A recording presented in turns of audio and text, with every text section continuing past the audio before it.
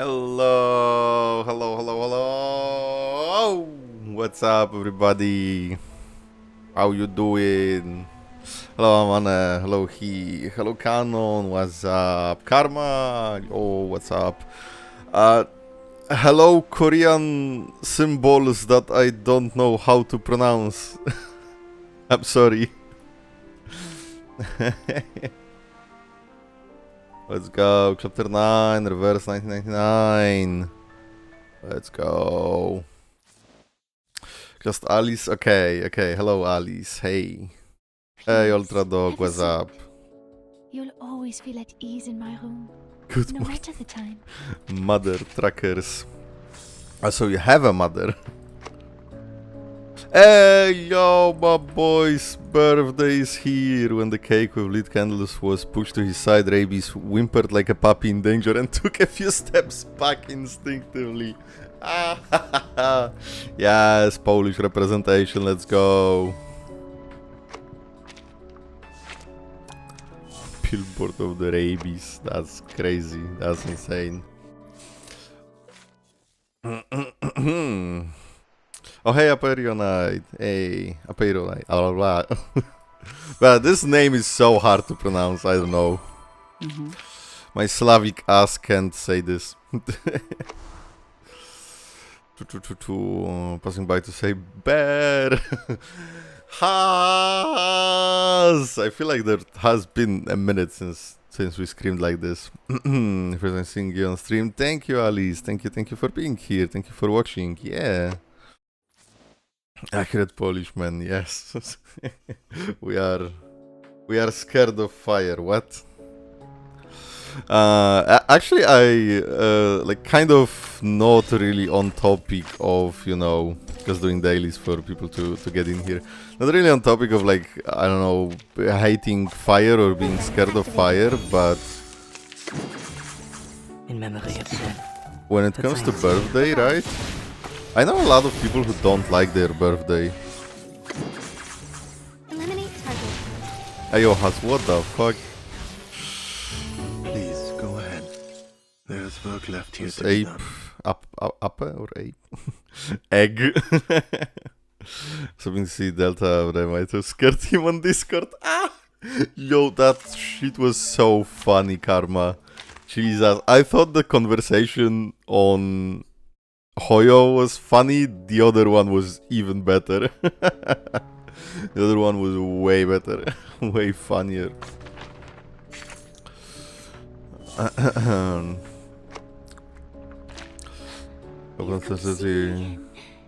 You'll see me tonight, tomorrow, and every day after that, won't you? After Okay. all. Claim everything. And so today we are gonna be playing chapter 9 Folie et Son or whatever. Oh damn, I see we have Vertin and Sonetto. We have Sonetto, we have Poppers, fuck off. Let's go. Let's go. But first things first. We gotta check out Rubuska, right? We got a summon. I have a shit ton of summons. Damn, doing the bloody events gives you so much. And also getting the easy 10 pulls, right?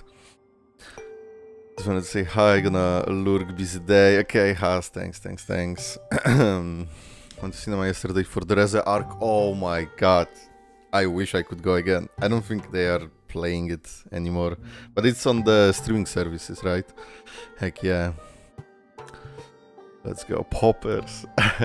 They remembered Sonetto as a character. Where is Druvius? Where is she? They forgot about her. Guaranteed even if I lose? Oh really? I never remember calculations on summons in reverse. I don't know, cause it's like so different from other games, I feel like. So yeah, Rubuska 10, damn nice. I mean, I'm gonna get Rubuska in 10 as well. Like look, just look at this. That wasn't that, right? That wasn't that. Okay.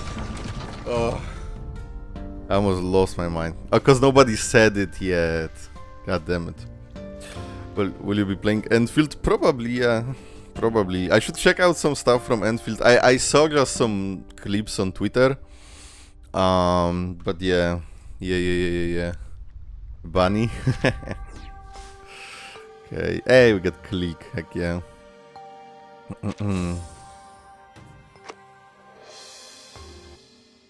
There ain't no way. Okay, so that was 10. We got 20.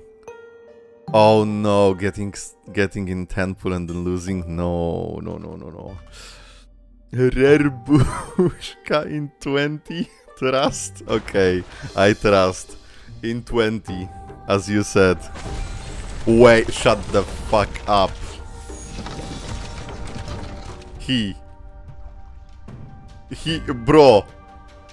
Bro.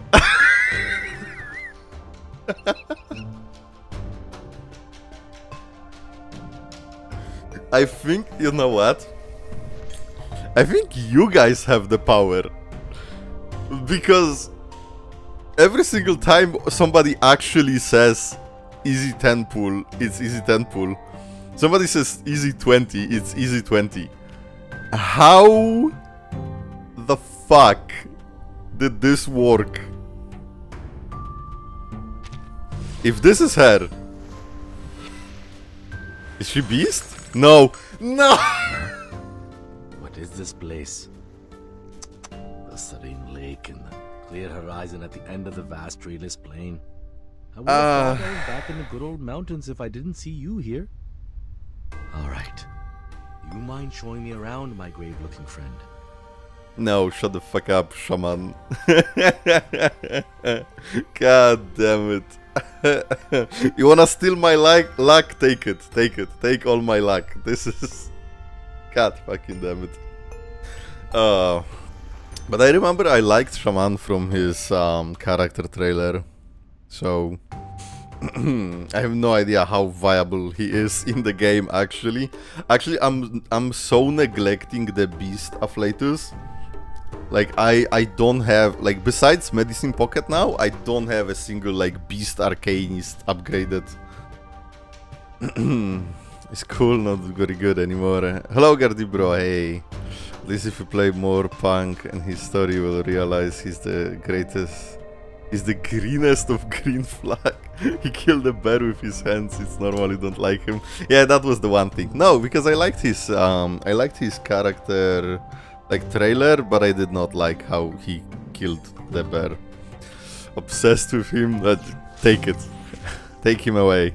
Hey, and Baby Blue.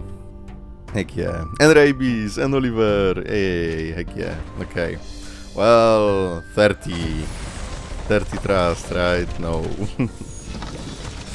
I'm actually missing a few 5-star characters still. I don't remember necessarily who, but I do not have all 5 stars.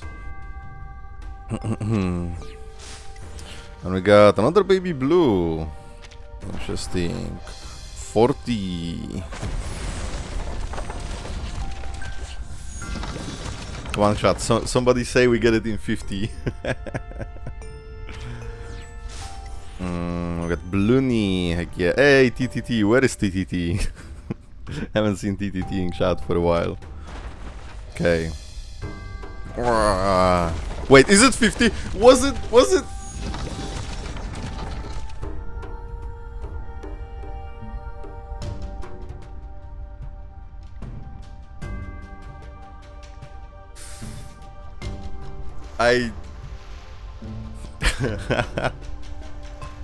I can no longer... Wait, my mouth is not moving. Why is my mouth not... Hello? Why is my mouth not moving? Hello?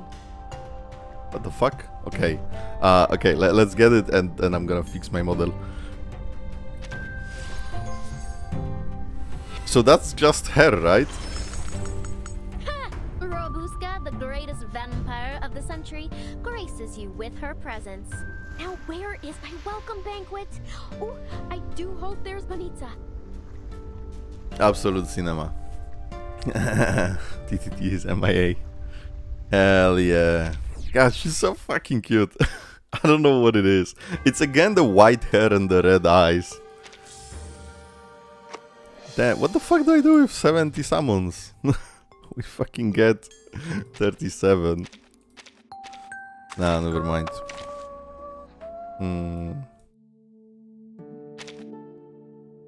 Well, nice. So you've come Okay, knocking let me at a fix my vampire's model. door.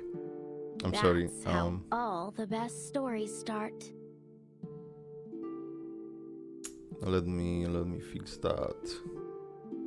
Oh, I think I know what might have broke.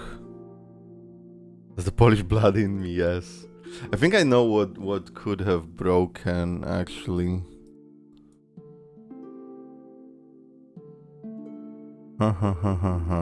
Wasn't there a way to like display just her? Oh yeah, like this. Boom. Okay, that's now me. That's my new model. Where is my bloody? God damn it. Okay, actually, you know what? Because I have to do this, and I have like a test model there. Sorry for the scuff. Sorry.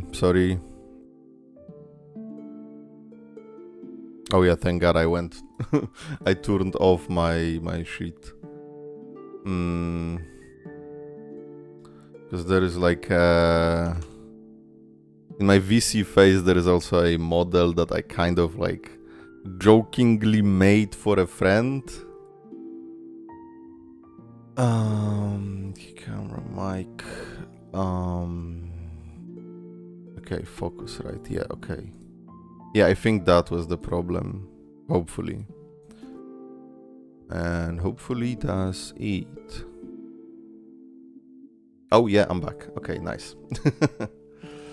I'm back and I can speak.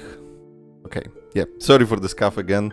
Don't really know what happened there. I think because I installed some like new software drivers for the camera, it might have changed my default sound to that new camera.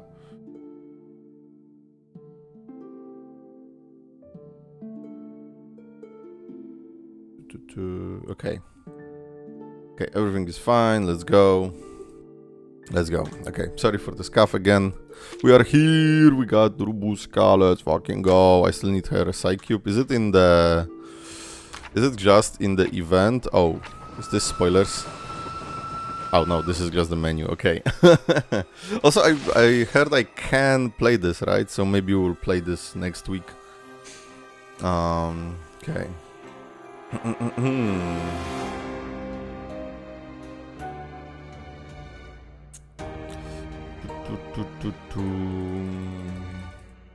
Per model on reverse 99 line live 2D style. Oh damn. Oh, that would be so dope. Yeah. That would cost a fucking fortune. You can play this? Yeah. First note confirms it's happening before the main story. Okay, nice. I should definitely play this. It's amazing. Then next week, next Sunday. Absolutely, we can play it. Can also play Rubuska's story, probably Corvus once it's out. Oh damn, nice. Shit, I can play new content? That did not happen yet. I mean London Dawnings, but London Dawnings was already a rerun, right? I also played main already. I don't really want to play Reveries. I'm just so like no. Like when I'm at 350, I don't want to play this. I'm at 350, I don't want to play this. Like I have Dynamo, I have Nautica now with Rubuska, and I have Ezio and like Poison and stuff. Genesis damage, I still do not want to play this. I don't want to have anything to do with this. Oh my god. The entire event is Rubuska constantly losing aura. No, why? What the hell? What do you think of it's really fun. Oh, connected to Samuel. Damn, I need to play Series of Dusks as well. Never touched this. How did you pass 200? Got stuck there? I don't know. I did like, I watched like 2 or 3 tutorials on some of the reveries. What the hell was 200? 200? That's like the start. On 200? What the hell was on 200? Did this one with Nautica? Oh, I guess I'm... Did this one with Nautica and Jessica apparently. Did this one with Dynamo and Flutterpage. Did this one with Ezio, like straight up assassins. I don't know what to tell you. I don't know, man. Skill issue. Okay. Died to Moldir. Yeah, Moldir was brutal. Moldir was brutal. Like, Trial Medicine Pocket won me that fight. Straight up. The future. Doesn't spoil series of dark season. It happens before. Oh, damn. So that's like before. Molding was a nightmare, true. Okay. Okay. We stalled for 20 minutes. Let's go. Let's go. Let's play the game actually. Okay.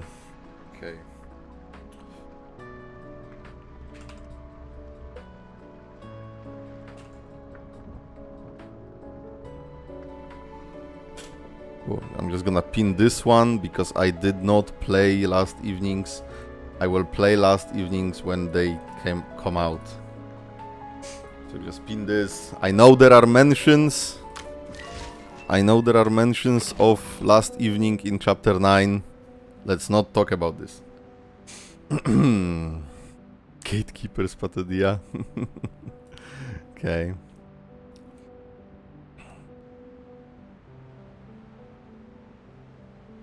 Rubuska trailer has addicting song. Damn, I need to get caught up with the trailers too.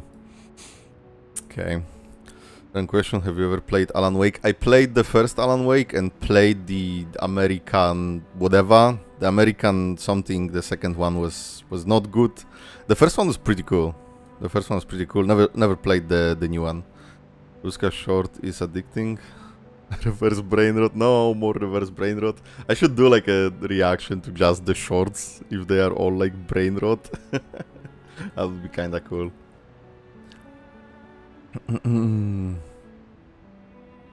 Rubuska, that's not my neighbor Eddie. What the hell? You're planning to react to Rubuska song on video? Yeah, definitely. I mean, I don't know. I'm going like kind of in order for reverse. I don't know, should I just jump in and react to Rubuska next instead of whatever is after Alep? It's your Italian brain rot? What the fuck? Oh, don't tell me it's like Cappuccino Assassino. I'm gonna lose my fucking mind. I'm gonna lose my mind. Okay, whatever. Chapter 9, Folie et de Dereison. I probably butchered that name. Part 1, Prologue. Our story begins on the evening of March 22, 1991. See, that's very nice. I know where we are, when we are, what is happening, right? So, like, god damn it. Instead of me sitting here like, oh, what's happening? What is this era? And stuff like that. And then me getting mad at you guys telling me. Anyway, prologue, let's go. Why is it called prologue? Oh, nice animation then. I don't know where actually. I don't know where we are. The platonic year whirls out new right and wrong, whirls in the old instead. All men are dancers, and their thread goes to the barbarous clangor of a song. 1919? Shut up, there is a poem called 1919. It's finally the final days of March and the daylight hours in Ushuaia are shrinking away.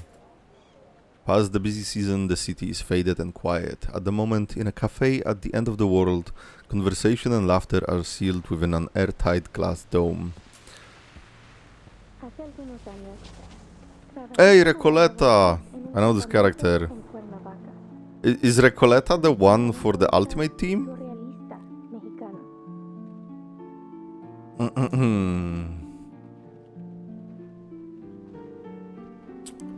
A painting was called that. Ushuaia is what people consider the southernmost city in the world. Oh damn. Argentina? Okay. A few years ago I worked as a forecast ranger at the campsite in Cuernavaca. There I met Mexican surrealist poet.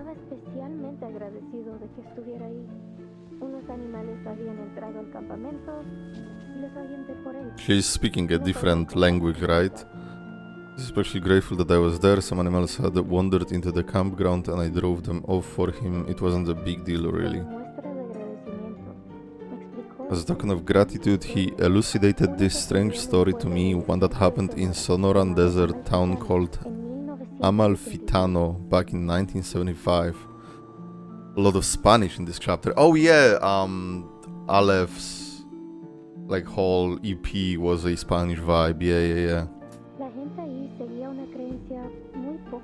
Even though everyone who's like Hispanic was like, no bro, this is not even close to a tango. What the fuck they mean tango? And I'm like, ah shit, I don't know. The people there adhered to a most unorthodox belief which centered on the die of Babylon. One day a researcher with a suitcase arrived in town, Vertin. She came to study their local customs, an unsurprising reason for a learned intellectual to appear in a remote desert settlement. Reference to painting. Spanish is good, but her way to talk not very Argentinian. Chile.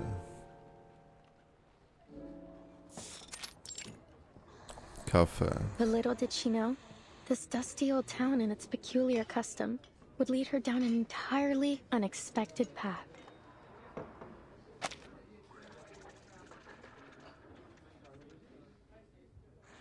Somebody said daughter. Is this a smash? I like the shirt. I like the I like the shirt, you know. Hold on. Sorry to interrupt, Recoleta. Does this researcher have a name? She could be Nora, Joanna, or Teresa. Any name, really. I feel like you want people. Yeah, the focusing vibrant, on like the green and story, yellow, not cool. keeping track of who's They will who. cancel me? No, how old is she? Fucking hell. Confusion and shock intertwined. It's reversed. She's obviously 14. Fuck me. Confusion and shock intertwine on the storyteller's face. Thank you for your advice. But she isn't a Nora, or a Joanna, or a Teresa. She's just herself. A paracausality researcher. 17? See that look? Higher than I thought. Halfway to eating you alive. There's a big drama about Recoleta's Face it, age? Maria. What the fuck? She wouldn't be the loca we know if she listened to anyone.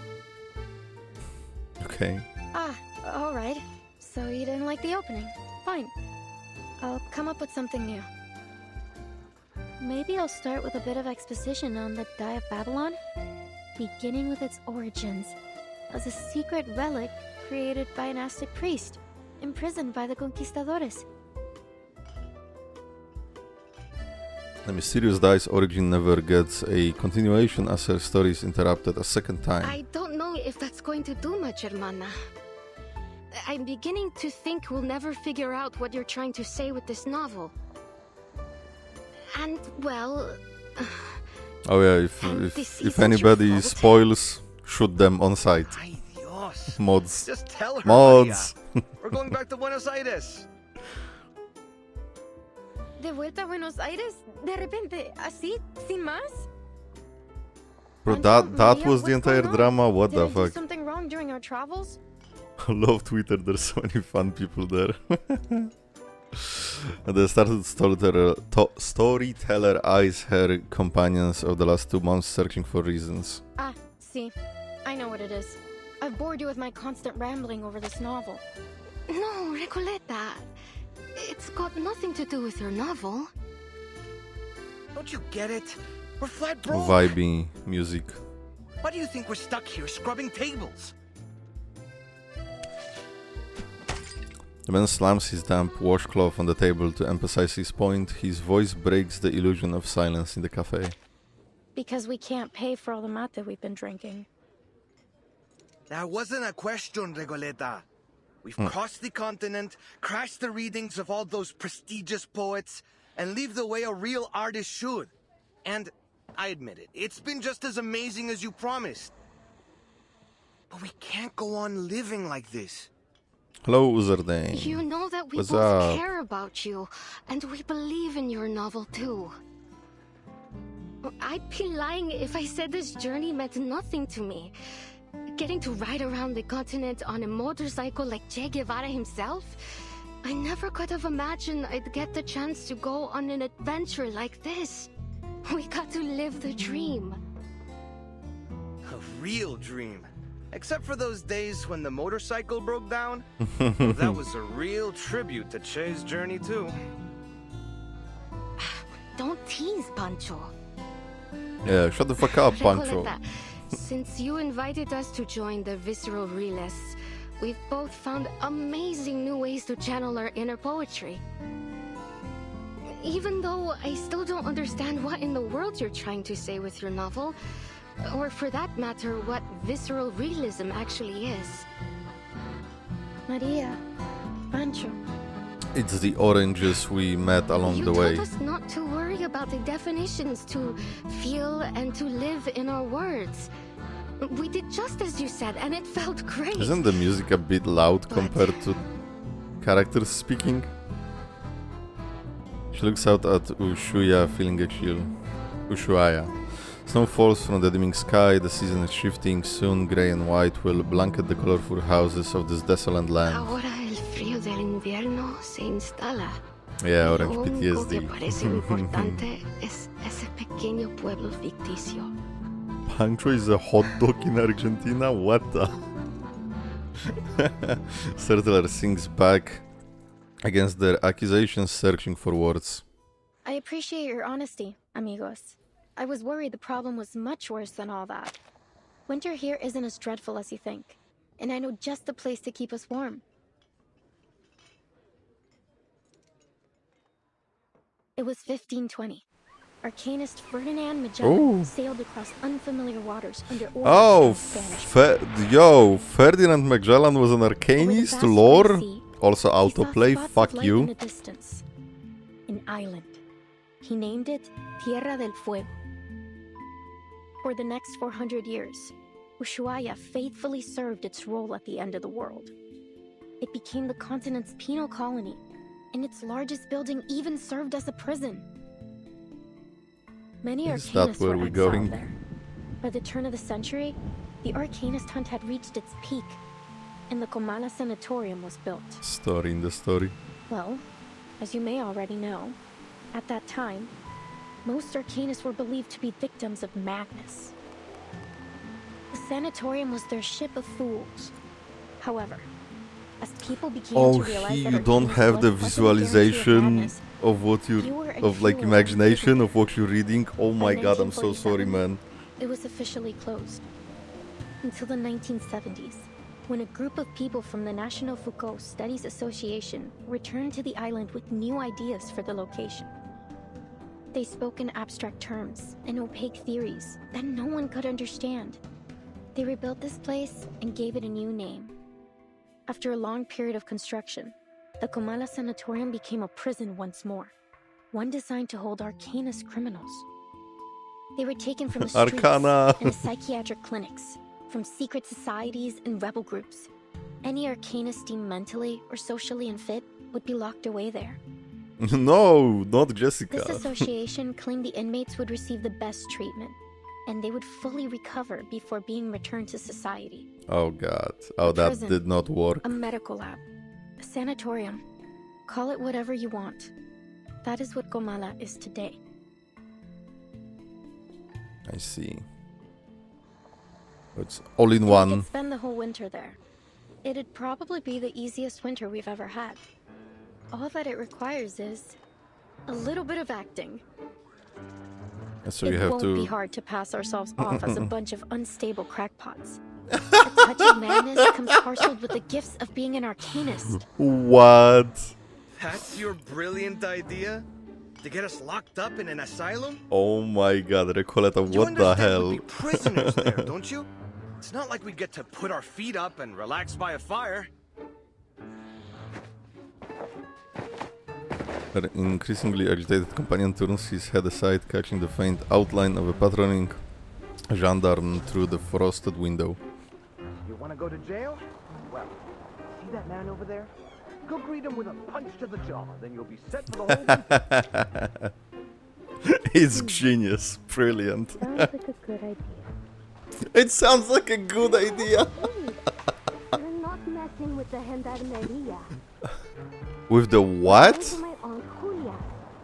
She said Is that Spanish? How you pronounce it? well, it's harvest season. They could use all the help they can get. Wait, what did he say? Recoleta, please. You're not messing with the gendarmeria. Gendarmeria. Bro, that's gendarme in my... Okay, whatever. I apologize. Ahem. She's all in for the roleplay. We'll return to Ushuaia next year. Or when the winter has passed. It'll still be great. Recoleta, the otaku of the past. Yeah, this expression is as cold as the mate tea on the table. I hear you, amigos. But respectfully, I must turn down your offer. This has been more than just a road trip for me. I know sticking around here for the winter won't be easy, but this could be my last chance. What if things change again? I can't just wait for spring. What if there is a storm? Recoleta. What did I tell you, Maria? She never listens. Wasting your breath. Adios, Recoleta. I don't think we'll meet again. Adios. Puncture's apologetic words freeze in his mouth. Mierda! Those gendarmes are looking straight at us! What? Wait. Oh, GG. Cafe door swings open. They heard us. A gust of cold air and dampness sweeps through the room. Recoleta's hair stands on the end with chill as she turns to face the door. The door! The door mentioned, let's go! I think jail as shelter for the winter is unfortunately not the most uncommon thing. Shut up, no way. You're like, hello Miku. Looking respectfully, yeah. Do not. It's just a snowstorm. Hate how they refer to mate as some kind of tea. I don't know.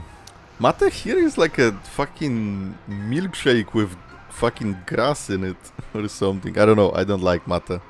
Stop right there! You three match the descriptions of some intruders at the poetry meeting in Casa Pionera. Recoleta responds only to hear a scrambling sounds of her companions bolting away out the back door. Just when I thought things couldn't get any worse.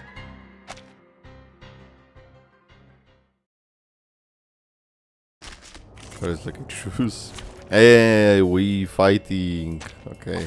There are many routes to travel, but only one destination.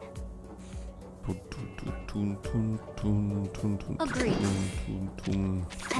Honestly, I think I'm gonna use a different team than Nautica because this requires too much setup. Definitely not London background. Shut up. Shut up. Shut the hell up. I see the bus. Oh my god.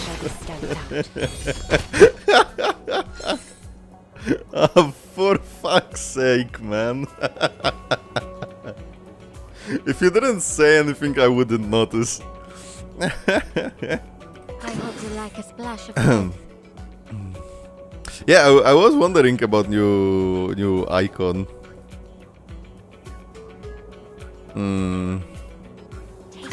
Before. Close your eyes. We're We'll all impressed be in the over mouth. soon. What's a bus? Great. Can I give everyone a ride on my back? I think I can handle it this time. I love how Nautica just keeps spewing spoilers. And the I'm gonna keep pronouncing it gendarmes. I don't know the correct. Until she stumps on a patch of wet and mushy snow.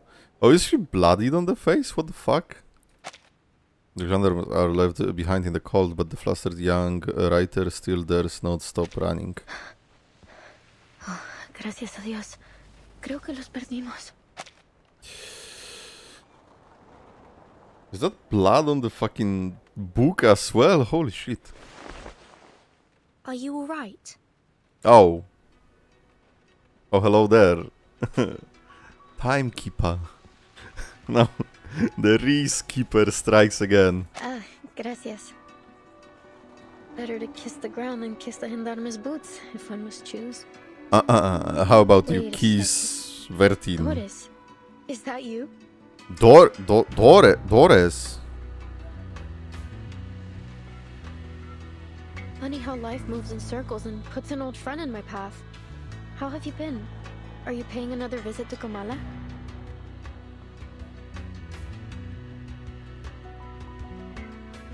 Doris.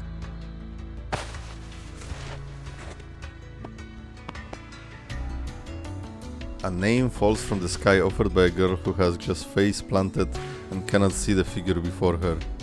Timekeeper, could she mean her Dr. Doris? Was Doris Urt?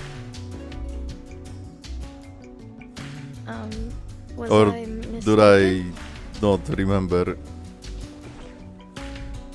She wipes the snow from her face, still dizzy she makes out the stranger before her.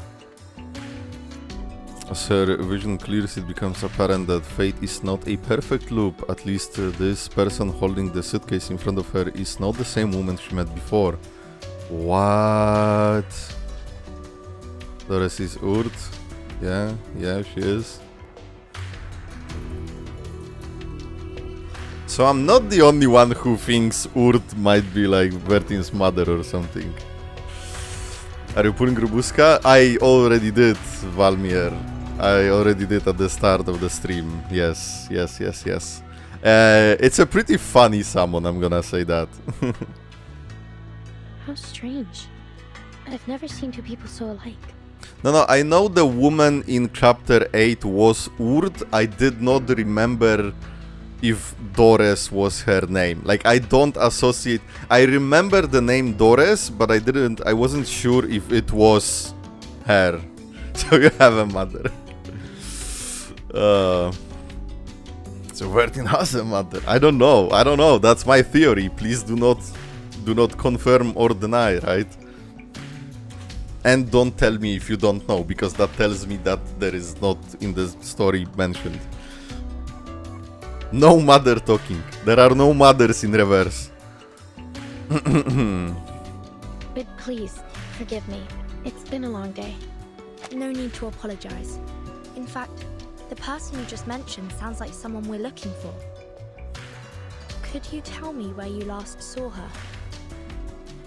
Sure, Excuse me. You're not from around here, are you? Your accents and those clothes give you away. Come with me. I know a warmer place to talk.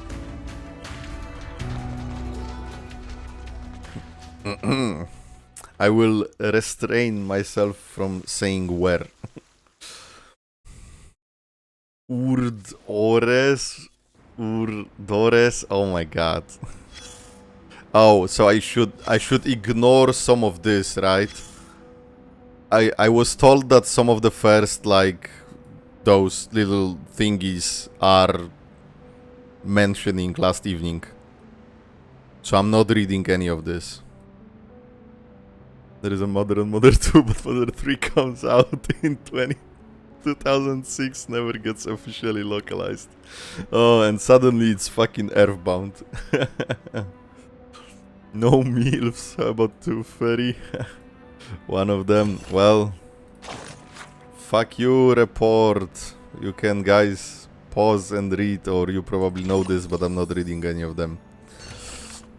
Authority is always so flexible. Buenos Aires Division intake report. Woohoo! Oh, Fatuto mentioned. That was probably the one, right? And this is the fucking narrator. Does she say on anything? The moment armies start to march, the world Oh, there is still. a third narrator. I forgot. I thought this is the granny. Oh, only the Buenos Aires report. Okay, cool. So I can listen to this. Uncle Vet. The moment armies start to march, the world stands still. You fight or fall back, charge forward or run. Those are the only rules on the battlefield. I don't see a start time on this report, nor does it state the reason for or the demands of this war. Lamest narrator, but I hated Granny so much. He's above Granny. The first one was the best, then this guy, then Granny. Because the war hasn't started, yes, because the war waged with paper and pens. That's way too optimistic way to look at it. That's what you think. The scars left on the land may be the most obvious form of destruction. But the true devastation of war is one that develops gradually in the souls of people. You don't? The young writers have all been exiled, sent down a path with no signs to follow and no destination. In dark days of bloody conflict, soldiers often find comfort in scriptures and verses, or in letters from their loved ones. They hold those words close, a fragile piece of home, a brief solace from the roaring of the battlefield. She was a bit less charming. She was so boring and she was talking so much. I'm sorry. I did not like her. I'm sorry. But as they fall one by one, they learn the bitter truth. No destiny awaits them but death. That bitter homesickness still weighing heavy in their hearts. I hope they can at least find some peace in their dreams. In dreams? Maybe. I don't dream, so I don't know. Walking the streets of your hometown, spending a lazy afternoon at the writing desk. Dreams can take you anywhere, but live there too long, and the lines between fiction and reality will blur. Infinite Tsukuyomi. You'll never wake up again. Soldiers crawl through trenches, roll in the mud, and charge to their deaths again and again, while words are forever trapped within the confines of poetry, made to live, die, and live again under the golden prophecy. I can't stand the way poets talk. That depends. Some poetry is definitely over the top, but some of it can be cool. Nice. Yada yada, I'm a veteran, war, yada yada. More than circles. Tuna Psycho? If you wanna read the trial lobby, 3 dots. Oh wait, actually I'm curious where this is. Lobby, 3 dots, bottom left. Atlas. Ooh. Story review. Oh shit! Oh, you can watch the entire story here? What the fuck?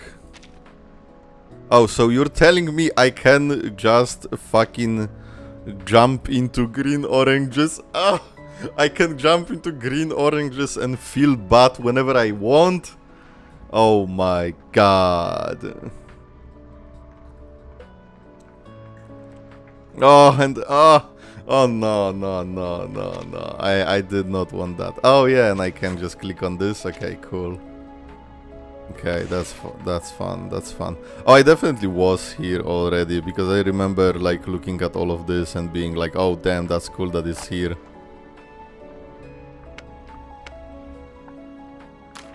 Anyway, oranges. The entire chapter 0 is missing a few entries. Oh, well, shit.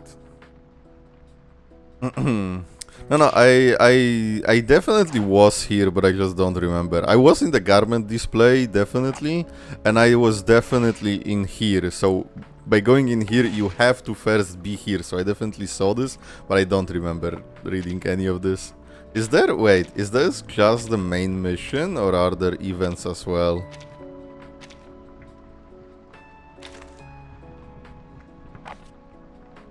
Maybe only main mission.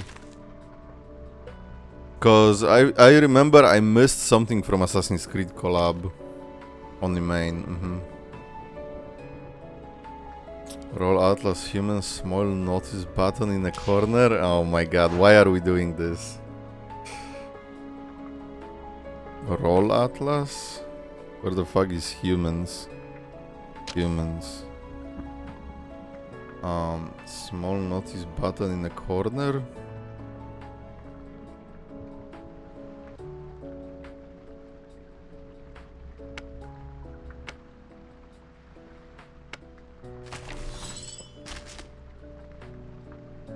About unfamiliar friends?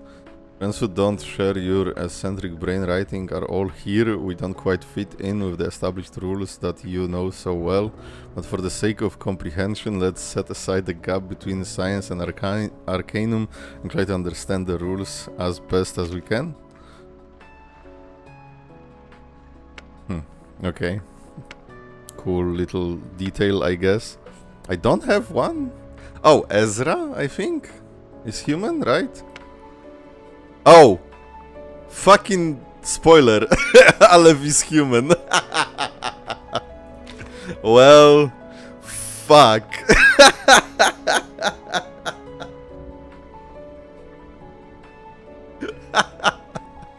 For fuck's sake. Ah, man. What the fuck? I think I knew because then he has to have the different... Oh, what did I fucking press? Oh, not the wilderness. I must have knew because he has a different name, right? Like, where the fuck is he? Like when I go to Rubuska, yeah, it's resonance and he has reasoning, yeah. Oh, you can see it. So I think we talked about it before. I think we talked about it before, probably. Which one are you seeing? Also, how much can I level Rubuska? Sorry for the little tangent. Oh, okay. Well, I'm not gonna do it now. Let's continue.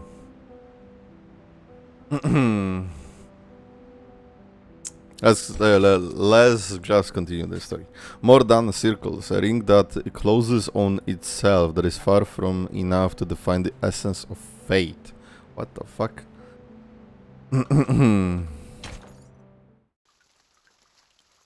I mean, we didn't, yeah, like it was kind of accidental. I didn't remember, but I know that I knew that he was human, but I definitely did not remember that, so it would be better if I didn't know, but at the same time, whatever. There was an arcane attack on the pier about a week ago. All the ships in the port were destroyed. Could Manus Vindicte be responsible for this? Or perhaps the Xeno rebels? More sonetto in the story. I'm so fucking happy. Let's go. Hard to say. Poppers, fuck things off. have been suspiciously quiet these past few days.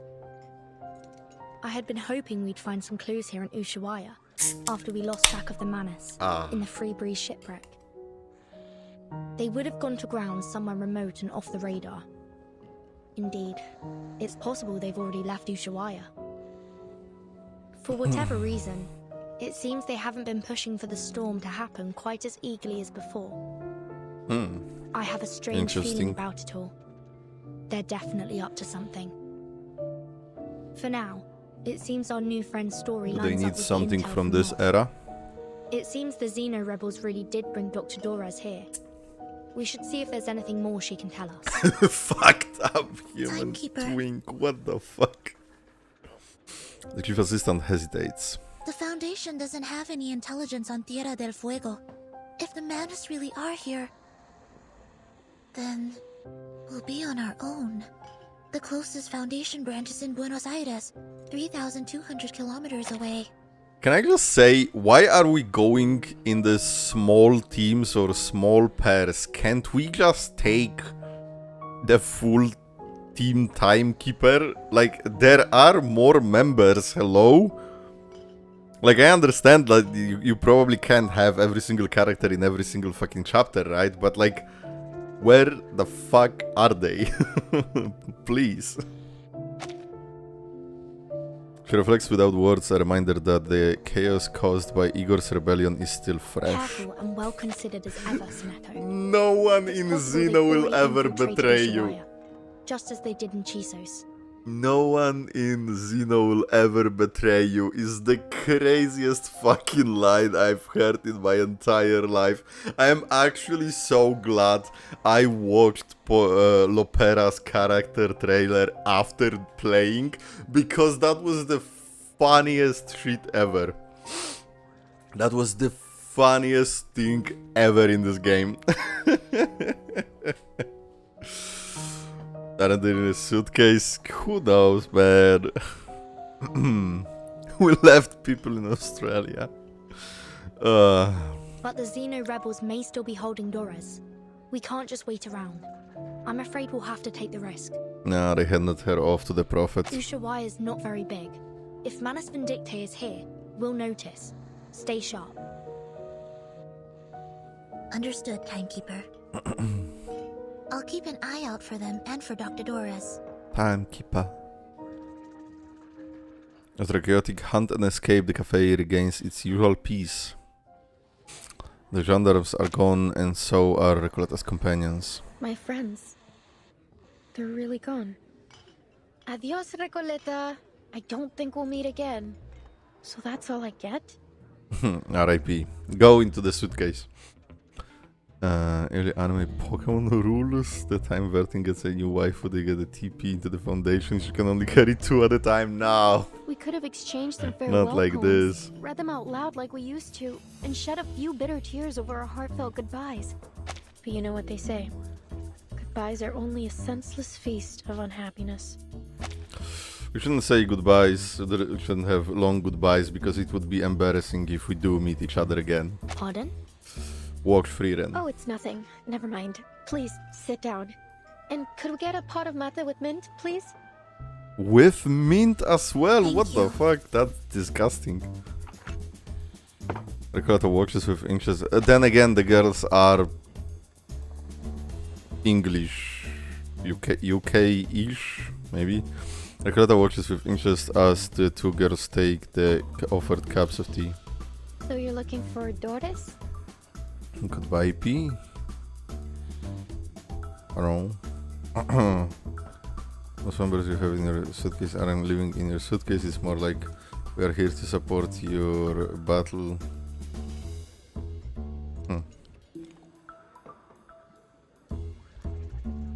Pot of mate, what?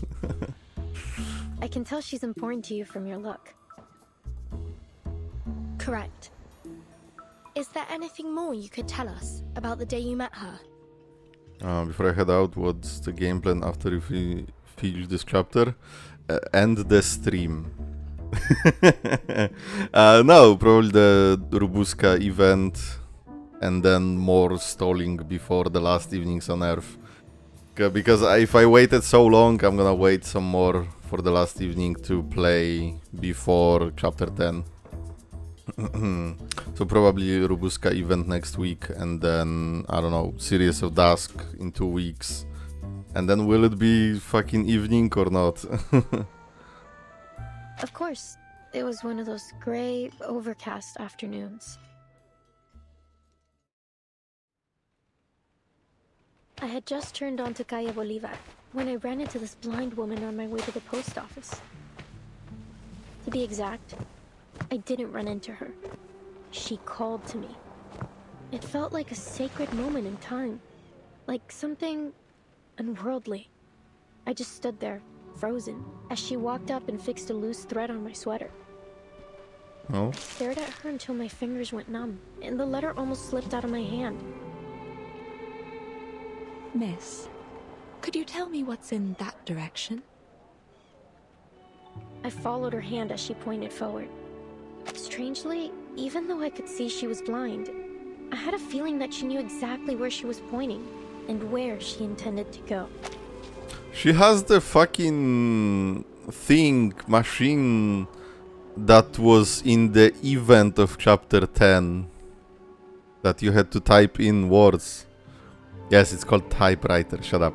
I was looking for the name in my mind. That's the way to Comala prison, Senora. Is that where you're headed? I could walk you there if you'd like. Thank you, miss. But I think I found my way. Yeah, typewriter. Yes, sir. Typewriter.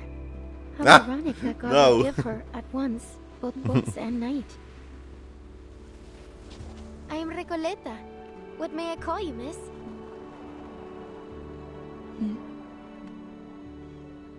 I hope you don't mind me asking, Senora. I didn't mean to pry.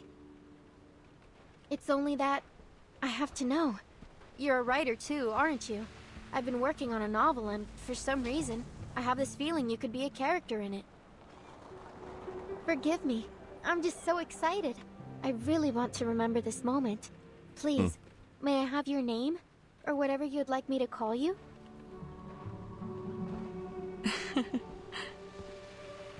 I don't think I'll ever forget her smile. It was soft, kind, almost merciful. And for work, go have fun, Bear. Thank you for dropping by. Survive work. No offense taken, Miss Good luck, man. But first, I have a question for you. What does literature mean to you? Sorry? What a question it was. I wasn't expecting anything like it. You're a writer, are you not? And one I sense with purpose. Tell me, where does such powerful motivation come from? Actually, well, I'm not sure, Senora. I have my pursuits and questions. Literature is neither the goal nor the answer to them. Literature is, well, it's just literature. Yeah, Lucy definitely mentions it. If I had to define it, I'd say it's a tool. A kindling for fire, or a lens to see through. A means to explore and raise questions from different angles and express our perspectives. And what an interesting perspective you've expressed. I see. How does literature make you feel? The obligatory I see on a blind character in anime. Dores joins Kakyoin and the others. The squad, the girl from Hunter x Hunter. As though I'm a kid looking through a kaleidoscope for the first time. Well, maybe that's not the best way to put it. Perhaps something a little more subtle. Just when I was looking for the right word, she turned away with a little wave, heading toward the prison, her feet crunching over the fine snow. So she must have gone to the prison. When did all of this happen? About 3 days ago. I remember the sun came out for a while that day, and the streets were glistening with melting snow. You've heard of Comala Prison, haven't you? Word by word, the question turns from an implication into a declaration. 3 days ago? Then we may be able to catch up with her there, Timekeeper. You're right. We need to get there as soon as we can. Whoa, amazing. So decisive, assertive, a true show of character. You must be the very archetype of a charismatic leader. What's left to say? Yes Whenever and the no. protagonist has what they want fall into their laps, we're all quick to complain about lazy writers using Deus Ex Machina to keep the story together. So, let's not dwell on it. Nice. She reconciles this observation with a silent nod to an unseen author. But anything can happen in a place like Ushuaia. It's a city where the day may only last 4 hours. And Blue Epoch streets are patting full of themselves on the exiled back. artists. We appreciate your help, Miss Recoleta. Please think nothing of it. Miss Recoleta, I'm Vertin, and this is Sonetto. We're investigators from the St. Pavlo Foundation. Pleasure to meet you. Likewise, likewise. Glad that I could help. But listen, ladies. The girl winks playfully. Take me with you. Everything happens for a reason, and now it's becoming clear. You're going to Kamala prison, and so am I. Maybe it's fate that brought us together. What's your business there? If you don't mind our asking. Oh, it's a writer's mission. But anyway, we're friends now. Are we? If you're going to Kamala, you'll need someone who knows the way. She's not the risk-keeper for nothing. Bit too much Recoleta. Vertin has collecting too many girlfriends for herself. Schneider comes back and Vertin has like 20 wives. It's like, what the fuck? And like for Schneider it was only like, you know, a blink of an eye, like the bleep in Avengers. I was like, what the fuck happened? I do. Fuck. I don't wanna say this because I don't want anyone to comment on this. But I've been thinking for a while now. Since we trial, I shouldn't. I'm not gonna. Oh no, it's talking. Fuck that. Hear me out. No, it's not a hear me out. It's a fucking theory that ever since we've had the similar people, right? Like Jay's sister and the guy from Sotheby, Mr. Carson, and others. We know there are others. I fear the day we just meet a Schneider lookalike and it's not her. And I do not want this to happen. And I fucking fear if it happens. And you know, let's not talk about it at all. I don't want. I'm sorry. I don't want to be a dick, but I don't want your input on it. That's just something that's been on my mind for a long time. The place that time forgot. Excellent, everything is going according to the plan. Fate will not reveal its hand, at least for now.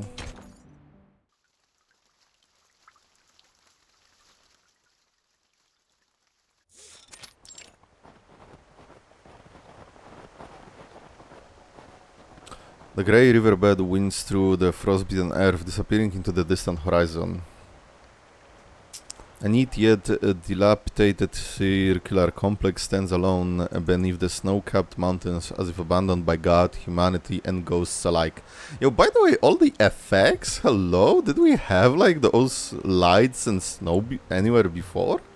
I feel like they added so much effects for everything. And like the little story from Recoleta. I purposefully did not touch the trial because I don't know if it was only the one that mentioned the evening or what. Outside the fence, 3 uninvited guests discussed their plans to get inside. I don't really care that much about the trials, I'm gonna be honest. Behold, Komala Prison. It's the biggest building around. When the sun comes out, it looks like a rusty button stitched into the earth. Everyone tries not to pay attention to it, but it's undoubtedly one of the most important places in town. This way. Careful. We're heading uphill. Oops! She fell. The young writer begins to sleep again. She is prevented only by Sonetto's quick reflexes. Thanks. So, my new friends, You're from that St. Palominos? San Palominos? St. Pavlov Foundation. And Vertin is the timekeeper there. The fucking smile. Very impressive. Sounds all official and polished. Then I take it you've already got away into the prison? The gate presents an unwelcoming face to the world. I'll draft a letter to headquarters right away. Once they approve it, they'll notify the local branch in Buenos Aires. From there, they'll need to inform the Argentine government. Shut up, Sonetto. They'll then issue us a permit.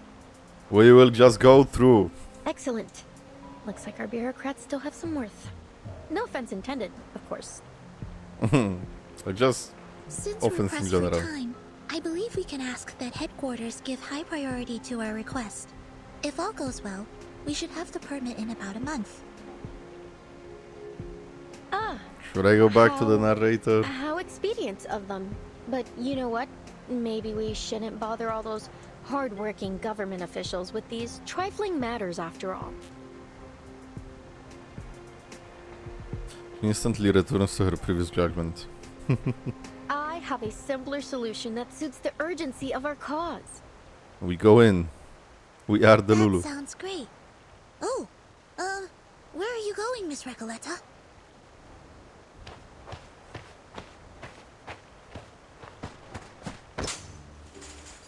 Jumping the fence. Before anyone can stop her, the young writer hurls herself up the wall, scaling the side, with a sort of skill that immediately suggests that she's done this before. To the other side of the wall, of course. From Guadalajara to Ushuaia. There has yet to be a wall that could stop me. We need to build a wall. Come on, ladies of the Foundation. Sonetto, take my hand. Santa looks utterly flustered. Miss Recoleta, please. A reckless act like that could have serious consequences. Please come back down. In fact, while the details of our mission are classified, I should warn you it may be dangerous, and we cannot guarantee your safety once we're inside. Perhaps it's in your best interest to return to town. What? That is definitely not in my best Have interest. heard of the fourth wall? No. What sort of pusillanimous coward would I be if I just abandoned my fated companions here? Of course I'm going in with you. Or rather, you're coming with me. Jesus, I've seen people escaping from prison before, never seen someone wanting to enter one. Please get down, Miss Recoleta. Someone's coming our way.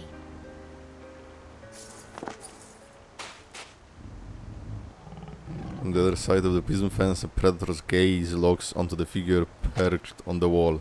Hey, fucking yo! I know it's probably a dog, but but hey yo, with the ages in reverse, hey yo. Stop right there. What do you think you're doing? Caramba, it's her again.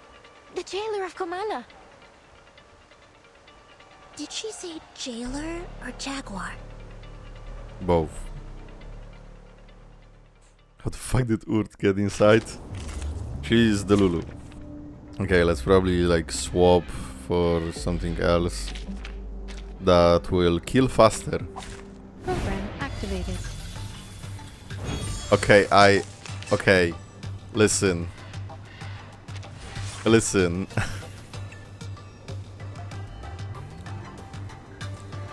Why is this update trying to be funny? The dead doom of it. Cherish life. Verzeihen Sie mir. What, hear me out on this? Another perfect combination of reason and passion. Animal abuse? Oh, not again. Miss Recoleta, haven't I made myself clear? I don't want to see you here again.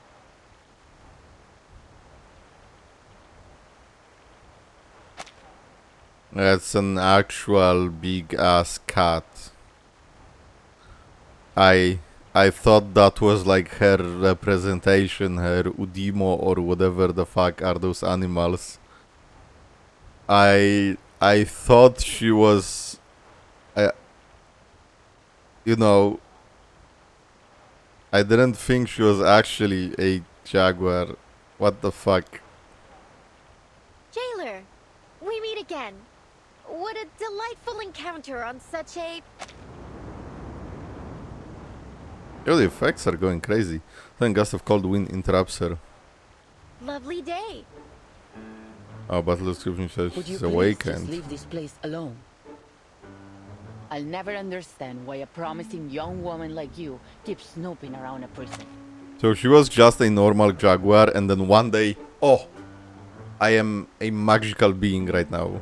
I can't make this any clearer. Trying to break into Kamala will do nothing to get you inside, but it will get you into a world of trouble with the Gendarmeria. So, will you We stop either this beat senseless kids or thinking? animals, and kids wouldn't make sense in jail. Kamala prison Shut is up. only accessible to academic researchers and journalists. Oh, Even journalists. they must have official credentials in order to enter. Okay, so as a journalist, Urt Isn't got there any in. other way to pay a visit? I truly do need to get in there.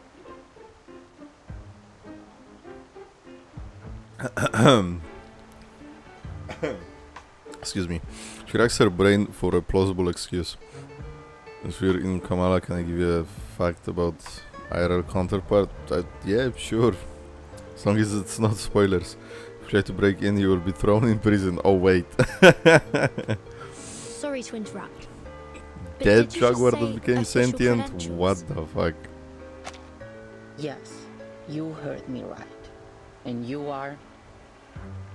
I'm the timekeeper of the St. Pavlov Foundation. My assistant and I are here to visit Kamala Prison on official orders from the Foundation. Here, this is my ID. You have to say your ID number. At the thought of lying, Sonetto lips fail to open for even a squeak. She goes flush red with embarrassment. Sonetto! Please, girl. IRL Kamala is called Martim and Prison Museum of Ushuaia. Or in Spanish, Museo Martimo del Pres. Brother, why are you doing this to me? Oh, and the story is as Recoleto says in the first note. That's crazy. Oh, it was never revamped into the prison. I see. That's interesting that there is a real stuff like that.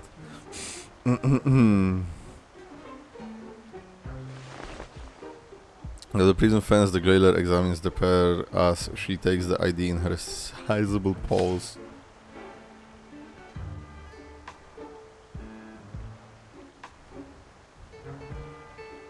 Is at least very presentable looking card boldly stamped with the seal of the San Pablo Foundation. Position title Timekeeper Vertin signature must be destroyed with Animus Alight once lost. Animus? Assassin's Creed? This is indeed legitimate. She murmurs. Welcome to Kamala Prison. Oh, it's just that easy. Apologies for my earlier behavior. It's been a while since we've had any official visitors.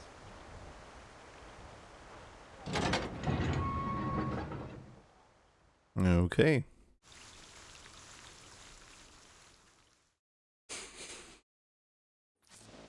If it's 100% real, we just don't know because of the foundation.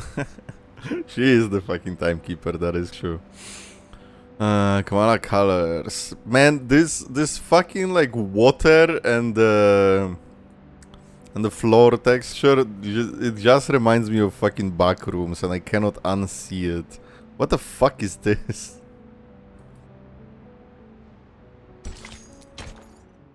Oh, I didn't read the fucking thing.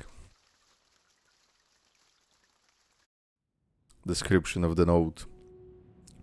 Día tras día, la investigadora de paracausalidad se escondía en la naturaleza fuera del pueblo de Amalfitano, estudiando los datos que había recolectado. After the para-casualty researcher hid away in the wilderness outside the town of Amalfitano studying the data she had collected. Una tarde, al anochecer, una voz llamó desde fuera de su cueva. Ella dejó el equipo y las cintas y salió afuera. Un hombre estaba de pie, curioso, frente a su puerta. ¿Qué haces aquí? Oh, autoplay, Preguntó, fuck me. levantando ambas cejas. Nada sucede en Amalfitano en estos días. El local se presentó como el empleado del banco. Probablemente tenía la cara más amable del lugar. Ojos brillantes, mejillas levantadas, una mandíbula suave. Era una cara llena de esperanza. La investigadora le mostró los espectros. Oh, I'm always angry with the auto. He estado recolectando historias sobre el dado, explicó. Quizás ellos contienen la clave para explicar la aleatoriedad que muestra el destino. Ah, eso realmente... I barely read that in my head, what the fuck. Del banco. Me encantaría escuchar todo sobre eso, pero debo irme. No debo llegar tarde al funeral del pescador de dunas. Y con eso se fue. 3 días después, los mismos pasos regresaron a su cueva. The cave. ¿Volviste? ¿Cómo has estado? ¿Lograste llegar al funeral? Preguntó. No tengo idea de lo que estás hablando, respondió de manera cortante. I could just listen instead of reading. No soy el hombre que crees que soy. Su rostro estaba agotado y demacrado, sus ojos hundidos profundamente en huecos vacíos. Era como si toda chispa de vida le hubiera sido arrancada, dejándolo solo con una cáscara vacía. La investigadora insistió que no se había equivocado. Conozco a las personas por su naturaleza más profunda, hasta la sincronización de sus espectros. Nunca me he equivocado. You guys all understand this? Lo que tú digas, el hombre murmuró de manera áspera. No entiendo nada de tus ideas tan elevadas. Solo déjame ir. Ha sido un largo día de pesca y lo único que quiero ahora es desplomarme en mi cama tambaleante. Se alejó con pasos que sonaban exactamente como los del empleado del banco.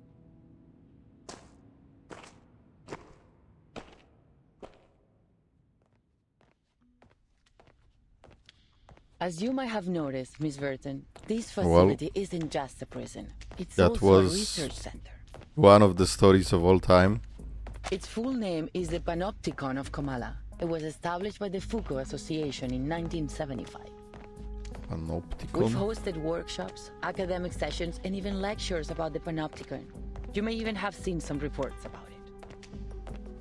Experts of psychoanalysis and scholars from various fields have come here to exchange ideas and seek collaboration in their studies. I like the art we got here. In many ways, the Panopticon is unlike any other prison you've seen before.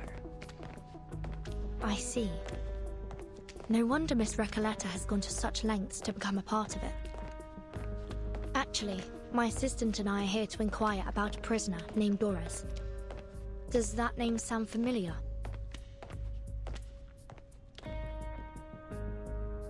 Doris? Well, yes, of course. She's right here. Not that I recall. Could she have used a different name? What does she look like? She looks like me. Her name is Urd. She'd have arrived here about 3 days ago. 3 days ago. It's also possible that she came as a visitor, not a prisoner. What? She's a blind 3 woman days ago? who always carries an old typewriter. She used to be a doctor at the Sao Paulo Veterans Residence in Brazil. And on the subject of different names, she once wrote for Atu under the name Urd. I don't think I've seen anyone fitting that description. And as I said, we haven't had any visitors in some time. Certainly not in the last 3 days. But I did What else see would her. Recoleta say? I saw her walking towards Comala prison. Oh. So, Someone must have mixed up their memories. Simply put, I don't recall seeing anyone by that name or with that description here. Doris can time travel. Ah. Thank you, miss. Perhaps we made a mistake. I somehow didn't clock that in that it was 3 days ago. Water pools. Something that her current line of questioning is going nowhere. She shifts towards a different topic. Miss Recoleta, you've gone to great lengths to get into the Panopticon. Would you mind telling us why? I think we agreed to not talk about Aleph. Finally! I've been waiting for you to ask. I'm here to find my pen pal in Komala. I mean, I don't care, you didn't say anything, You but have a pen pal? just In here? Yes. 6 months ago, just a note. I went to a book exhibition in Guadalajara and came across the contact details of a few writers. I sent them my novel and asked for feedback. Looking back, it was a bit forward, but nothing unheard of between writers. Minus a lot 20. of friendships start through letters, you see. Fucking hell. And Aleph wrote back. Oh, Aleph wrote back? What the fuck? That yes? What? The Recoleta produces a thick stack of letters from her coat. Huh. Interesting. Also another... He has bandages all over his fucking face. How is he a writer? The recipient address changes with each letter, reflecting the turbulent lifestyle of a wandering writer, yet the sender's address is eternally constant. Komala. And how much do you know about this pen pal of yours? Oh, well, he calls himself Aleph, which is a grammatically masculine word, so... So you assume Aleph is a man? Hey yo, assuming gender in 2025? Yes, Urt. Urt and Aleph are now blind fucking writers. Official did post backrooms edit of this chapter, shut up.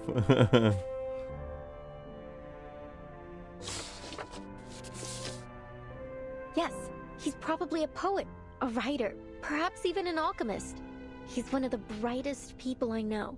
What? There's never been a question that he couldn't answer. He doesn't look like one. I've asked him about religion, politics, history, potions, even critters in life and breath. Recoleta. Can you imagine someone who knows all those things and so extensively too? And he helped me with my novel. He always seems to know the best ways to bring my characters to life. Honestly, he's so insightful. I've begun wondering if he's omniscient. With his help, Is my that how story you grew pronounce richer and that? Fuller, like a well-tended plant. Strangely, can't seem to take it any further now. It's as if the roots have been sapped of their strength. I couldn't understand why. So, I resolved that I would see him in person to find out. Again with this story about your uncanny On your pen pal. coat. I've already told you 1,000 times. It's all very moving, but it still doesn't justify your actions. Writers experience mental blocks all the time, yet you don't see them trying to break into a prison over it. Who knows? Who knows? She does have a point. Please, Vertin, jailer, have a little mercy, will you? Hold on. I've been meaning to ask. Why are you only calling her jailer? Don't you know her name? Or do you just prefer addressing people by their occupation? Riskkeeper. Oh, about that. Trying to fight Aleph before knowing him. Hear me out with the jailer though. Apeiron. What the fuck? I see. So you're a man of culture as well. It's okay, Miss Vertin. I don't mind being called by my job title. I take pride in what I do. I'm perfectly fine with just being. The voice. Exactly. I mean, all researcher is a voices researcher, in and the a reverse jailer are is a fucking jailer. brilliant. Hmm? There's the jailer in the Fury chart. Titles and code Fucking names off often the tell us more rails. about people than their ordinary given That's names, just an don't you think? animal. Take sonetto, for example. That's fucking bestiality. Doesn't Connie Sofer tell us more about people than their ordinary given names, don't you think? Take sonetto. Your name comes from sonnets, doesn't it? That great poetic form from Italy. Some people mistakenly think Shakespeare invented it. Some say it was Petrarca, though no one really knows when the first sonnet was written. Sorry, I'm straying from my point. You're Italian, aren't you, Sonetto? Is that your real name, or just a code name? Were your parents poets? As much as I'd like to be able to answer your question, I never knew my parents. Oh. My earliest memories were of the School of Primary Defense of Mankind. I've lived there since I was a small child. My apologies. That was thoughtless of me. It's fine. You meant no ill intent, I'm sure. Timekeeper, if Miss Recoleta was right about Dr. Doris's whereabouts, perhaps the jailer is keeping things from us. Or perhaps Dr. Doris visited the Panopticon without her knowledge. Freaky when it comes to Either characters. way, we need to do some digging here. Izokania. Let's see if we can talk to some of the inmates and find out what they know. TK14. Have you seen Miss Radio? Sonetto, you're abducted. Ladies, Bro! we're about to enter the main hall of the Panopticon. Big, shut the fuck up with the autoplay. As they chat corridors until now, Endless reached the terminal point, which voice echoing ahead. This is one of the places where the Oh, inmates sonnets are spend 14 their lines, I time. see. At this hour, they are supposed to be in their cells. But what's all that noise? The jailer seems to be tense with the apparently unusual amount of noise. Miss Vertin, could you keep an eye on Recoleta if anything happens? Why? What? Kata tries her best to avoid the hard stare of the feline jailer by blending into the Foundation Certainly. team. What do you take me for? I'm not going to run away. That'd be a pretty cheesy way to start a story. Please, just stay close to me. Sonetto Matilda 1486. What the fuck is 86 then?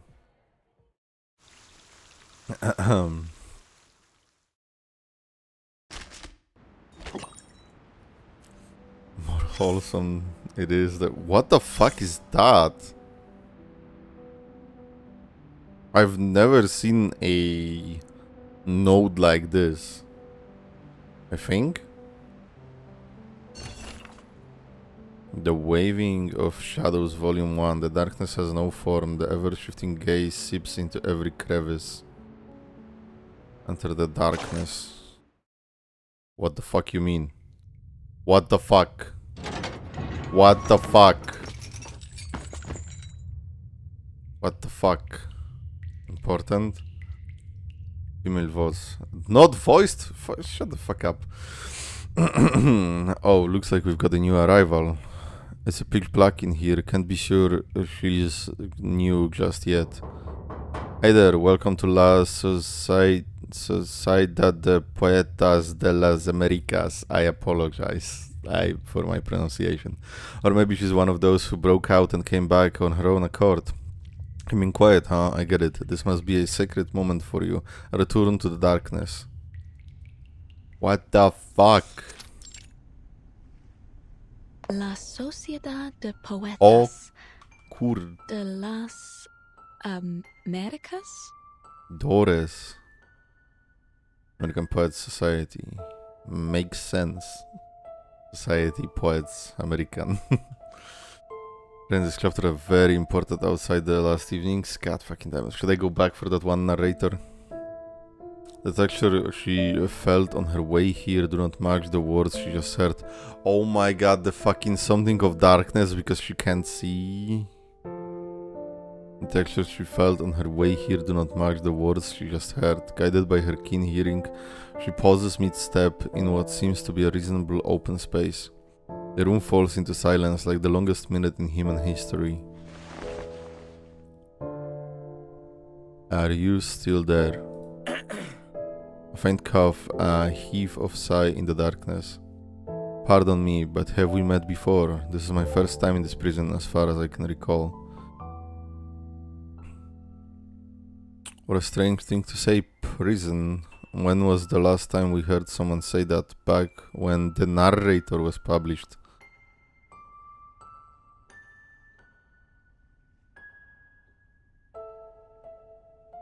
Wait, you aren't some ancient ghost here in pursuit of realism, are you? There is a theatrical flair in her voice. Rusty gates, pitch black cells, prison. Bars for exchanging letters, a peaceful and secluded place. Society at the poetas. And no, we don't know you. The three of them are spaced just far enough apart to barely make out each other's face in the dark. How the fuck do you make out? What the fuck? That's a crazy fucking... The fucking bells. I was kind of joking about Jessica, you know. Narrator mentioned. I'm like thinking in my head, like, do they mean the narrators in our head, or was there just a paper called narrator, right? What the fuck? And is this what actually Urt can see, or does she see absolutely nothing? And I know she technically has something over her eyes, but you know, magic bullshit go, right? Or does she see like full-on darkness, and this is just for us, the players, to see anything that's happening, or is that how she can actually see? What a wonderful example, Garcia. Exactly, it all depends on how you choose to see the world, my new friend. Roberta, we don't have much time. This might be the most important gathering of the month. No, maybe even of the year.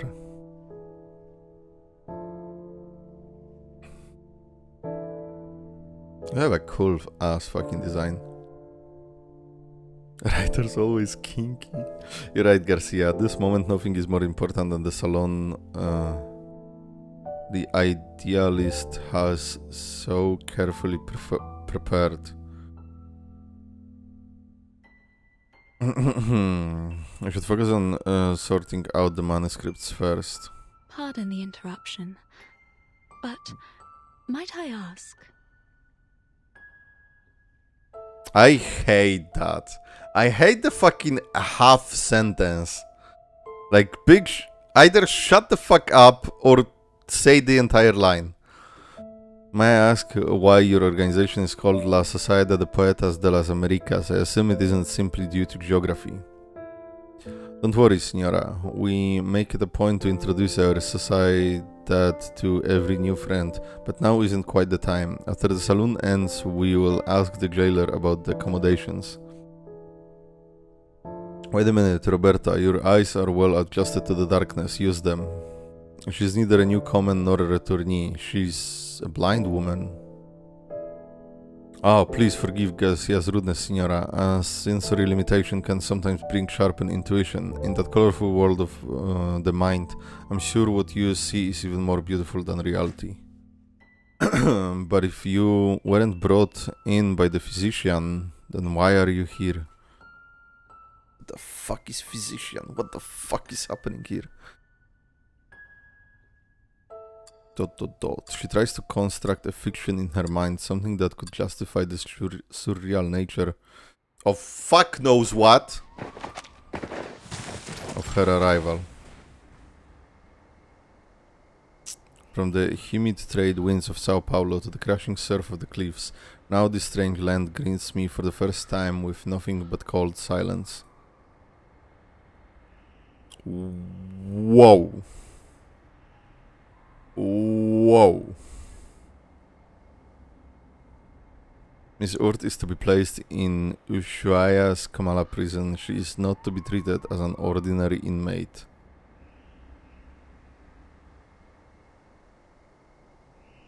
Physician is someone who does physics. I hope it helps. Yeah, thank you.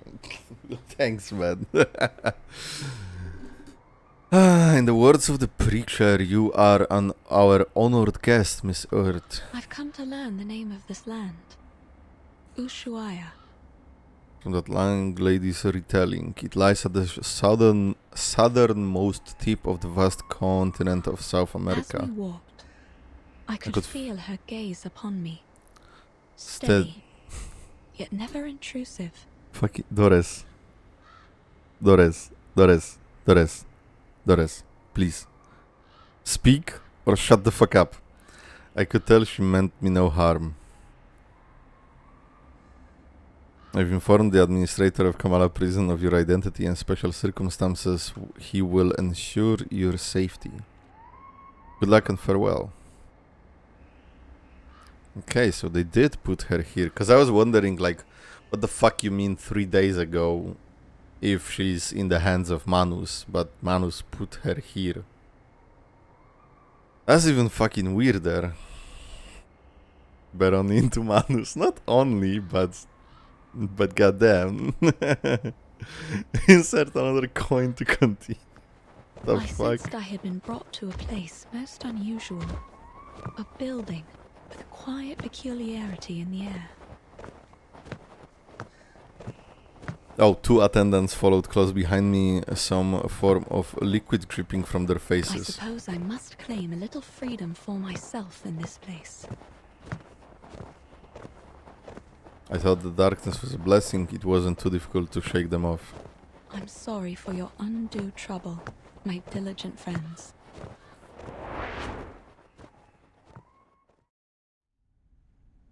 Used to have voice half silent. I wish I never get used to it.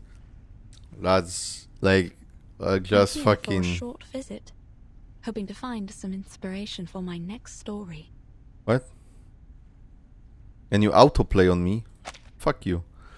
I'm a writer and I mostly write under the name Earth. I'm here for a short visit, hoping to find some inspiration for my next story. I'm afraid I don't know this physician you mentioned. Anybody who said this is your favorite chapter, I'm sorry, this is immediately not my favorite chapter. Why the fuck is this autoplay in play here?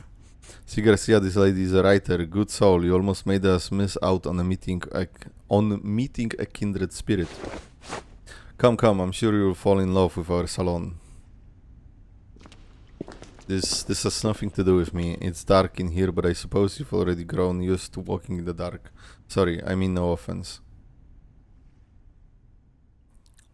Cancelled? Oh no, not again.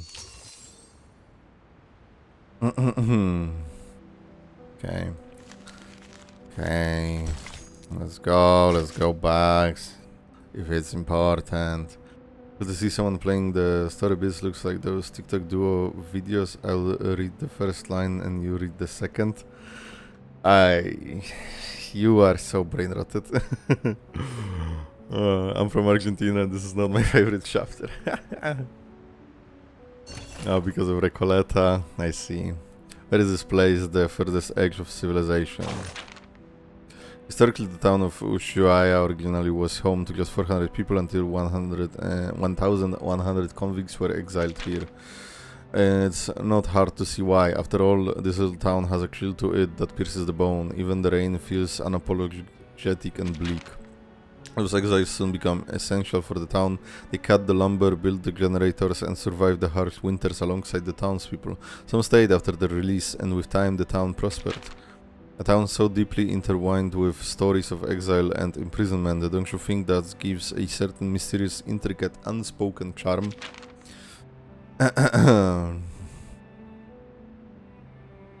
In the cold and silence of the polar night, a pair of warm hands can warm not just your body but also your heart. Ayo. Even if those hands belong to a death row convict exiled here, of course, even if they belong to a waddling penguin, they would still be hands of a friend. Over the years, we could even end up like family.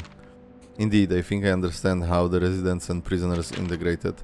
Surviving in the harsh climate of a polar regions like this isn't easy. Prisoners couldn't make it alone. The harsh nature of their surroundings taught them a simple truth. No person survives on their own. Such poetic wording, sonetto. You really ought to try your hand at poetry. It is an act of outpouring one's feelings and taking a journey through one's own mind. Polar night mentioned? Oh, was it? Nice. A journey through your mind? Thanks for the suggestion. Perhaps I'll consider giving it a try in the future. End of dialogue. Yay. Place the time for gore.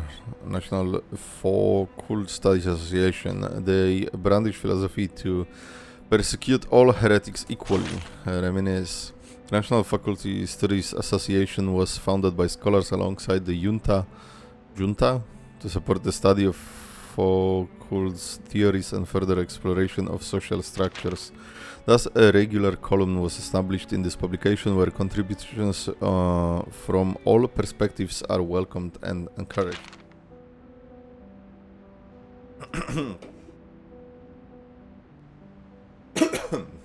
Excuse me.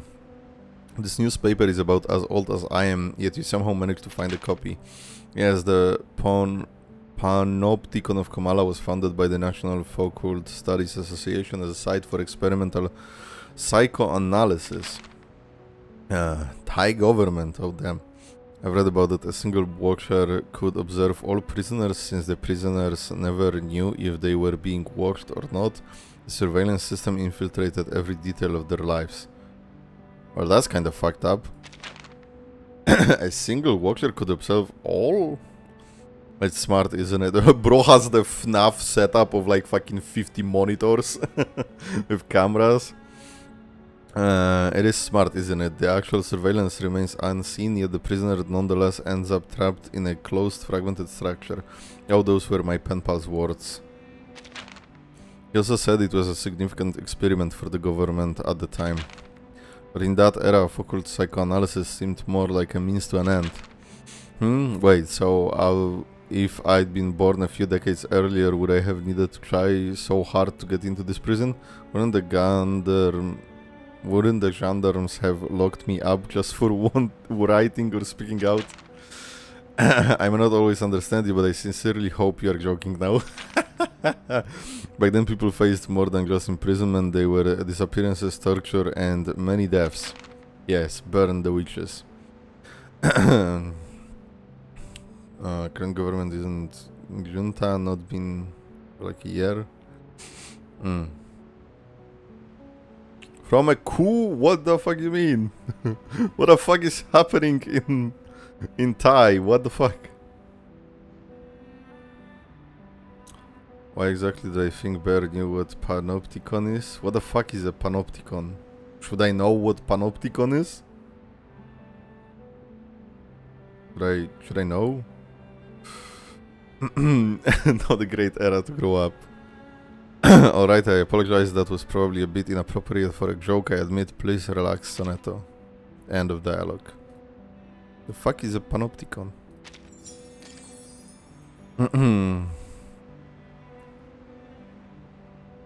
Just look up what is it. Okay.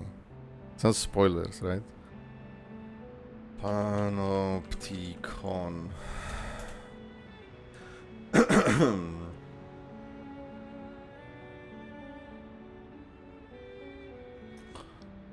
Design of institutional building with an inbuilt system of control originated by the English philosopher social theorist Jeremy Bentham. 18th century concept to allow all prisoners of an institution to be observed by a single prison officer without the inmates knowing whether or not they are being watched. So they basically explained what it is. So it is exactly what the fuck this prison is, basically. A center tower that sees all but can't be seen itself. It's so weird to me not knowing what a panopticon is. How the fuck am I supposed to know what a prison from 18th century is? Well, now I know. Now I know. It's so common. What the... where? Cheesecake where? What the fuck?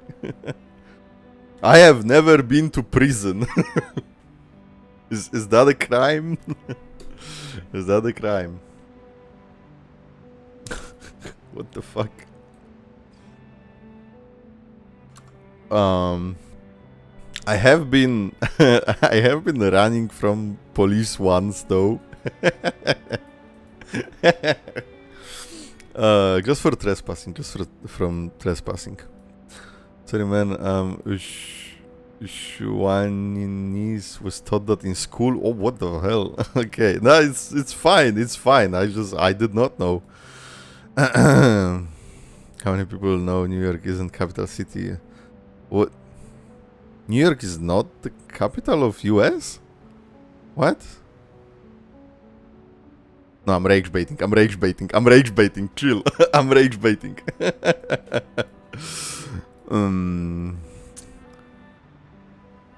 What? Wait, Sarah is from Ushuaia. You're joking. Really? Really? What? Yo, that's kinda cool. Kinda, you know, fucking cold in there from what I see in the game. I didn't even read the entry of Michael Faculty's Madness and Civilization to prep for the chapter.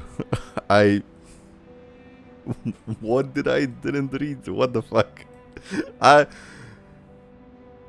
not a fucking history channel. Born at the end of the world, gang. Holy damn. I mean, that's kind of cool. I was born in bumfuck nowhere, small city in Poland. There's nothing cool about it. I kind of want to say something because that's funny, but like, I don't know how many cities in Poland have that, and I don't want to dox myself. Oh, no. There is a note here. The pen pal I never met. Perhaps the pen pal you never see is the one you truly need. Check out the letters. Oh my fucking god. So much reading. Book that the chapter is named after. Okay. Fucking hell. Let's read Faculty in school. That's why I know what it is. Modern civilization.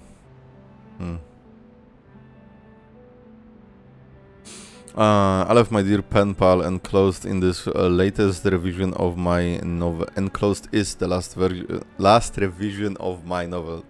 Sorry. In your last letter, you suggested the role of a bank clerk marking Amalfitano with the stamp of the capitalist production model. An excellent idea. In the revision, I have incorporated some of my own thoughts as well. This is everything about my novel that I was impatient to share with you. Perhaps you won't mind me discussing something else.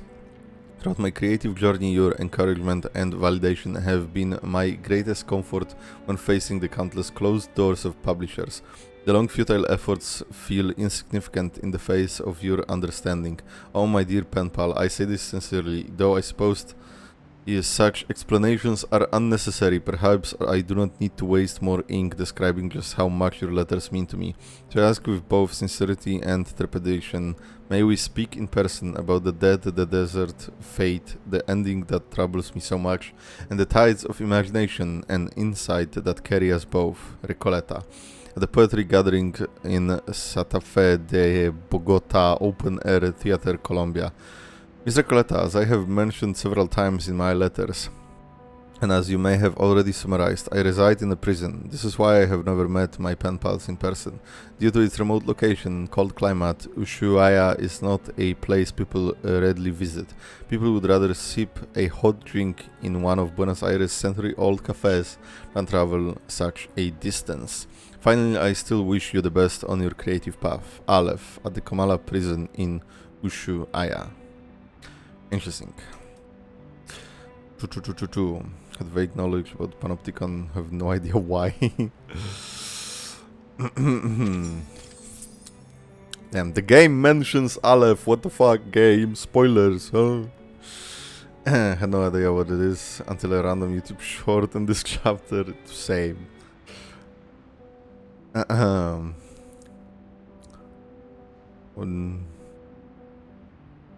Recoleta isn't something. Recoleta my niece. Never meet your pen pals. At the right Santa Fe, I don't know what you guys are talking about, but I'm glad you have fun.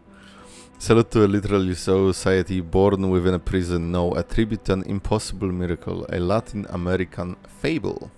Let's go. Sarah, can you kidnap me? What the fuck?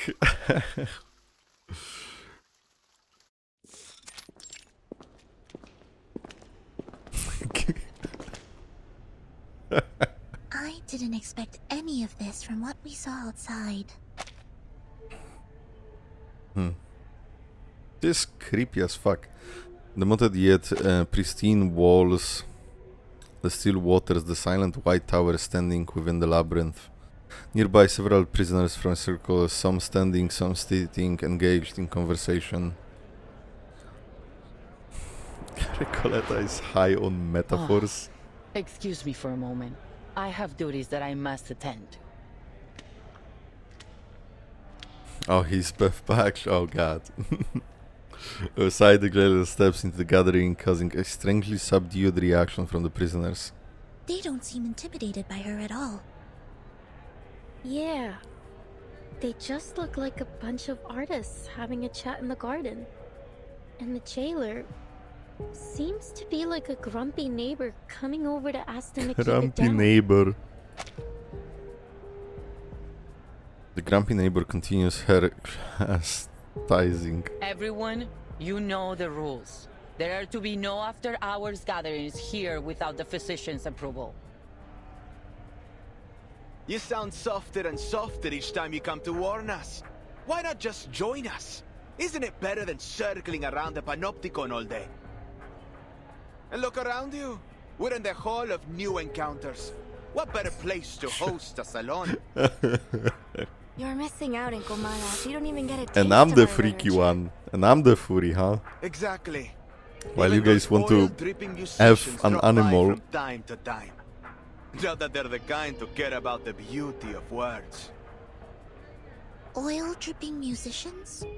Timekeeper, could they mean... Manus. Kamala Poetry Club reminds you of art club you're in. That's wild. As the Hear Me Out cake. All dripping musicians, timekeeper, could they mean? Before the jailer can say anything else, two of the prisoners simultaneously gesture for her to stay silent, pointing to the center of their gathering. Quiet now, please. The Ediles Salon is about to start.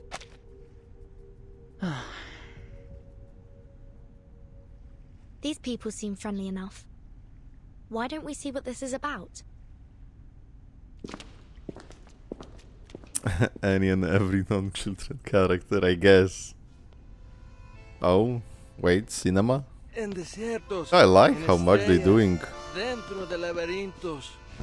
Everything starts within En the aguas, labyrinths. en espejos, dentro de reflejos. Water mirrors and reflections.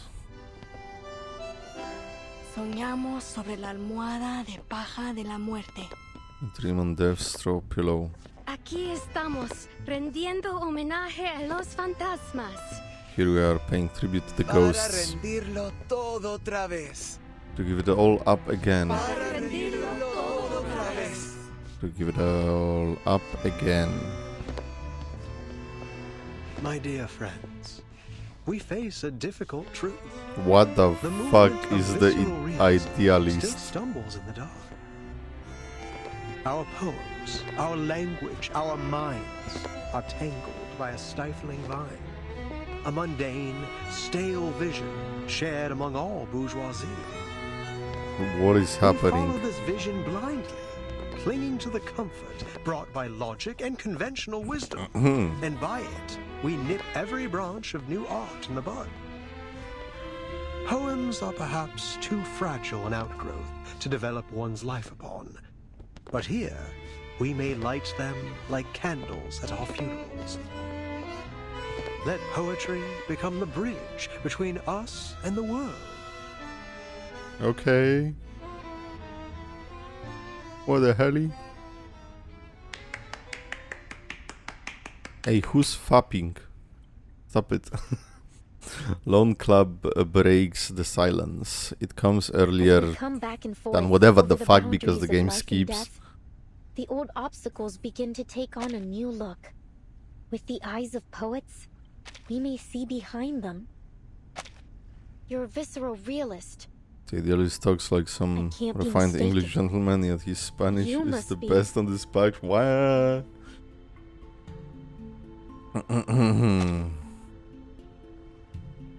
Oh yeah, please don't spoil. The idealist's eyes pierce through the groove of literal enthusiasts, reaching a distance, drifting into new world. A lonely cowboy, finally home. Jesus fucking Christ, this design is insane. This is like somebody straight from Outlast, which is, I guess, crazy fucked up asylum with ghosts, so I guess it's fitting, right? Okay, like, but like, you know what I mean, shut up. What a wonder. You're in time. The salon has just begun. And La Sociedad de Poetas de las Americas isn't like those salons that care more about who's invited than the art. All are welcome here. A literary salon in a prison? Though, so far it seems to have more dancing than poems. Why not both? Did you understand what that man just said? No, sorry, Timekeeper. I need a moment to think it through. Don't worry, Sonetto. I would guess we're not the only ones who are confused here. The writings? Miss Jailer. What, on the walls? Is this that peculiarity about Kamala you mentioned earlier?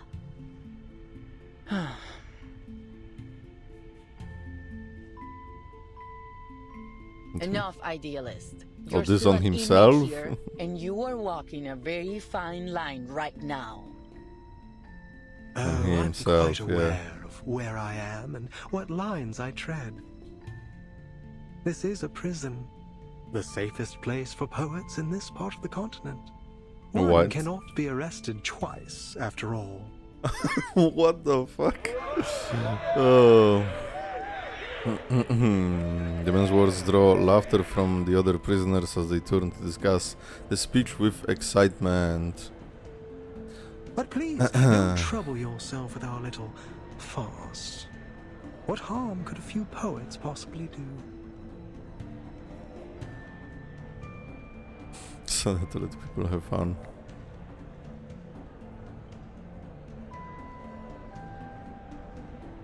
Oh yeah, join the Discord server, yo.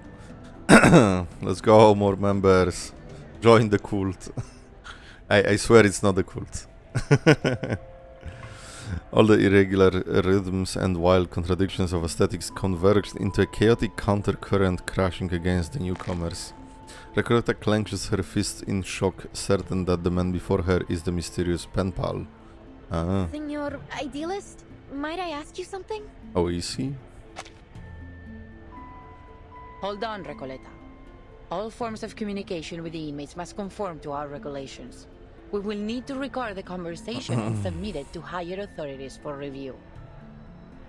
I have some questions for the gentleman. What are they going to do? Put him But in we're more jail? than willing to follow the rules.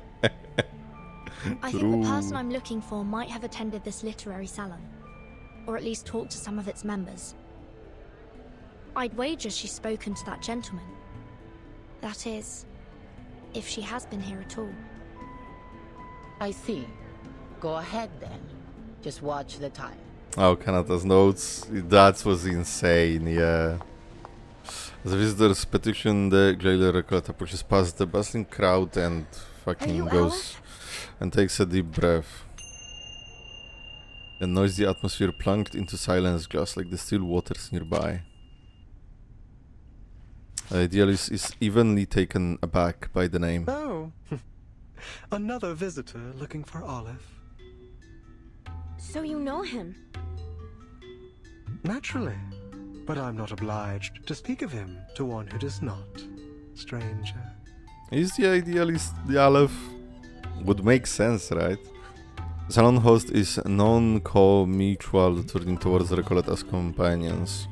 And you, young lady in the hat, are you here for Olive as well? What a lively day this is. What a lively day indeed.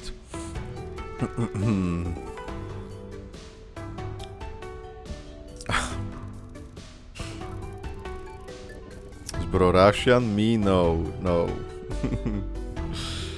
Then could a few poets possibly do, says the man with blood on his face. It is what it is. Yes, I'm Polish. Hello, hello. A lot of people think I'm Russian for whatever reason. Probably the accent that I don't have, but whatever. We random, but I really wanna read Icones. I don't know where to get it.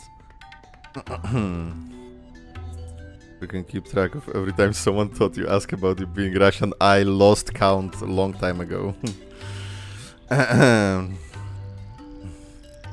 If I say a spoiler out of excitement, shoot me. Fucking I'm gonna keep it fucking steady and aimed. Fanboy, yes, sorry, Polish, same thing, what the fuck. Yes, I'm Polish, hello. No, I'm looking for a blind woman. Her name is Doris. If I were a streamer, would pretend to be Polish just to let people lie, everybody. Oh my god. I'm looking for a blind woman, her name is Doris. Ah, yes, I remember. Her writing was impeccable, like an exquisite crocodile skin handbag in a shop window. Elegant, yet condescending. Do you know where she is now? It has I'm to not be able done. to keep track of every inmate here, miss. Perhaps you should ask those who have seen everything from above. Through the glass, where the scrutinizing eyes of power look down on us. Eyes?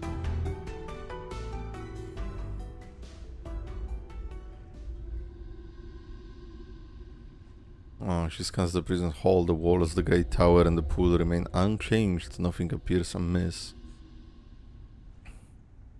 All the prisoners present note in agreement, prompting a weary sigh from the jailer. Have you taken your medicine today, idealist? Oh, I actually didn't. I actually feeling didn't. marvelous. Today I require no help from them. I've warned you. I don't It's have that unwise kind of to medication, act against but the physician's orders. Act against him? No one may act against him here. The physician must have misunderstood us. I suspect he doesn't understand half of what we say. I'd like to know how he got his medical degree. Not by cracking open skulls, I should hope. prisoner exchanged knowing smiles. Where? What a pity, jailer. You know, I've always believed you had the soul of a poet. Just I like don't us. need meds so fucking We've already spoken based. enough rebellious thoughts If he outside takes of Pomona. meds, everyone How disappears. else do you think we ended up in a nut house? We've Why- been here why- far too long after the junta was removed from office. The nut was like glitching, wasn't it? What? After our home became a deserted wasteland in the aftermath of the Latin American boom. What? What are you getting at? That power is boring, meaningless. Nothing holds on to power forever. And the one true connection we have to life is poetry. The hell? See, jailer? Even an outsider understands our ideas better than you. It's time to open your eyes to reality. La Sociedad is the only way for us to feel truly alive in here, beneath the gaze of those prying, ever-vigilant eyes. Idealist, last warning. Stop this now. Oh damn. Fine, fine. All right, compañeros. The animal Sadly, noises the though. salon must come to an I end, might hear you as our out. jailer insists. As the story of my country Mamur in reverse. The crowd murmurs and grumbles as they begin to disperse. Dear friend, There are no I glitches, do you not are mean to fucking abuse the power of suspense. I sincerely invite you to come gaslighting to me the heart again, of La as with Sociedad de Poetas de las Jessica. Americas. Perhaps you'll find the person you look for there. When strikes suggests someone equally comedic and solemn. We'd love to. Only if that's okay with you. Miss Jailer. I suppose that's all right. Who don't You're start? already here. We can call it part of your tour, but please, ladies, take none of their rumbling seriously. Thank you, Jailer. Please, follow me.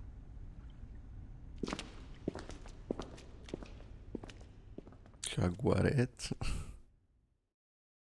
Wait, why is the idealist fucking... Oh, why are we fighting? What the fuck you mean? What?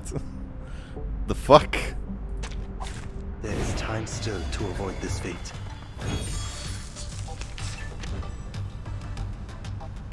What the fuck? What the fuck? The road ahead is unknown. Choose the right direction and the path will reveal itself. Wait, this isn't the way to the gallery. But I have only AoE attacks. It isn't the usual way. It's a shortcut. We call it the reptilian complex and primal hunger route. Well, reptilians. Much faster than the limbic system and postmodern anxiety route, let me tell you. Oh no, postmodern anxiety is kinda cool. But this passageway has long been abandoned and entries prohibited. It's extremely dangerous too. Relax, Jailer. No one, not even you, knows this prison better than I. Choose your own adventure. But, Timekeeper, I think we've just gone in a circle. What happens if I just attack everything? Doom awaits within the dead. Charging. Cherish life. Verzeihen Sie mir. Faraday's miracle.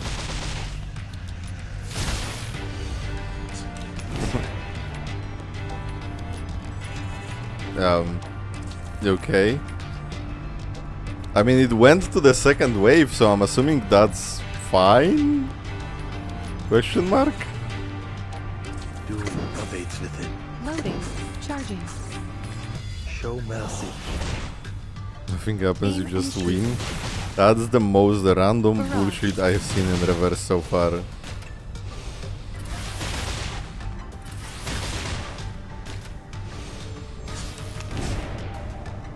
Like, what the fuck is happening? Loading. Charging. Loading. And why? Illuminate target. The light that illuminates all. Yeah. Okay. Huh? It's already over? Okay. What the fuck? Well, that was one of the battles of all time, I guess.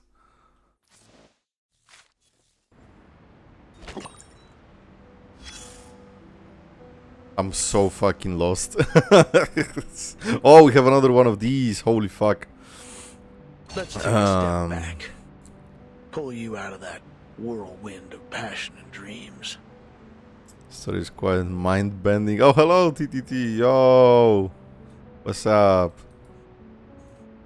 You're different animals, same beast. Spoiling battles is okay, where? Oh, Amanda was fucking saying what happens. Hey, if you want to make the don't best do that. call, you need to zero in on what really matters. So what's your take on that big speech? Latin American boom.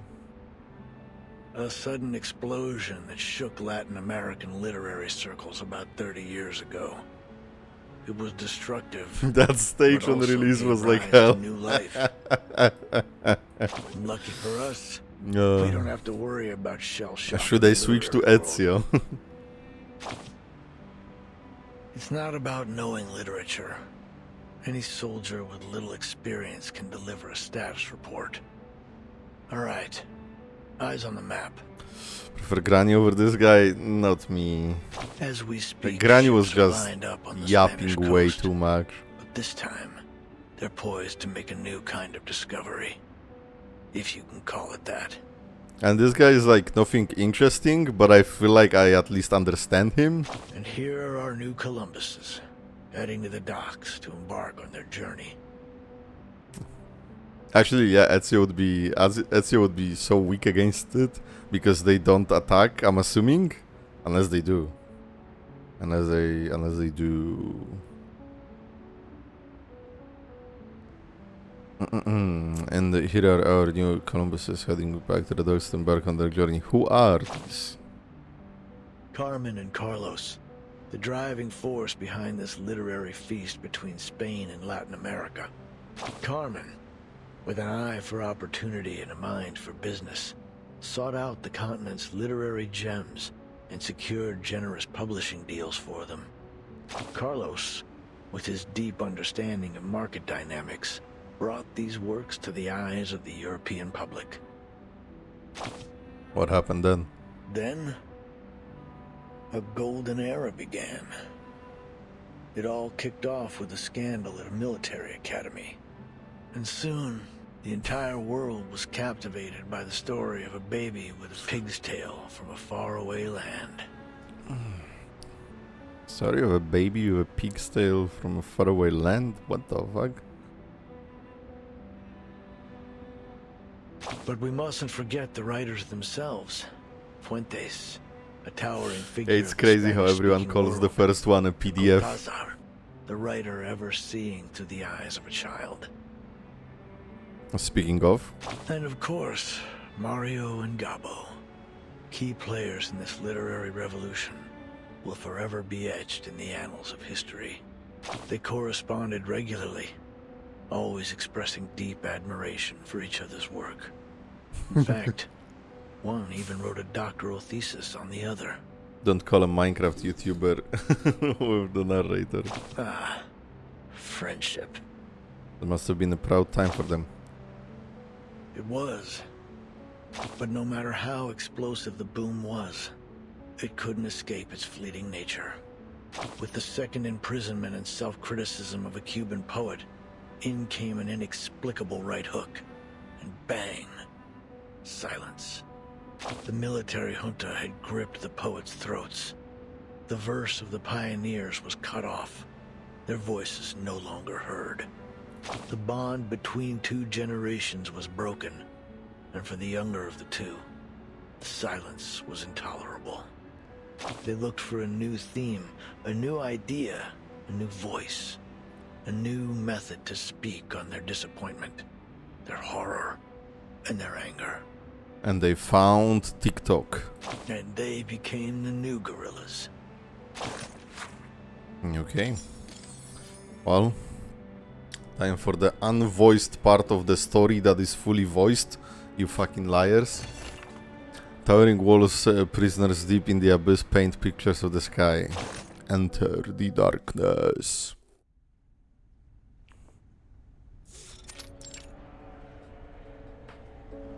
Oh, we have colors this time. I read in an article once that you Chileans don't like Baroque literature, something about it being too noisy. You sure are a quiet bunch.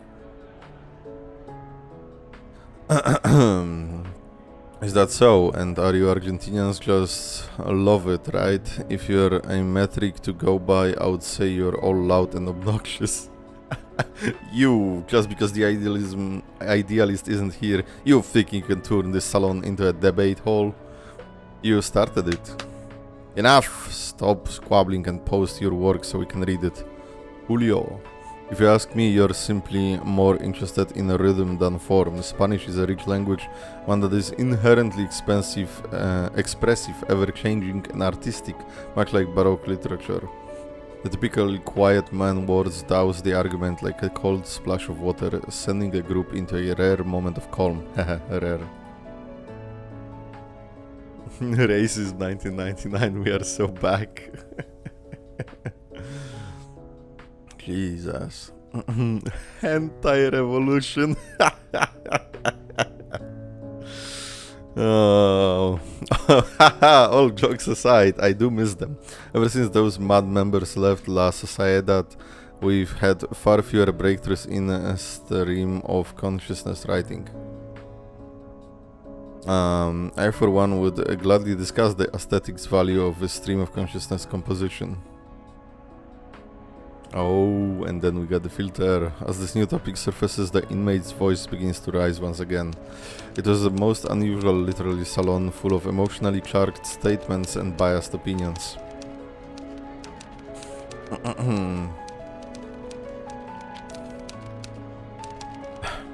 Damn, you got a lot of beef there. Oh, I'm getting better at pronouncing that. I'm saying a random pronunciation from my mind. But I didn't mind it, in fact. I mean, I did eventually learn to say artificial somnambulism, right? So maybe we'll get there one day. Maybe one day I'll be able to speak fucking Spanish, Argentinian, whatever. But I didn't mind it. In fact, my feeling was quite the opposite. The inmate gave me an incredible feeling. Not one of them saw themselves as prisoners stripped of their freedom.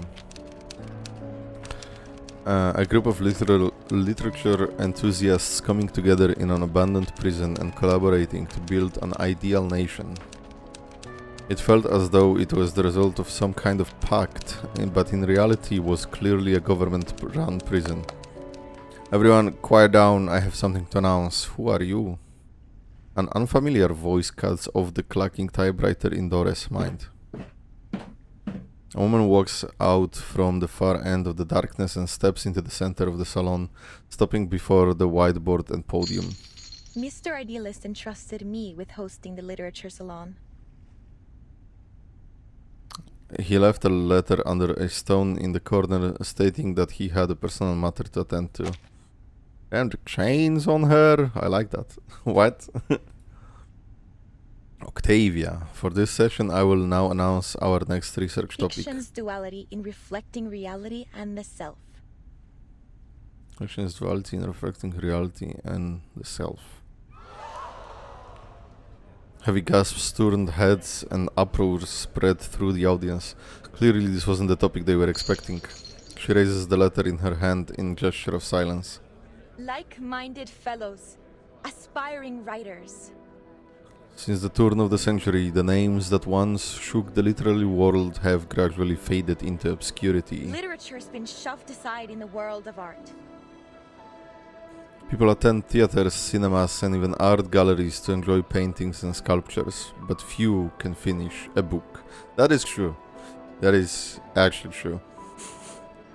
I have so many books that I started and I never finished reading them.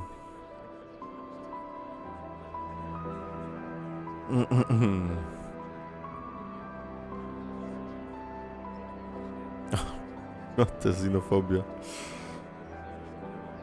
Spanish stream when.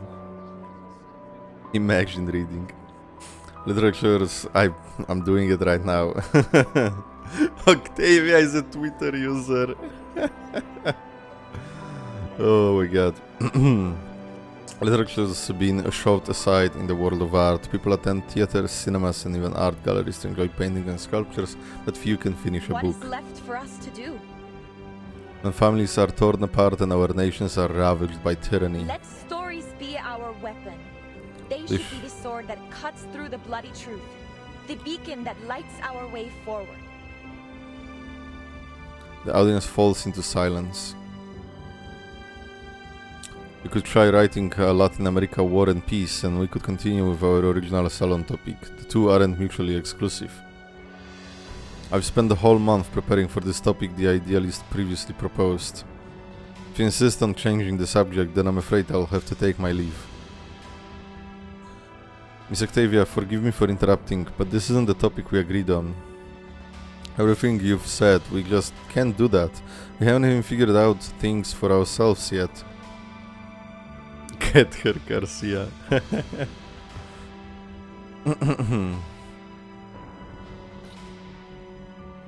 Just pronouns in her bio, I'm sure.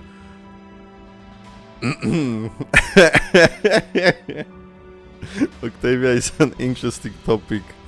It is, but perhaps we can talk about it another time. Besides, don't forget the reason you're in here in the first place, for preaching that the novel is a weapon. Yeah, if it weren't for your rich daddy, you would be on the gallows, not standing here preaching to us. Okay. Oh, another prisoner stands, his voice clear. You've completely missed Miss Octavia's point. A great writer shouldn't be like an obsessive grave digger, digging up the rotten flesh of a social realism from the grave of our times. Only this vast crucible is worthy to be the one, to be the host of our literature. At that time, Mr. Garcia looked visibly restrained, as Mr. Julio issued stern reminders, as Miss Roberta attempted to mediate. More and more members joined the debate, and voices from both for and against Miss Octavia's proposal emerged. It didn't take long for La Sociedad to split into two camps. That was when I realized I needed to do something to get this derailed literary salon back to the tracks. I'm a writer, and I mostly write under the name. Please allow me to introduce myself. I'm Doris from Sao Paulo. I'm a writer, and I mostly write under the name Erd. Erd? That name sounds familiar. Have you written for Atu? Are you the Erd in Atu?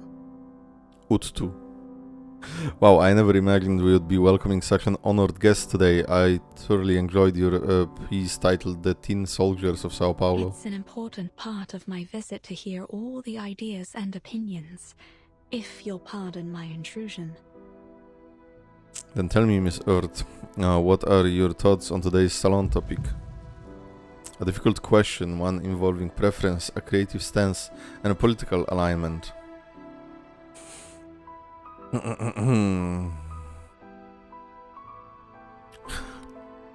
Scale that is never easily balanced. However, the answer has never been the most important part of such questions. True. In these restless times, literature has been Have fun. overlooked, forgotten, pushed to the edges of the world, much like Ushuaia. Some fall into deep thought, others not in agreement, and few look puzzled. The audience is largely unaware that the topic has already shifted. Checkmate, bitch. Now we're doing my topic. To most, this prison at the end of the world is so distant, cold place, perhaps even a place of hopelessness. So many mixed people in Argentina, I'm surprised there is no mention of something like the majority of Argentinians are mixed arcanists. Damn. When a prisoner is first sent here, I cannot help but imagine that the first thing they feel is a stagnant pool of water and calm, quiet despair. She seizes this chance to guide the literary salon back from the muddy trenches of ideology. She recalls the days of typing while looking over the river, boats and palm trees. Words are honest, they have no capacity to lie. What?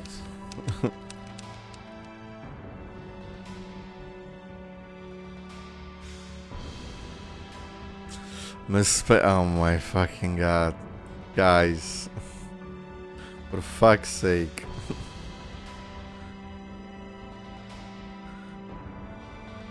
And you're telling me now?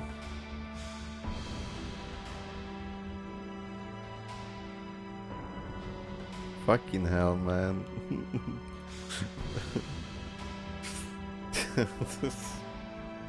God fucking damn it.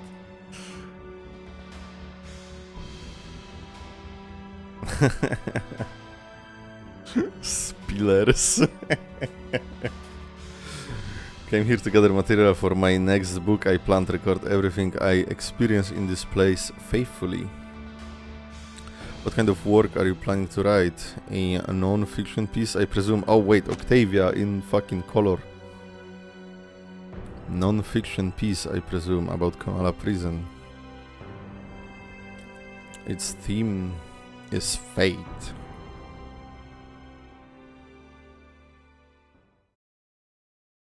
Yeah, I mean, Hoffman siblings, basically humans, right? Even though like part arcanist. There is a note somewhere in here. Hello? It says there is one more.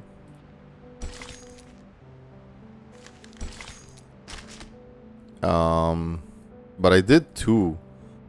I did the talk and I did the Urt one. Why is there one more? The fuck? I think it's just bugged because there were two and I did both. Exit and re-enter the chapter? What the fuck you mean? Oh, it's not there anymore. Okay. Yeah, it was just bugged. Okay. Shadows of the Living.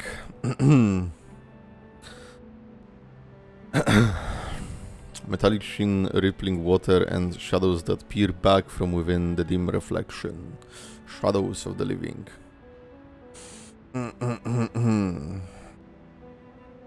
Octavia playable when?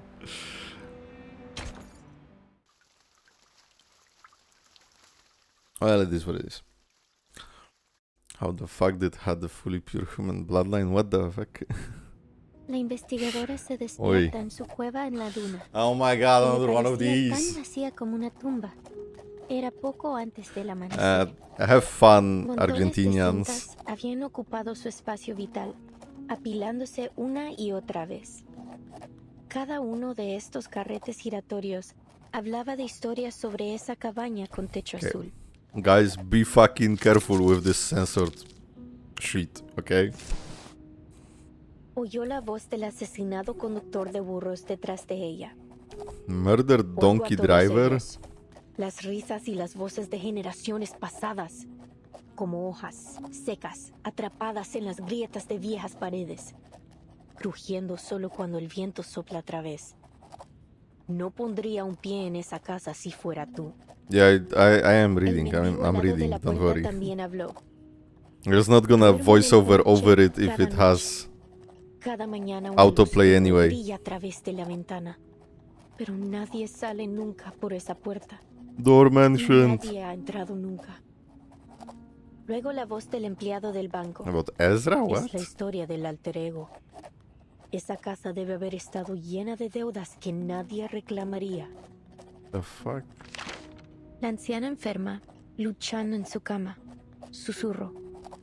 La casa recuerda esos días, cuando la gente desaparecía en la oscuridad de la noche y los niños eran People vanished robados in the por las darkness, children were stolen by the storms. La investigadora de paracausalidad The había storm? oído suficiente y volvió a dormirse.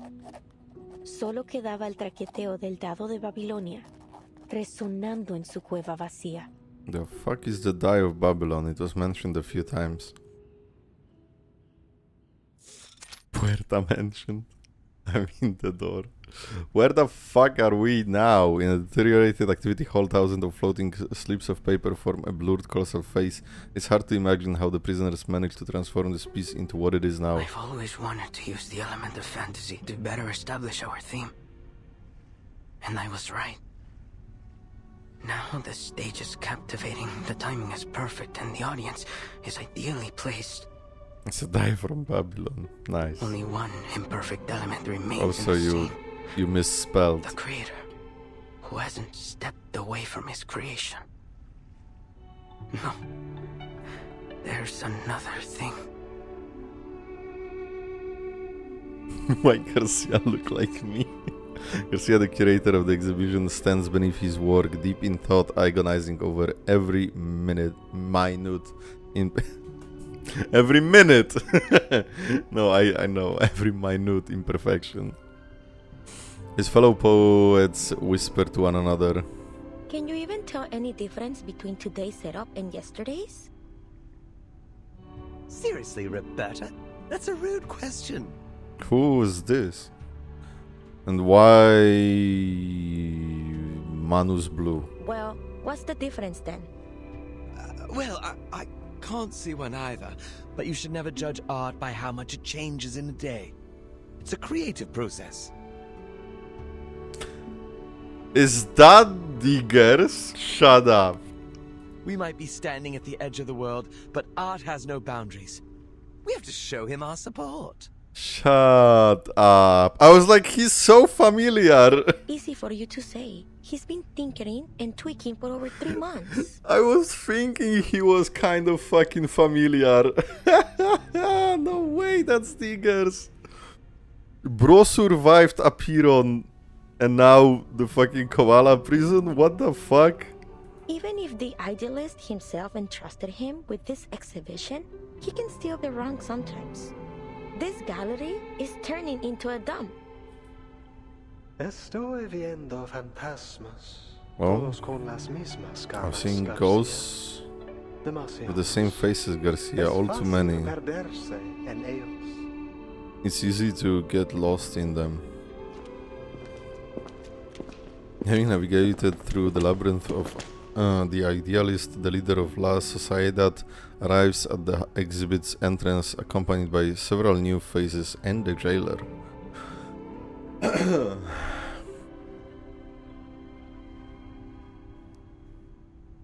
Oh, he was in the EP? Oh, Diggers drops in chapter 12.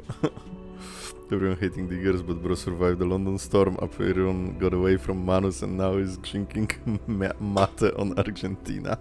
I don't know, if Miss Grace took Urt here, maybe those are Manus people here.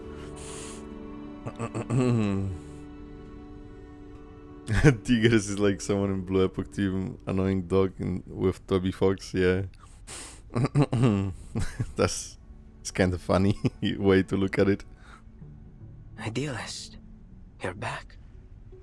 Are these new recruits for La Sociedad? You must have had a very successful day. He said something completely different. It is good to see you, Garcia. How has your vision progressed today? First a salon, and now an art gallery. Is this really a prison? Not prisoners having better healthcare than normal people. Her shock is evident on her face, but her words are ignored as Garcia begins to vent his frustrations. As you can see, I've strived to push the element of fantasy in my work so that it might reach perfection. Adios, Sarah. Thanks for dropping by. Remember, the idealist and the rest are my wife. Your house will have a nice stream. Thank you. Thank you for watching, Sarah. Hope you have fun with housework. I never know what to say to people that are saying goodbye. I'm like, goodbye. And I should probably stop there. But why doesn't it look like what I imagine? It's like I'm trying to work on a shadow. Some shapeless thing that morphs and shifts by the hour. Idealist, am I losing it again? I took my medicine as instructed. It was never the pills that blinded you, my dear Garcia. You know what? Maybe I should. You mustn't. While I remember, I should take my meds. What's truly alive. Remember, like those old poems. Your exhibition must have a not take them rhythm today. That's never lost to the changing of minds. Do you think it's good to take meds and drink Monster with them? Garcia holds out his hand as if grasping something fleeting, but it fails to hold on to it.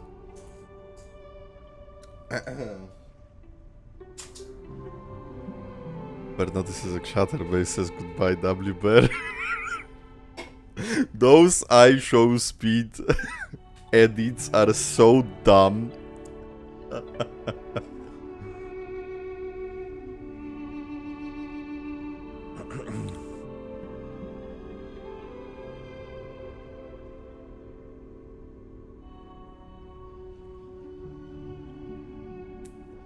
Depends on medication. Well, it is what it is.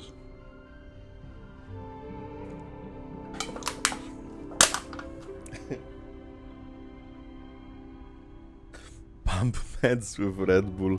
I actually don't know. What the fuck is this?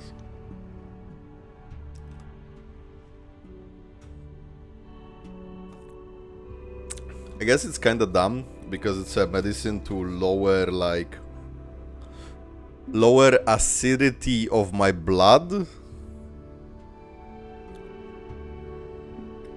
And like Monster Energy is basically acid that you drink, so well, no one cares about 2xko. All my homies hate ads. Yes, sorry, I always have the ads on the lowest possible. I actually enjoyed. I played a little bit, like 2 days. I played 2xko, and it was kind of cool. I'm shit at fighting games, but 2xko, I feel like there is a really low like entry point. Like you can start playing it not understanding fighting games, but there is also a high ceiling with like playing 2 characters at the same time, like the pink and yellow monster. Which one is yellow? Pink is okay. Which one is yellow? Okay, let's continue. Garcia holds out his hands as if grasping something fleeting, but fails to hold on to it. Sorry, maybe I'm just not getting it. Deltarune fans, brain activation, pink and yellow. I should play Deltarune. I only like... I don't even remember if I played or if I watched the first chapter of Deltarune. Because I played all endings of... I mean, all 3 endings of Undertale. And I watched a lot of Undertale stuff. And then Deltarune came out and I was like, kind of... like, oh yeah, cool. Should play it. Light blue one. Oh, Mango Loco. Yeah, Mango is cool. Yeah. That's a good one too. Look up. There's your answer. Though the sun rises the same way every day, the multitudes of shadows it Monarch and casts Lemonade are ever-changing. kinda cool. And Isn't of course that the only white constant in monster. life? Change. The only constant We in life foolishly is pursue change. stability and constancy, but our very world denies it. Take a step back. Take several. And see the truth for yourself, lest you too become lost among the shifting shadows. I get it now. It's the changing light that makes the exhibit seem different from what I expected. Oh. I shouldn't waste my time on freezing things in one perfect moment. Instead, Hello Charlotte trilogy. embrace change as it comes. I don't know how to thank you. I won't let you down. I must complete this exhibition. Complete my alter ego. Oh, what the hell? It looks dope as hell. I looked for the hello Charlotte. What the fuck? Looks super fucking cool. Like old RPG Maker stuff. Or maybe even newer RPG Maker stuff. I don't even know what it is actually. But it looks super fucking cool. It reminds me of Omori, and I haven't played Omori yet.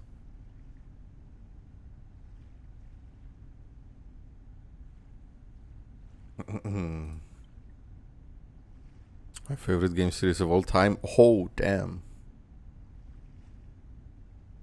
There's way less opportunity to backseat in Deltarune than in Undertale. Way less opportunity to backseat in Deltarune.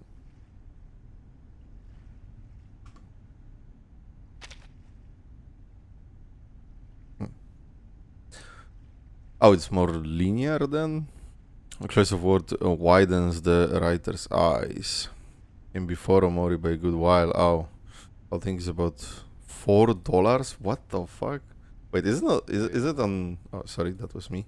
Is it on Steam? Actually, maybe later. Okay, let's continue this story because we're gonna sit here for fucking 10 more hours if I get distracted so much. The choice of word widens the writer's eyes. I don't know how long this chapter is, even. Did you say alter ego? And he called you Garcia. Is that your name? Garcia, where did you learn about this alter ego? Do you happen to write under the name... What the hell? But the curator has already returned to his work, uninterested or oblivious to his visitors. Please, Recoleta. Kinda long? Give Oh, our fuck. artist some space. Can't you see? He's already returned to his own time and space. He can't Not hear a counting thing you secret say. bosses. He's This chapter right. is quite long. Ah, Garcia fuck. is deep in his own head now. He won't hear a thing until he's done with whatever he has to do. Even if the floor were to collapse out under us, I think he will be left standing in the air without even noticing. Pardon me then. Longer than 7? What? All right, my dear guests. Please forgive my late introduction. Welcome to the Gallery of Bewilderment. Oh, the text Thank you broke, for by the inviting way. me here, Mr. Idealist. The Foundation's investigators have been carefully observing each prisoner's movements since they arrived, but unfortunately there is no sign of Miss Dores. I imagine you're curious about what we do here, in the heart of La Sociedad de Poetas de las Americas. Less parts, but the parts are longer. We're putting together a magazine, a collection of poems from Kamala, our very own Casa de las Americas. Casa de las Americas? The idealist nods with a smile. Exactly. Named after its great predecessor. You're a fine mind indeed. At this very moment, all our compañeros are working on it. Garcia's exhibition, Alter Ego, is centered around the birth of this magazine. Chapter 8 didn't feel that from all the poets long. Involved, along with a few words they've written for it. Reading it is like looking into the soul of our society. All these signatures. Sonetto steps forward to examine the perplexed artwork in the dim light. The enormous face appears to be looming watchfully over the entire room. Floating slip of paper catches her attention. Timekeeper, here. It's Dr. Doris' pseudonym, Erd. Oh, you just randomly found that? Sonetto packed the slip of paper dutifully. Precisely. She used to be one of us, and still is, if I may correct myself. You can ask around here. There was a lot of Maybe action. some of our It members was know where she went. kind of fast-paced. Don't we all miss the There were faces slower of old moments, friends? but yeah. I'm sure they'll do everything they can to help you find yours. I'm kinda mad we just left Sotheby in the fucking healing people in the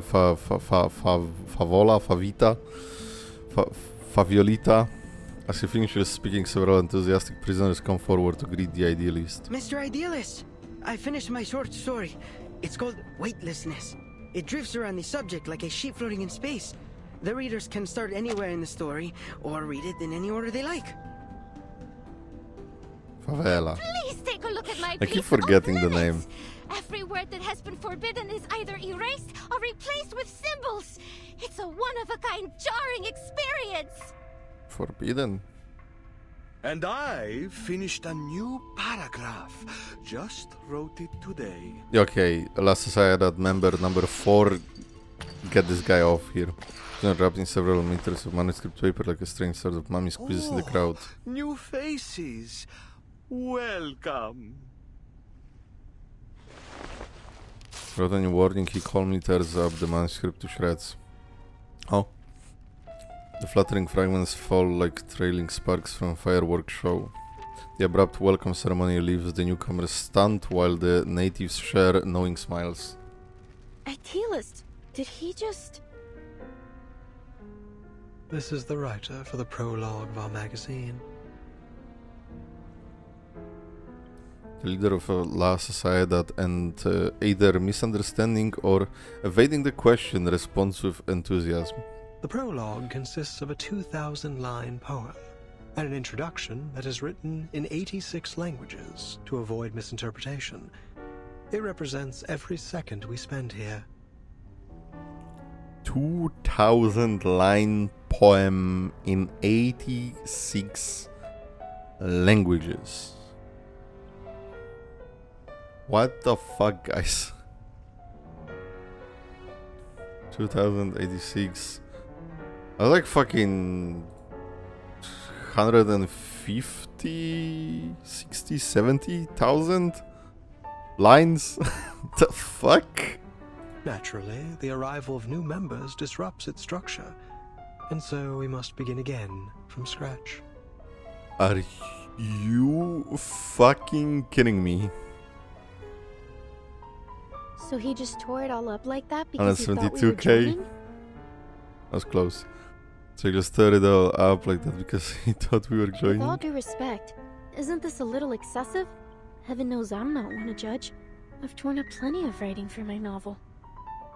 Please, pay it no mind. It may not be an easy task, but he's doing his part. Destruction is hard, but more necessary than you think. Without it, we'd all be stuck in a still and stagnant pond, with all the smells that entail.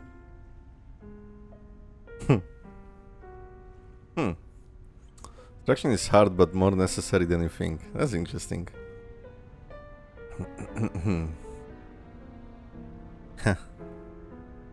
Just thought about some of my hobby work. This all sounds very Mystery Box complicated. Carnival. When will your magazine be finished then? What is Mystery Box Carnival? Forgive me, but I'm not sure what a floating sheet, a jarring reading experience, and all this constant rewriting are meant to express. Yearly live stream, I see. Together, having remained silent, takes a deep breath and interrupts. As I've said, Komala isn't like any other prison. Miss Jailer, do you mean... This place also serves as a research center. And the prisoners here, for all they claim, are not just poets. They are arcanist criminals, and each one of them has been diagnosed as mentally ill. The mandatory Chinese patch. No! Get me out of here. I've had enough of that shit in Zen Lesson 0. The leader of La Sociedad remains composed like an island in a rough sea, leaving the onlookers to question whether he is entirely mad or the sanest of them all. You're quite right, Jailer. But let's not forget that mental illness is merely a deviation from the norm. And who decides the norm? You, the physician, or the ones outside these walls? We've been exiled here by the standards of our time, deprived of our roles in the outside world. So please, as we agreed before, I ask you not to interfere with the affairs of La Sociedad. These people are visitors, not your new recruits. But should we not hear Yeah, their I did thoughts not. first? I did not. I did not. I have a Hoyo PTSD with the Chinese patches. Actually, Genshin Chinese region wasn't bad at all. Honkai was boring as fuck, and now Zenless was cool and is starting to go bad. The idealist turns towards... That's just my opinion, by the way. A lot of people disagree with me. The idealist turns towards the visitors with an urgent plea. My friends, no one escapes the eye of power. We must resist. Stand with us. Pick up your pen and take poetry as your shield before it is too late. Idealist, I admire your fight, but I came here with a different goal.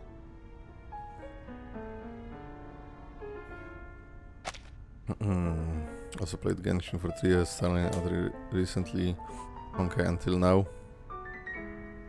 Honkai, you mean Impact then? Leader of Laws. I should check out Honkai Impact, like how it all started. I know this is not like, there is Gakuen and there is the like girl's zombies and the Fly Me to the Moon. But like Honkai Impact was like the first big one, right? The leader of La Sociedad, caught in his fervor, ignores her words and carries on. We're the last true owners of an old legend. Words now only remembered as Honkai myth. Star is sadly. Ah, yes, and the die is from Babylon. We must stay on the path of literature until I find that transcendental solution. To invent an idiom that is generic, all-encompassing, yet precise. My poem will be written in this language, leaving no room for doubt or misinterpretation. Just write it in Polish, bro. We have so many fucking words. How blessed is a man with infallible memory.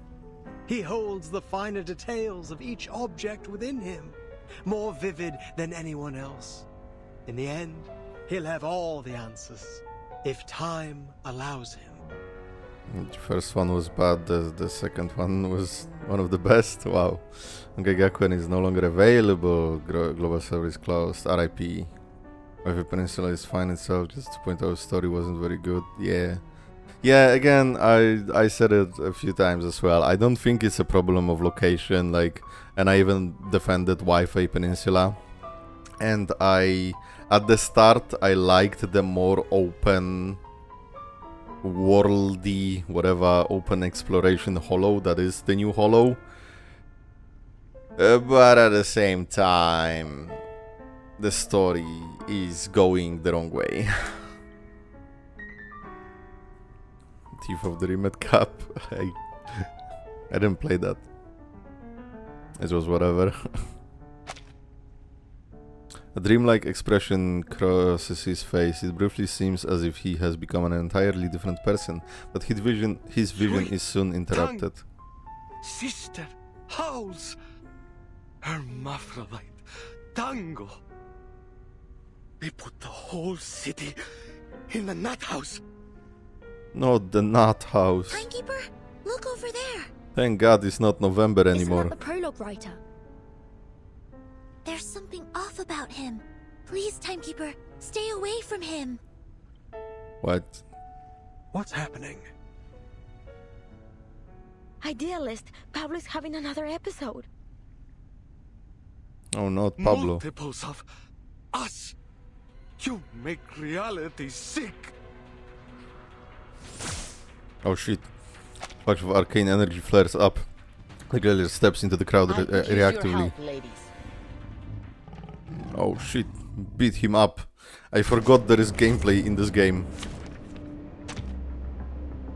Oh, I get Recoleta. Okay. Oh, what the fuck is my team? What the fuck?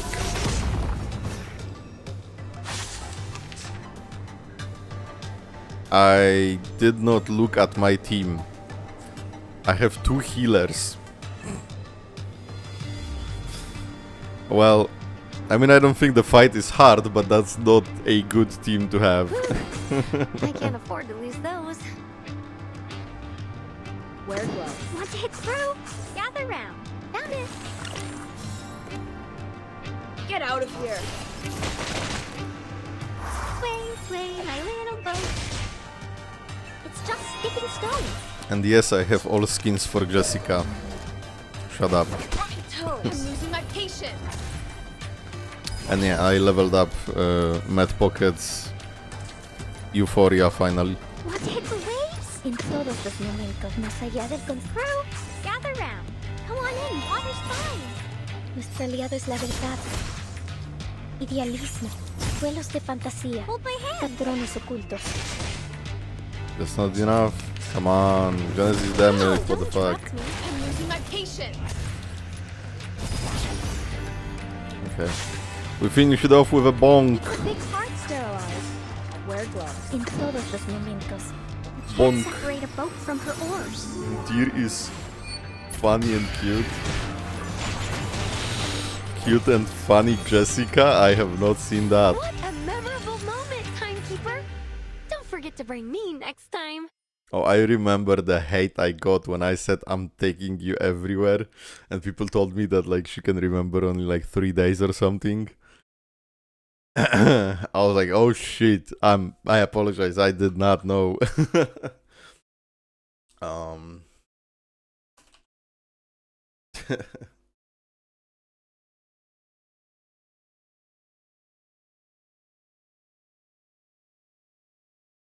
Okay.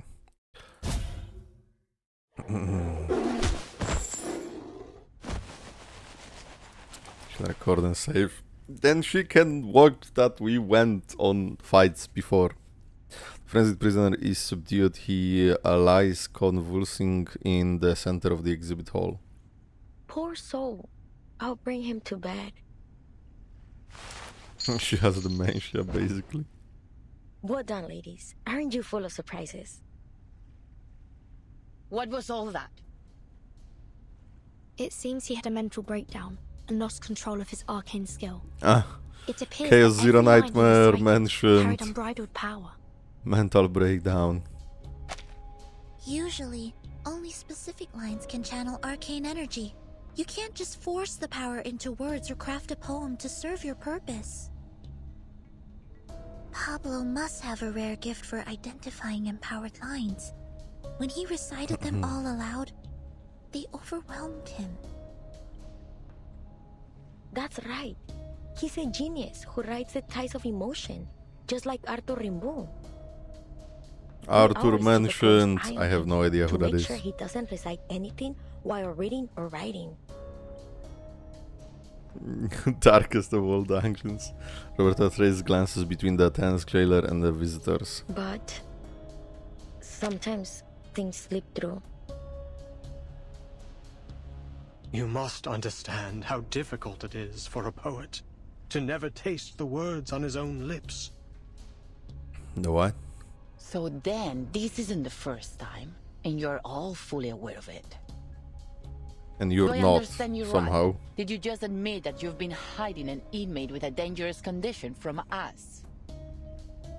According to the safety regulations for the Panopticon of Kamala, he must be sent to the physician for immediate treatment. The jailer's command causes a dramatic shift in the room. No, wait, we can explain. Wait, he has to write 172,000 lines. This was just an accident. We got distracted by the new members. We won't be handing him over to the physician. No true writer would allow their mind, the most sacred palace of their thoughts, to be opened up to that cold-hearted, ignorant butcher. Even one who believes their inspiration flows from a source beyond the mere substance of a brain would refuse it.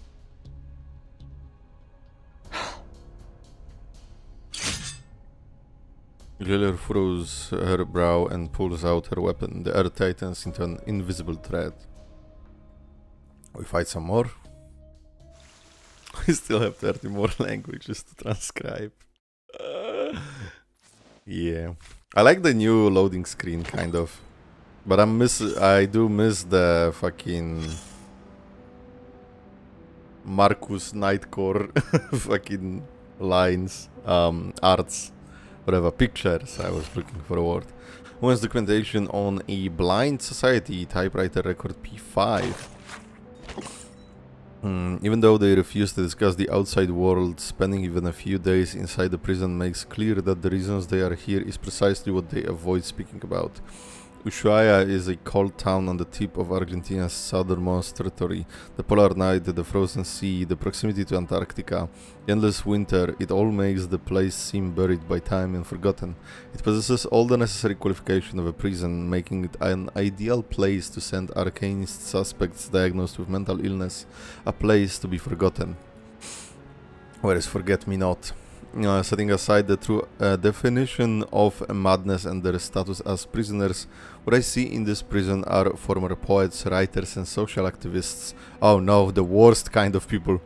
In their era, some spoke of poetry, then disappeared from society for owning a book by Jean-Pierre Sartre. Some incited grassroots rebellion against hierarchical structures only to be exiled. There were repeatedly questioned, why do you read these books, why do you write these poems?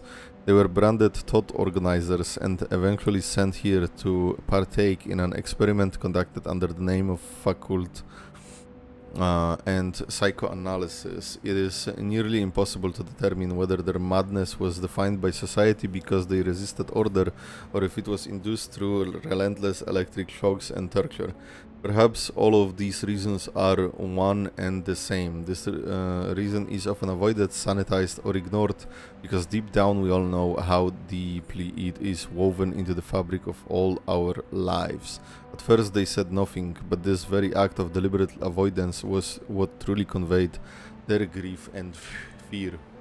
For fuck's sake, I swear, every single time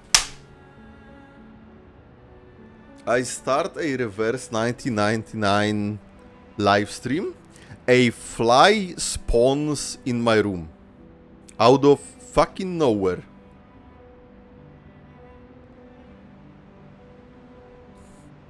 Breaking Bad fly episode. Haven't seen Breaking Bad. Now fuck that fly, man. And I don't think I got it, because it's not on my hands, even though it looked like I got her. Stupid fucking fly. Welp. More Urd. Rust fills the air and an exiled bird has found a branch to rest upon. Enter the darkness.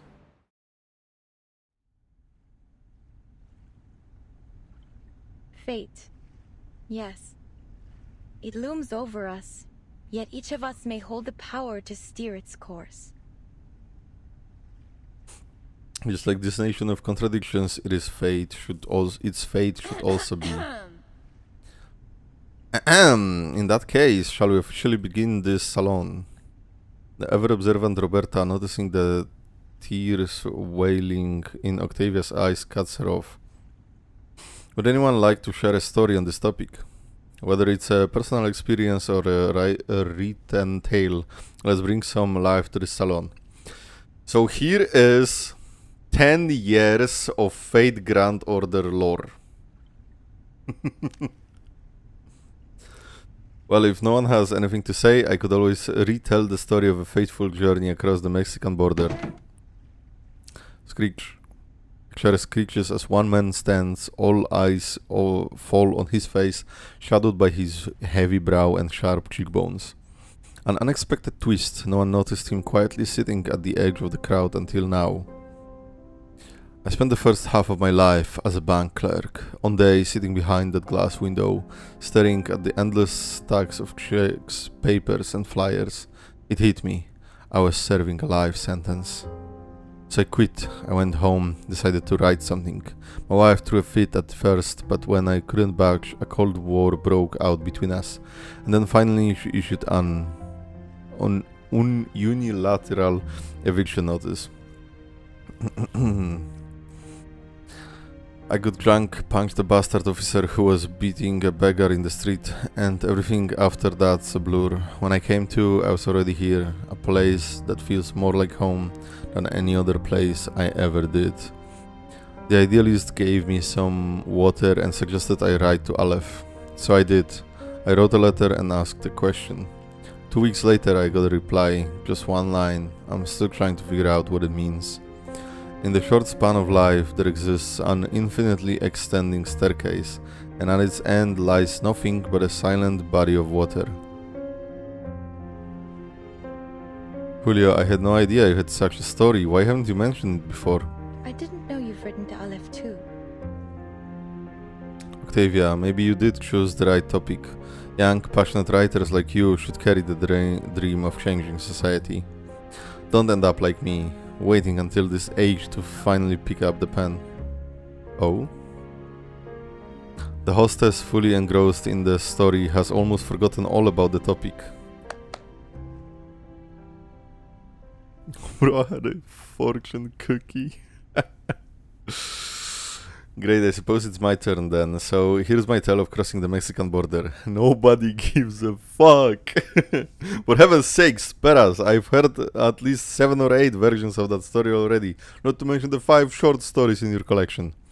5 stories, Roberta. 5. And the only difference between them is the narrative perspective. Repetitive narrative is indeed an important topic in literary criticism.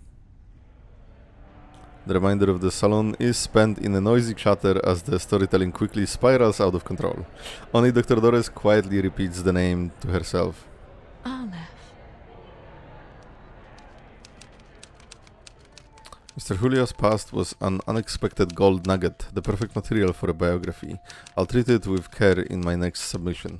Didn't Doris told Recoleta about the bank clerk? So this has to be before? So she escaped the prison? She went out? Like, what's the timeline here? Of course, don't tell me necessarily, right? By then I had nearly forgotten I was still in prison. I had been swept up in the literary salon. I resolved to record all that I witnessed in this prison. As to whether the inhabitants are truly prisoners or what, that will be for readers to decide. At the time, I did not ask how they found their way into this prison. Like them, I was thinking of purer things. What? What? What? Looking back on his journey, I now see the tangled strands of Las Babas del Diablo had formed an interconnected web. Just as the salon gets into full swing, a face emerges from the shadows, only the smile clearly visible. The idealist. Rarely do I observe the salon from afar, taking it all its symbolic quirks and subtle metaphors. The bridge between reality and unreality, the poetry of the typical and the atypical. This is exactly how I envisioned La Sociedad de Poetas de las Americas when I founded it. A new arrival catches her attention. Reality and unreality. Are you referring to the difference between non-fiction and fiction? I'm afraid I haven't quite grasped your full meaning. Ah, but you understood at least part of it, didn't you?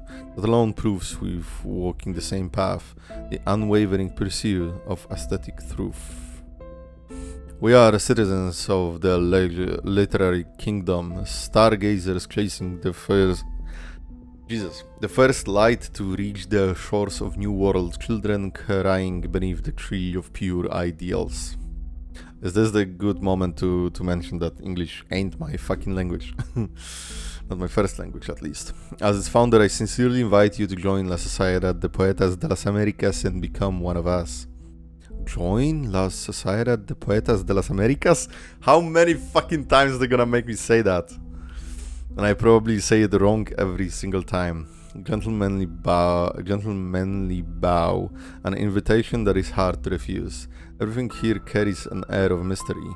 The literary gathering, the strange architecture, the enigmatic recipient of all those letters. A rare opportunity. I'm truly flattered by your invitation. I'd be delighted to join the Poetry Society. But might I trouble you with one question, Mr. Idealist? You call yourself the founder, so I assume you are the idealist? Yes? Ask away. Could you tell me about Aleph? Everyone, bro, if the idealist is not Aleph, he must be so fucking tired of these questions. As the track gets more instrumental layers, but also wider and they just leave the old version in. Oh. It's the same song that we're discussing. Oh, and it's broken again, right? We have two. And then we have none, okay. Passion and delirium. Open your eyes to see the night. Close them to see the light. DELULU. Now, delirium is not delusion. Part 7. God, it's been only 3 hours. I feel like I've been streaming for like 5. This is a serious violation of the rules. I'll have to report this to the physician, and all of your treatments will need to be reassessed. Until a new treatment plan is in place, all members of La Sociedad are confined to their cells without any of their usual privileges. The jailer heavily emphasizes last society that triggering a common among the prisoners. This is not what we agreed to. You gave us your word! Affairs within La Sociedad were not Hey, it is to what be it is. disturbed. Whatever. Please, don't do this. Please, he doesn't deserve this. No one does. We don't want to lose our friend. Previously convulsing prisoner struggles to his feet. Please, Senora. I swear it won't happen again. I'll take the medicine on time as instructed. Funny how I said to get this guy, the member number 4, before he started like spazzing out. I was like, oh no, get this guy out of here. And then he started. I promise I won't hurt I have some anyone. fucking 6th sense. I'm sorry, Mr. Pablo, but rules are rules. The typewriter Before knows you to take just this soft poor lock man you from into his a limbo. friends, What the may I fuck? ask you something? Do you know where these inmates go after they see the physician?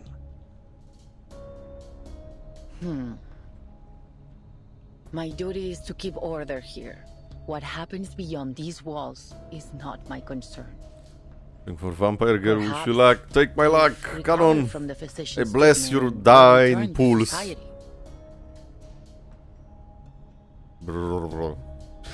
Killer expression relaxes. Within these walls, Easy the 10 only pull. truth we know is Easy this: 20 pull. Max. no one returns from the clinic of the physician of Kamala.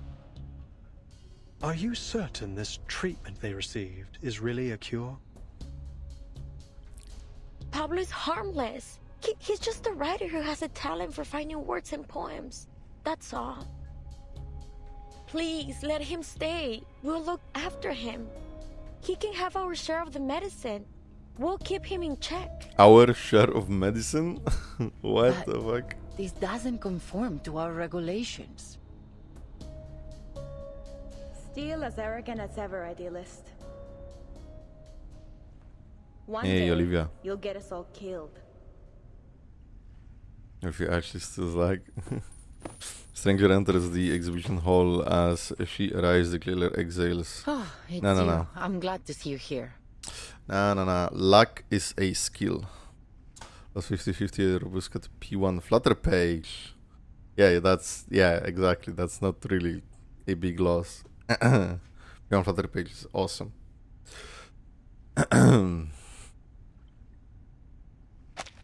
Who is that? Olivia, didn't you That's see like Octavia, 3 last? one of our model Oh, Octavia! She's been a great help in the past. I didn't know. If Oh, you're interested man. in prison I fucked that literature, up. I'd suggest talking to her instead of the idealist. So, she's a writer too. Everyone is a writer. Who would have thought? This place has got writers coming out of the woodwork. I thought it would be easy to find my is writer friend in Olivia? the prison. Olivia, What are the odds that I Octavia. break into a place absolutely lousy with them? Potato. She used to be in their gatherings until she got tired of their nonsense Tomato, and started tomato. her own faction. Oh. The arrival brings about a change in the idealist. He clicks his tongue imperceptibly. What are you doing here, Octavia? Haven't you heard? The era of chieftains, ghosts, and plantation stories is over. Like this Visceral stat, not the realism is skill. the future. It is a skill because you can influence it. It is still luck, it is still random, but you can increase your chances. And has this brilliant visceral realism helped you finish any of these poems? What a waste of time. I'm not interested in your movement or arguing with you. I just walked by and happened to witness another episode of your brutal arrogance. And I'm not about to just stand aside and watch you repeat your mistakes. I'm taking Pablo to the physician. Care Interesting. to lend a hand, Miss Jailer? We agreed to mind our own business. Are you breaking our agreement? No one will be allowed to erase a word from our poems. Girls are fighting. Oh, we fighting again? Yeah. Yeah, we do. Battles can be just as informative as codes. Oh, with both of them? Read them. What? Why? Haven't you let your ego cause enough trouble, idealist? Better that than siding with the devil like you. Enough. This pointless arguing ends now. Oh my god, 13 actually, the mom. I don't give a fuck who started, I'm finishing it. What? Ain't no way. The place doom awaits with Charging. cherish life. Show mercy. Aim and shoot. And goodbye. Please, go ahead. There's work left here to be done. Base 13. He was a Reddit boy, she was a Twitter girl.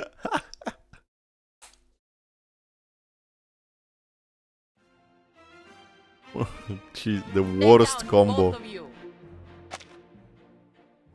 What the fuck is this music? What the fuck is this circus ass music? The heated debate continues without any concern from the jailer's warning. You've never listened. I pity your followers. Those To be clowns, led by man. such a reckless megalomaniac. Do you even think about the consequences of your actions? Well, well, well. We fought hard to earn the freedom to discuss literature under their watch. Your impulsive ego threatens to destroy everything we've built here. And it's always the white women. Spare me the lecture, Octavia. We don't need permission to do as we please. You're just another Now I'm puppet getting of cancelled. power, kneeling to the eyes behind those glass walls. They've trained you to believe it was your own decision to be good and conform. Who could have done a better job? When I look at you, all I see Insert is Sam's Undertale. docile and obedient, just the way the tower wants.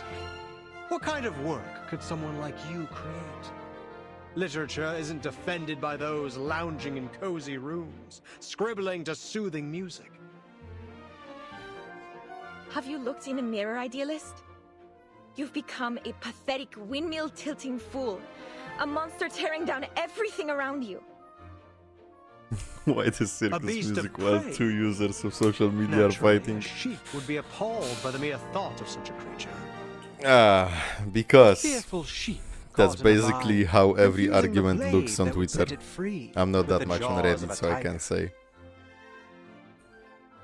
Such Every a single master time. of metaphor. But I beg you, learn to distinguish right from wrong, fantasy Right from reality. left. Only then can you truly lead our people toward what's right. Crazy how far left and far right politically have basically the same ideas and they somehow fight each other. Like, what the fuck? Distinguish right from wrong. Don't make me laugh. Is that the limit of your vision? You... Yeah, and then you disagree with them and they just hit you with a racial slur. Oh, what the fuck is happening? The impassioned leader jumps onto nearby bank, striking a dramatic pose before the crowd. Guys, does he have an open hand in there? Or just, you know, a fist? Okay, thank God, it's just a fist, okay. Compañeros, friends, listen to me. There is no truer home to literature than a prison. What the fuck? Blast of the thing sounds... fills the air, what the fuck? Did he just got shot? The idealist's expression freezes, his eyes surge down. Honest shade of crimson seeps out. His eyes surge down from a frozen face to a dark red hole in his chest. What the fuck? What the fuck? I don't... Okay, I'm not gonna make that joke. It's not funny. It's fucked up. No. You have the blood on her though? What the fuck? What is happening? What the fuck just happened? Who shot? Horrified, Arcane stumbles back, screaming. Who did this? Hands behind your head and drop to your knees. All of you, now! It was Sonetto. This is She's your quick last with warning. it. The prisoners show no reaction to the jailer's final ultimatum. They stare at the idealist, unmoving. Idealist, you're bleeding. It's in your chest. He got banned? No. As his life drains away, the idealist appears unsurprised. He simply turns his gaze toward Recoleta. Yes. Idealist? What the fuck? Unfinished words dissolve into silence as the prison itself begins to tremble. What? The entire exhibition hall twists and contorts its surrounds, warping beyond comprehension, as if dissolving and expanding freely. The hell? Oh my god, the mention of the kaleidoscope. Wait!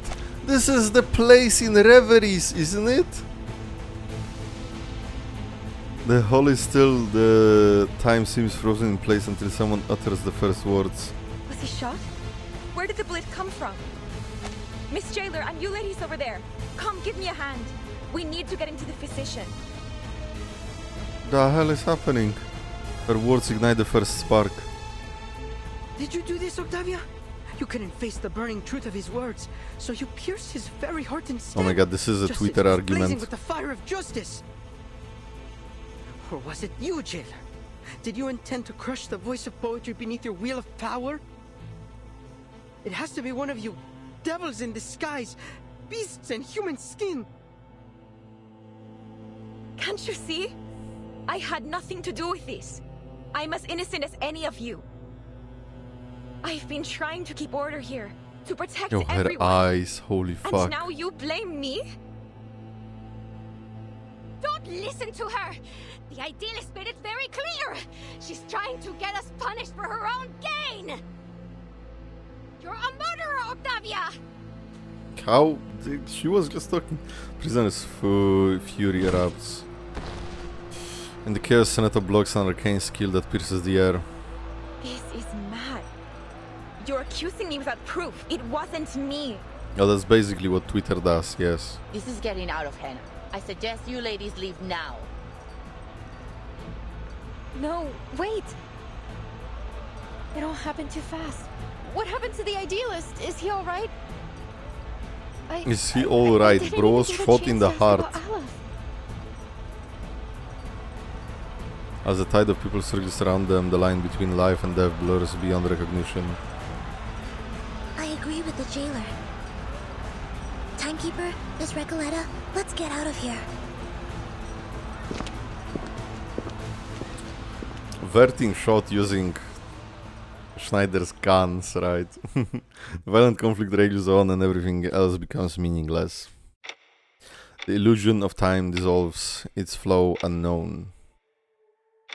Under the garden's influence, the frenzy of prisoners begins to resemble an unreadable, chaotic epic. At this moment, an undefinable figure enters the midst through no one takes notice. The newcomer scrutinizes the motionless His corpse. vitals are gone. At last, some peace and quiet. Oh. Well, for a liar and a thief like him, there's hardly a better end than this. Wait, the idealist is actually fucking dead.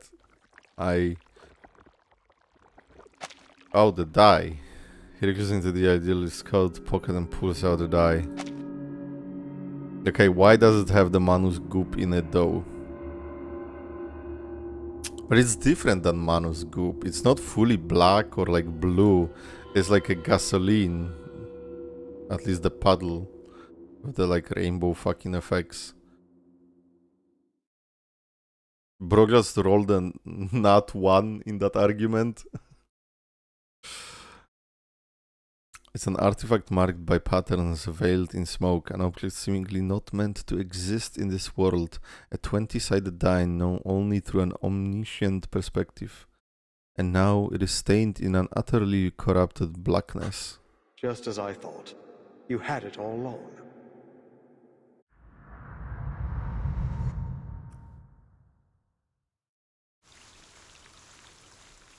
To be continued.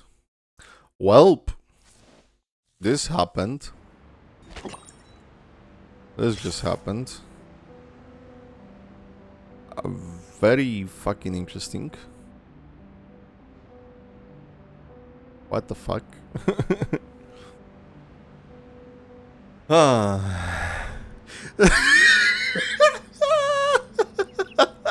Ain't no way, Canon. No fucking way you lost to Shaman. Ain't no way this just happened. Oh my god, I did say take my luck. What the fuck? I mean, I'm so sorry, but what the fuck? Okay, we must live in simulation. We must be fucking living in simulation or something. Like, what the fuck? What the fuck does even Shaman do? I'm kind of fucking curious. What does he even do? Well. DPS, burst I heard damage, your footsteps when debuff. we rounded the corner. Mass debuff damage takes in I can help you reality. Oh, debuffs takes away people's defense, I see.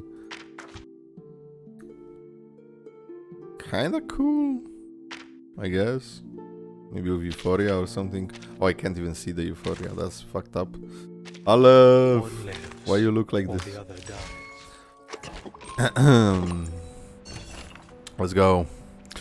The Waving of Shadows Volume 4. Fate is like a mirror. Its strongest reflections are shaped by time. Enter darkness. This Euphoria sucks ass. Oh no. Shaman's VA was in The Boys? What? I only seen like 2 seasons. I should probably watch more. Isn't it like final season releasing soon or something like that? Up to this point I have participated firsthand in several sessions of La Sociedad de Poetas de las Americas.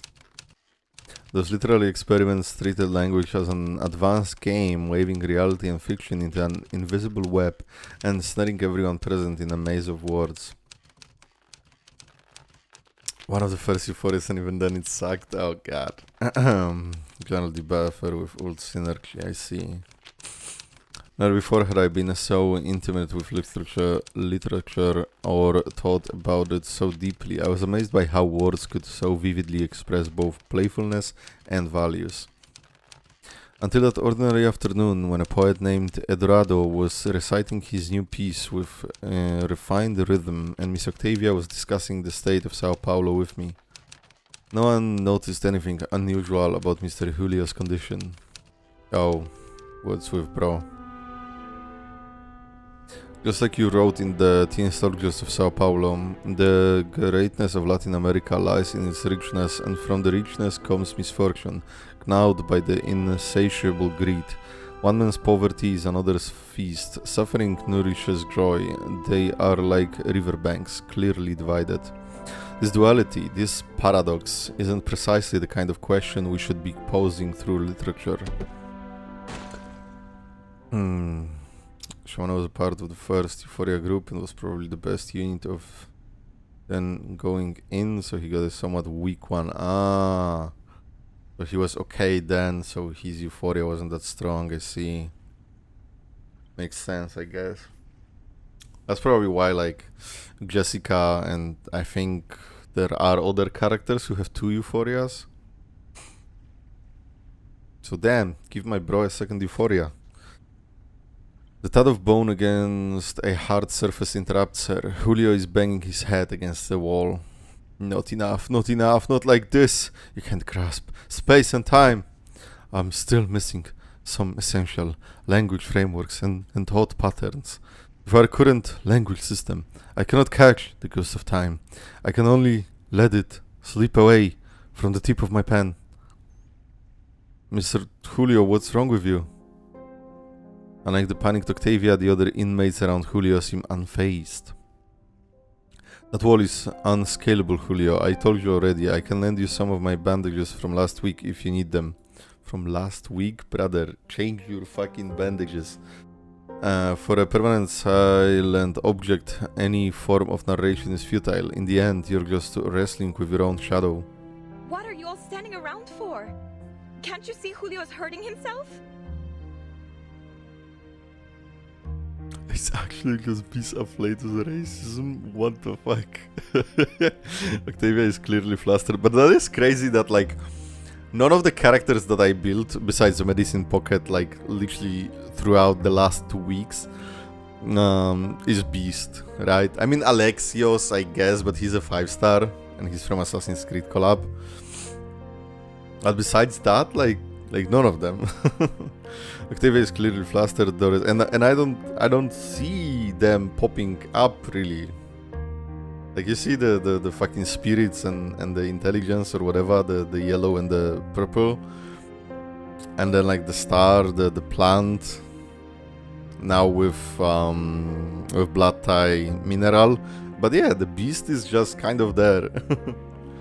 Octavia is clearly flustered. Doris knows she must first eliminate any outside interference that might obstruct her ability to help. Miss Octavia, please calm down. Tell me, what do you see? It's Mr. Julio. He's hurt. Bleeding. He tried to break through the mirror of language with his head, but it was actually a wall. By now, Doris has learned how to filter out the surreal embellishments typical of La Sociedad members in order to correctly assess the situation. Mirror or wall, it doesn't matter. Please take a closer look and describe what you see, clearly and without embellishment. What is Mr. Julio's condition? His muscles are spasming uncontrollably, as if jolted by a cold electric current. His face is tingling, twisting, like he's struggling against a silent force. His fingers are curling into unnatural shapes. His expression keeps changing, first pain, then panic, and finally blankness. Sounds like he's having an epileptic seizure. Perhaps I could offer some help.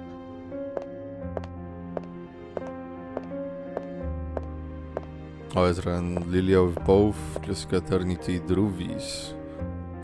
Well, because the other one was weaker, I see. Also, Ezra and Lilia just got 2? Interesting. By the sound of Julio's whimpers, Doris approaches. His head is bloodied. Please, Miss Octavia, help me so I can help him.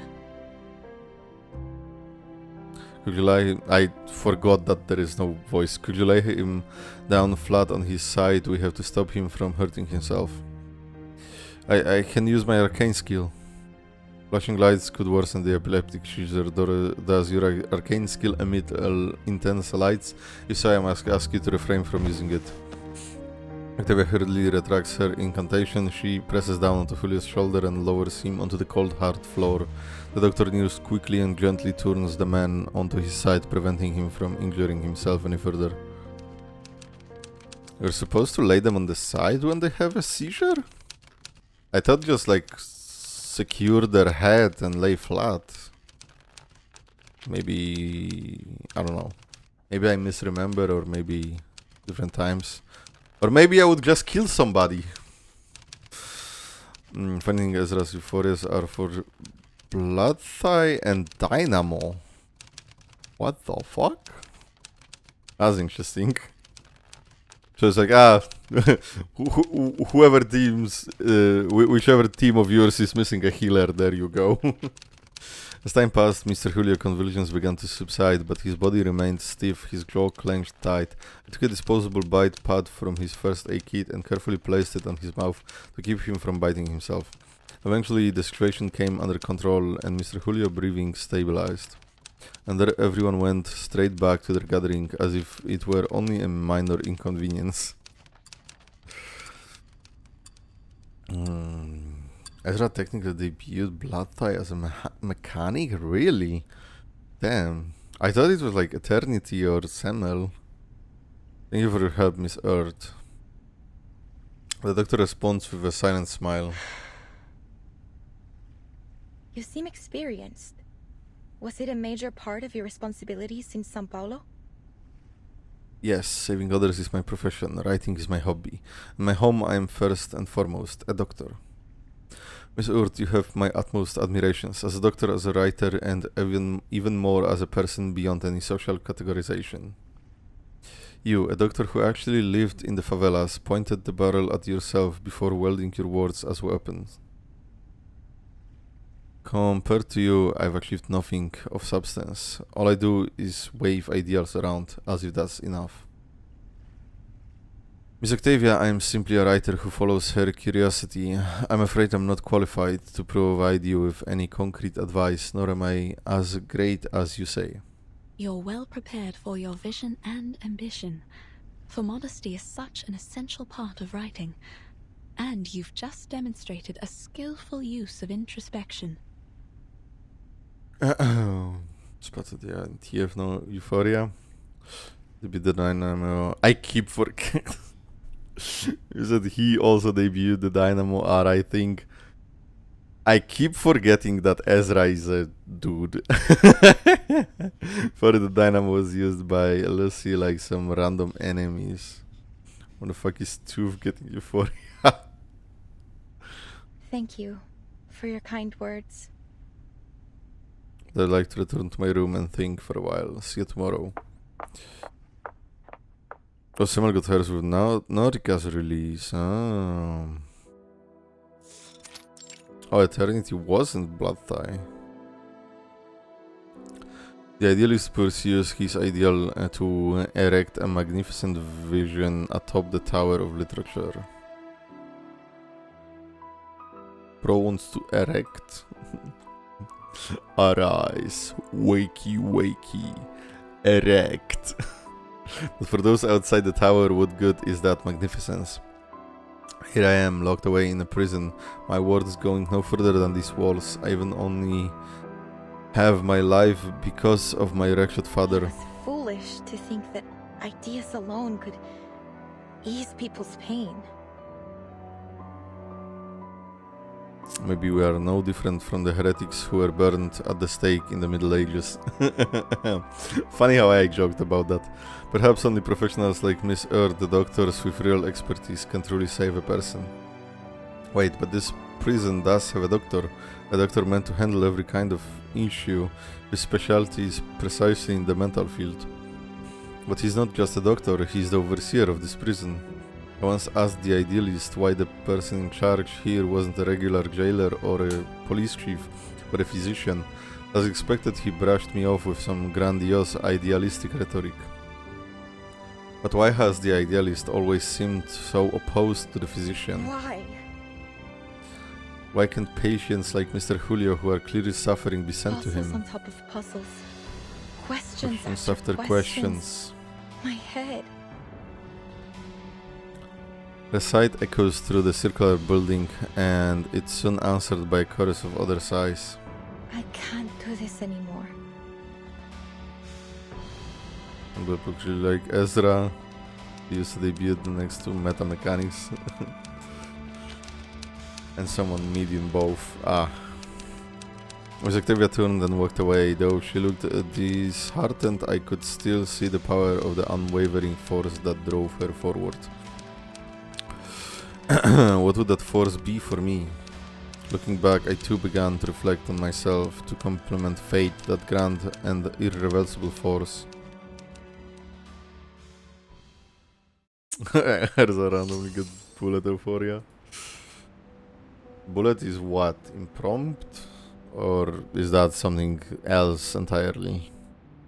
It fucking broke again. Whatever. Spider's web. Jesus, it's been only 7 notes. Holy fuck. Okay. Let me quickly go to the toilet. I'm gonna be right back. I'll be right back once I kill this fly. I don't think I got it. Be right back.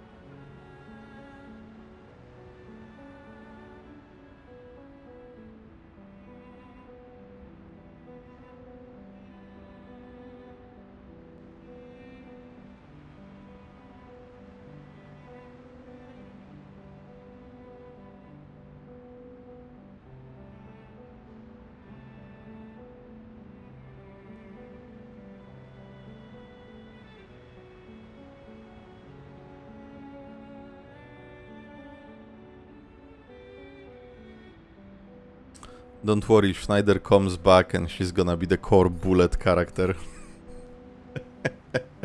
Copium.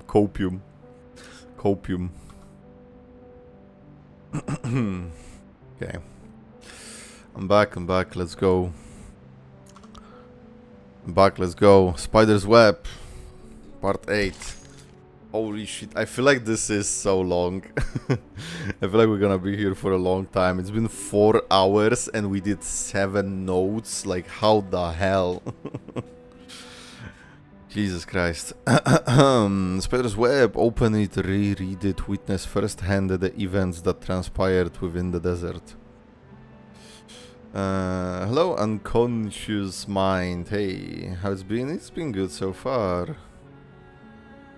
Jumpscares are really outdated. Did I jumpscare you? I just sat down. I even turned on the mic. I moved it, made some noise. Changed the side and then started talking. Sleeping to this? What the hell, man? I mean, hey, sure. Basically a lurker. We've been saying that since Lopera release. Oh, damn, I'm not original, huh? R.I.P. Also, don't mind me. I'm gonna open myself some sushi. It is unfortunately a store-bought sushi, but I still like sushi.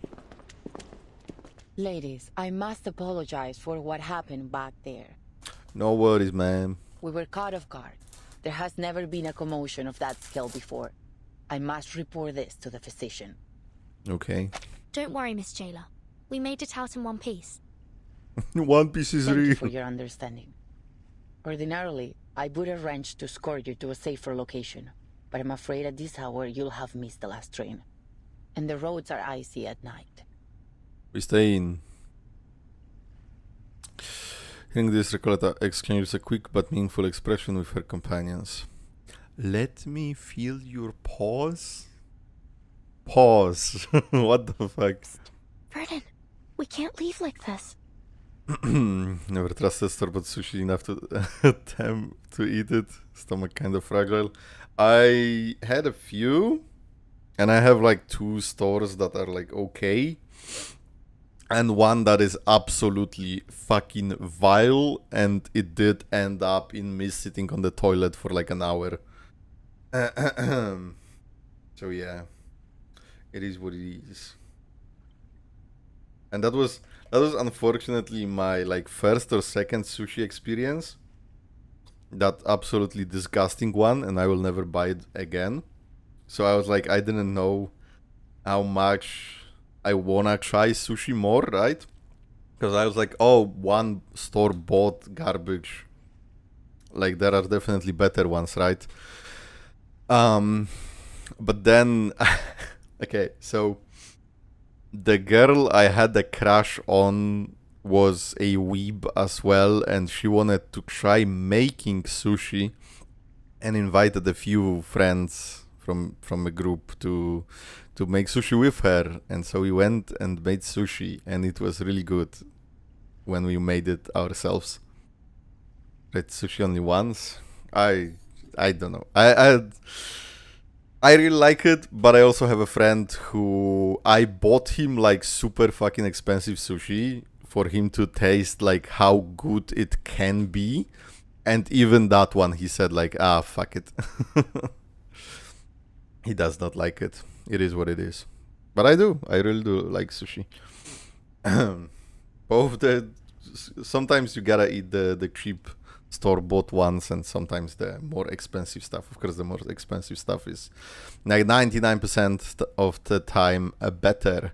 But I've been to like one place, last bit of tangent.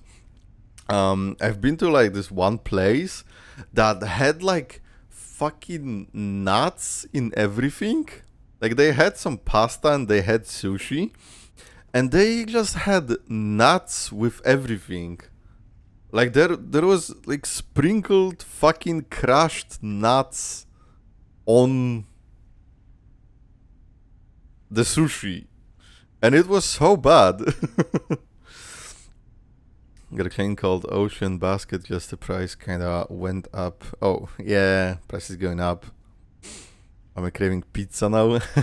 Had it yesterday. I had a pizza last Saturday, I think. Something like that, yeah. Also, I had a super, like, experimental pizza with some, like, weird-ass cottage cheese and stuff. It wasn't bad, but it was, like, twice the price because it was, like, some special pizza or whatever. Seasonal winter pizza, and I was like, oh, let's try it. And it was okay, but not for the price. Like, basically double the price. We appreciate your kind consideration, Miss Jailer. But we still have some unfinished business here. 999? Where? I see. I'll arrange a clean room in a safer section for you. We'll do our best to ensure your safety tonight. Pizza with kimchi. It was good. I mean, kimchi is good. Kimchi is good. I had one that was like way too fucking sour. But besides that, kimchi is pretty good. Night falls as the girls huddle together, scrutinizing their unfamiliar surroundings. They actually found us a spare room. Bleak, quiet, and somber. It's a cell like all the others. Don't worry. This isn't the first time we've ended up on the wrong side of the bars.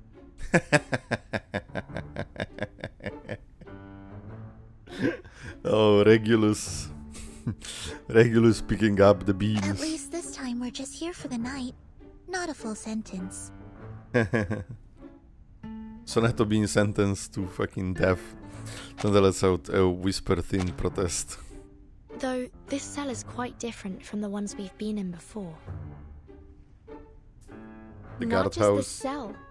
The whole prison is unlike anything I've seen.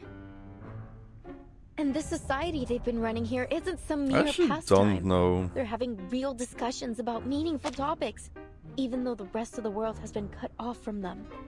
How many times we've been in prison? Like, I'm trying to think, and I'm like, I don't actually fucking know.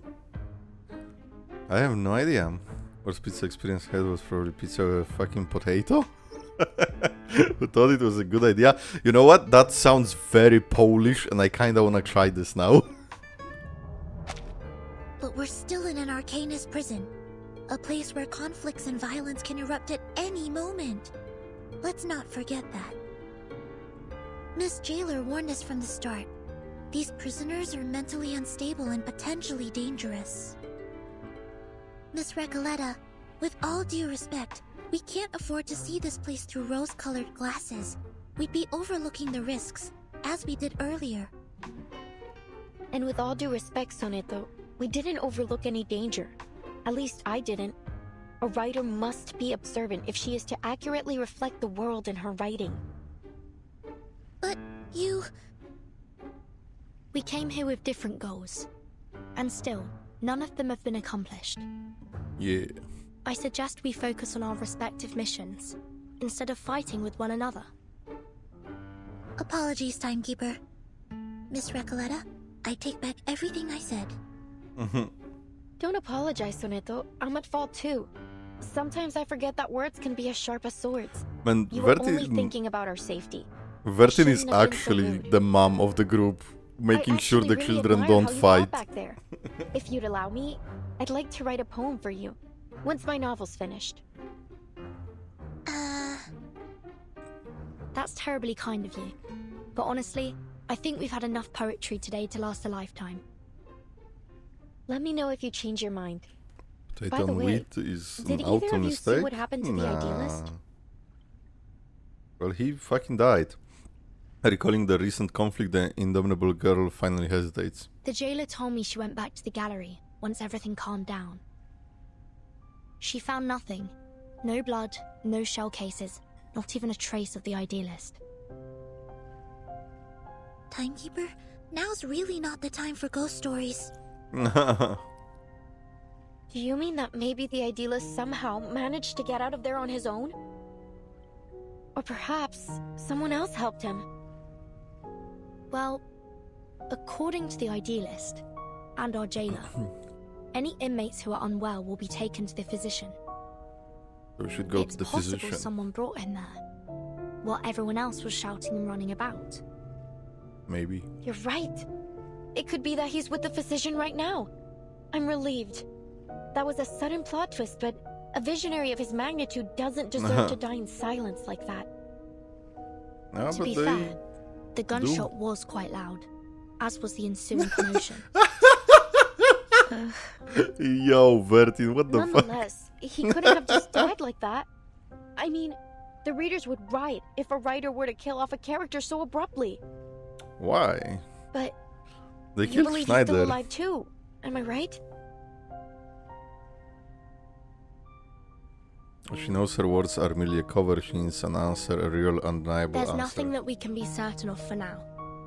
But on a brighter note, we didn't come back empty-handed from our mission either, Sonetto. We found Dr. Dorez's signature in the gallery. You were right all along, Recoleta. She was here. But we didn't see her at the gathering. Could something have happened to her, like with the idealist? Well, it's been 3 days. Do you think she was also sent to the physician and never made it back? If not the fact that Dores, we're going after Dores, this is so not main story, I feel like. Does it make sense? Like, it doesn't feel like a main story. This is all just speculation. I'm not saying it's bad or good. Or Dr. Dorez. It just doesn't feel like other chapters so far. First. Miss Recoleta, do you believe that the idealist could be your pen pal, Aleph? Maybe. Whether he is or not, he's still my best lead. That name touches a nerve once again. What, Aleph? Amigas, I've had this strange feeling in my gut since we got here. Something is slowing us down. Now, to figure out what it is... I just read it. Girl, he was willing to die before going to the physician. Urt felt cute goes to prison. A lot of people said that. Interesting. Obviously, a lot of players felt this was more like an event. Funny enough, last evening was more like the main story. That's crazy. Look, I it's didn't a read wild that. guess, but just wait till I finish. A silent fear grasps her like ripples suddenly appearing on a once still lake, unsettling in its quiet disturbance.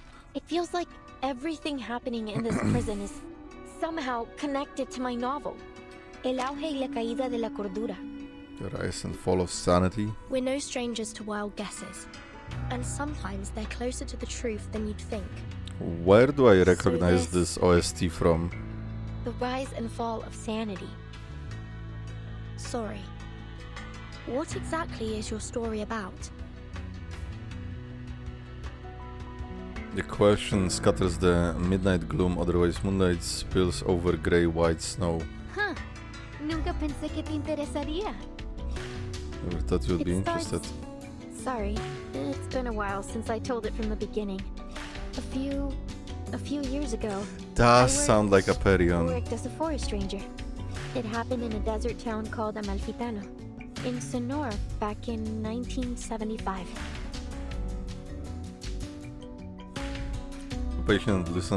Two patient listeners watch the stammering girl waiting for the next part of her story. You know what?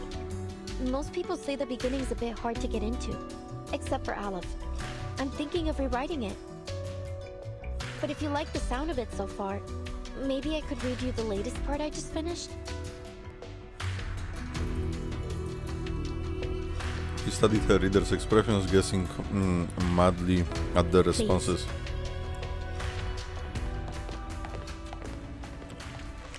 Prisoner in the cave. Oh, bedtime stories with Recoleta.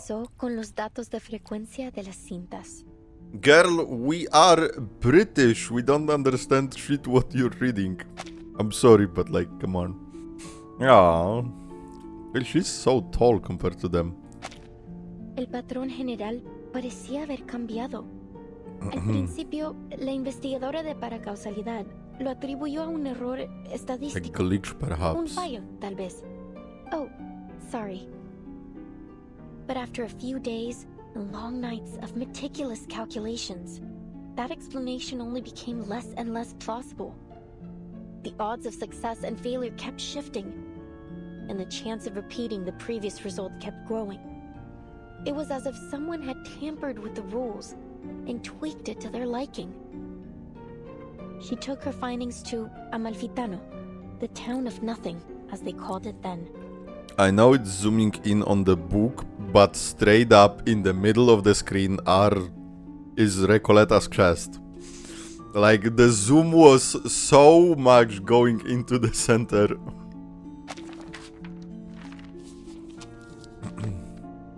Near the old looms, she met a blind weaver who spoke softly. If you follow Vertin's with an eyes in okay. this CG, she's looking at Recoletta's I teeth. heard a strange rustling at dawn. Oh yeah, like basically. A guy rolling along a wooden floor.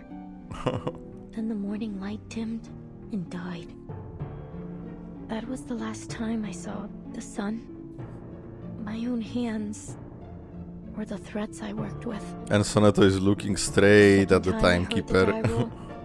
I was told the oxen in the fields sank to their knees and never stood again. By the third roll, the fields were crawling with frogs. Plows ran over them, and some still writhed, squeezing themselves deeper into the cracks in the earth. What the hell? The fourth time the die rolled, 10 dormice plunged into the sea in a strange sleepwalk. And 10 bears feasted for the last time before winter arrived. And they seem kind of similar in size. Not sure Final though. roll of the die was cast in a cage during a duel. Actually, with this outfit, she looks bigger. The winner left with 10 pounds of gold, and the loser left with 10 flies, which fell on him to feast. Not the flies. The quiet spreads through their cell like a rolling tide. Is that all? Seems like it. Well, there's more, but I haven't quite figured those parts out yet. Any thoughts? Anything. I can take it. Please, I really need some feedback. I'm lost in the sauce, I have no idea. I wonder if the protagonist ever finds this die of Babylon in the end. Oh, Vertin, it isn't a real die, it's just a metaphor. Oh, but... Oh, I see. I must have missed that. Sorry. Still, it's a beautiful story. Sad, but beautiful. The story is still too obscure, isn't it? Obscure! Claire Obscure! Warned me about this. Expedition 33 In sweep! last correspondence, Let's go! He suggested adding the blind weaver to shed light on the hidden theme. And Breaking Bad when? In 20 years. It helped at first, but even with a sage advice, no matter how hard I tried, the plot just didn't seem to move forward. I don't want to be negative, I'm sure it's a great story, but I started Breaking Bad like 2 or 3 times, and the beginning, besides the first episode, the beginning is so boring. Feel stuck in that village with them, lost, dazed, isolated inside their small, disconnected moments. Something crucial is missing, leaving gaps between the characters and the scenes. And I went through fucking seasons and seasons and episodes and hours of The Walking Dead to see the few good parts of it. And I don't really want to do it again with Breaking Bad this time. Should I change the storyteller's perspective? Start a different angle? Or maybe rewrite the characters completely? What should I do? I don't know, bitch, it's your book. I'm sorry. I didn't mean to call her a bitch. Before the writers sink into a swirling vortex of self-doubt, someone decides to push for something tangible. Apologies, but you said your story somehow connects to what's happening here in the Panopticon. Oh, yes. What makes you think that? Actually. It's a strange feeling.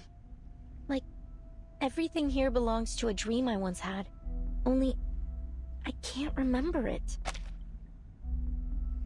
Do you mean that you have a sense of déjà vu? Deja vu. It's nothing to worry about. This place Our before. psychiatrist friend Kakanya told me those moments are often Yo, the result of a dysfunctional connection between two parts of Kakanya the brain, like a little glitch in mentioned. our heads. Kakanya mentioned. Let's go. No, it's nothing like deja vu. Storyteller snaps back, politely agitated. Deja vu is a single moment, a specific situation. But here it's everything. La sociedad, the rules, the idealist, even the incidents in the gallery. Each one unfolds in a similar pattern, like the grooves on a record, telling a story I feel I've listened to before. What if your arcane skill is that you can make your stories a reality? And that's what you just did. Amalfitano and Comala. They're two sides of that same record, playing out the same tune. Whatever happens in my story seems to be happening here too. I had that feeling when I met you as well, Miss Vertin. At first Or I maybe thought this it is was a time only an loop. interesting coincidence. You're much like the first character in my story.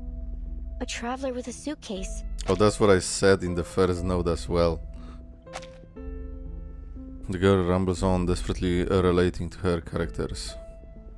But then I realized, the doctor, your Doris, she's like the blind weaver who lost her sight to the dye despite having Oh, that's why always you been asked if I faithful played to it. Alan Wake. And the Oh, but jailer, I wouldn't she's connect Wake it. I who assisted played the Alan corporation Wake in taking over the so town in long order to ago. escape her past. So The long idealist, ago. He's the murdered donkey driver, and the dye of Babylon. No, Is actually mis real. queridos amigos ficticios. ¿Qué rayos les está pasando? Wait. What on earth is happening? Are you saying that everyone we've met here matches a character from your story? Like some kind of archetype? Manic That pixie sounds girl something. unbelievable. But then again, maybe you're onto something. You see the world through a different lens that none of us share. Not just the characters. The events here are mirroring my story too. Aleph, he's the only one who truly understood my story. If things are playing out just like my novel, then Or maybe that's Aleph's power, not maybe Aleph is in Recoletta's. fact still here. Are you suggesting that someone is controlling the panopticon in order to make it follow the same plot as your story? That would be That wild. they've set the rules, started the poetry group, planned the attack on the idealist, and tried to prevent us from finding Dr. Dorez? If that's true, Miss That's Recoletta, crazy. it's very likely that the one acting against us is in fact Aleph himself. Recoletta's never experienced the chain of reasoning to unravel this way. But Not expected. No! How could that be possible? She interrupts only for confusion to creep onto her face moments later. Why? Why would he do this? For fun. Don't see any reason why he'd be connected. Well, if he's an mentally intelligent, ill, cultured, and profound person, not a common killer. no, a very poetic None killer. of this adds up. Remember, Dr. Doris was brought to Ushuaia by the Xeno rebels. And we know they're connected to Manus Vindicte. If this Aleph really is hiding No Doris one at from Xeno us, will ever he betray may be you. working with them. Hey, yo. Aleph in Manus Drip when? Recoletta stares blankly for a time before clumsily shifting the topic. Oh, my... Sonetto. I didn't know you had such a flair for stories. Maybe you should join us and become a visceral realist too. I think you're only imagining things. Perhaps you were inspired by this strange prison? Perhaps we all need to start writing our own stories. Come out Wait. now. Whoever's out there, speak up. How can we help you? Who's there? Olive Octavia strikes again. Was fun. Oh. We fight. Battles can be just as informative. Oh, what the fuck? Codes. You just have to know how to read Oh, them. those are the two. That's Olivia. Octavia, I mean. Doom awaits within. The dead embrace you. Charging. In memory of the dead. Verzeihen Sie mir. Aim and shoot. Charon does not match the vibe of this team at Another all. perfect combination of reason and passion. Hey, almost level 56 though. Oh, that's the end. The central tower. Oh, there was a note here. Typewriter record P12. They cover their eyes, they descend into madness. When they speak of Manus Vindictae, their tone is always light, often laced with jokes, colorful descriptions like a greasy-headed musician smearing tiles like a drunk Edward Goya frequently crop up in their poetry. Even though I have never seen such a scene myself, I can still grasp their attitude towards Manus Vindictae. It was an oppression surpassing even their past sufferings. Yet subconsciously they ignored the similarity, perhaps out of denial or perhaps because this prison has already taught them to obey also subconsciously. Huh?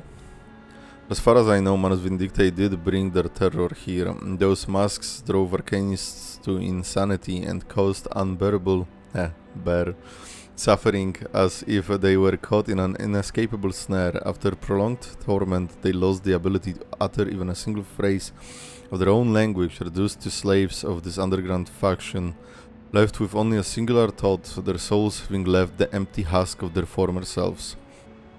And as for humans, it seems they were driven to death en masse.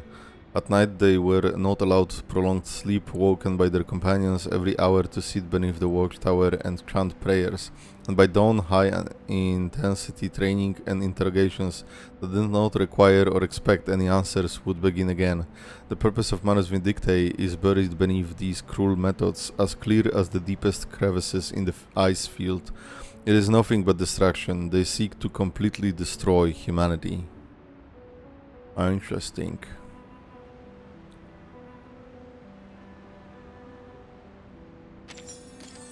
Interesting. Then I'm having things that at least somehow related to electricity, and then there is Charon for some reason. True. Yeah. I mean, I don't know Charon at all, right? But he doesn't look like it. By squinting, they all relate to electricity, Lucy battery, Ulrich electromagnetic, Charon electric brain waves. What the fuck? Okay, I'm not gonna ask questions because that's Chapter 11, spoiler territory. Silent and merciless order of ideals. The central tower. Part 9. Let's go.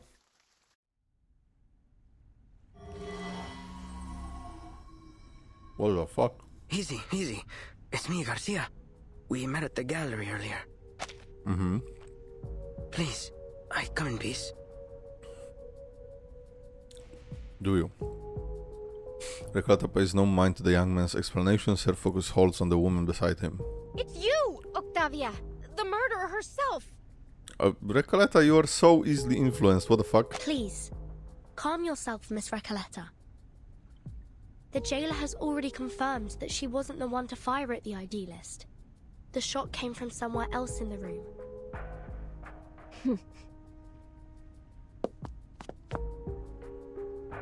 Recoleta bites her lip, giving up a little space to the intruders. Miss Octavia, what brings you here at this hour? Laplace and a dead cosplayer. Believe me, I didn't want any bloodshed either. I understand you just arrived today. There's something you need to know about the inmates here. The visitor's expression is wary and low. We're outcasts, rejected by society and literature, and our privileges are limited within these walls. But before I started my own literature group, I struck a deal with the Panopticon authorities. If we cooperate and stay out of trouble, they'd leave us be. We could discuss literature freely and openly in Comala. Such a thing may seem trivial to you, but this is of immense importance to us. Oh, there's no happier thing in this world than discussing literature. No one should ever put limits on it. You're right, Recoleta. But we're prisoners here. There are certain rules we have to follow. Except, the idealist didn't see it our way. He refused to compromise, believing that the long poem and his so-called ism could break us free from the cage of the ever-watchful eye. Perhaps he was right. You might have achieved more if you'd listened to him. After all, visceral realism keeps us connected to who we are. You have to believe in the truth of visceral realism, because out there, beyond these walls, many of us still do. I should probably know what is visceral realism, you're right? The latest inmate here. Tell us, 3 months ago, before they arrested you and took you here, what has the visceral realism movement accomplished out there? Beside them, Garcia, who had been patiently leaning against the railing, there's a metallic vibration on his grades. A rough paper roll burns between his lips. At first, it was revolutionary.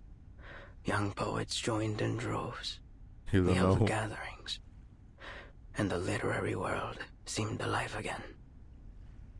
I was just a kid when the leading poets left the city. Everyone thought it was only temporary. But it didn't come back. And nothing has happened since. Where did the music come from? No one says it. But we all know. Visceral realism died in 1977. R.I.P. The ghost. No, not for me. It's not dead as long as people still believe in it. I believe in it. Zeva ignored the childish remark. She knows that conviction can be as fragile as spider's web. Belief, faith, what is this obsession with the true self? Why does your type always insist on there being a true self hiding beneath our roles in society? Our disciplines?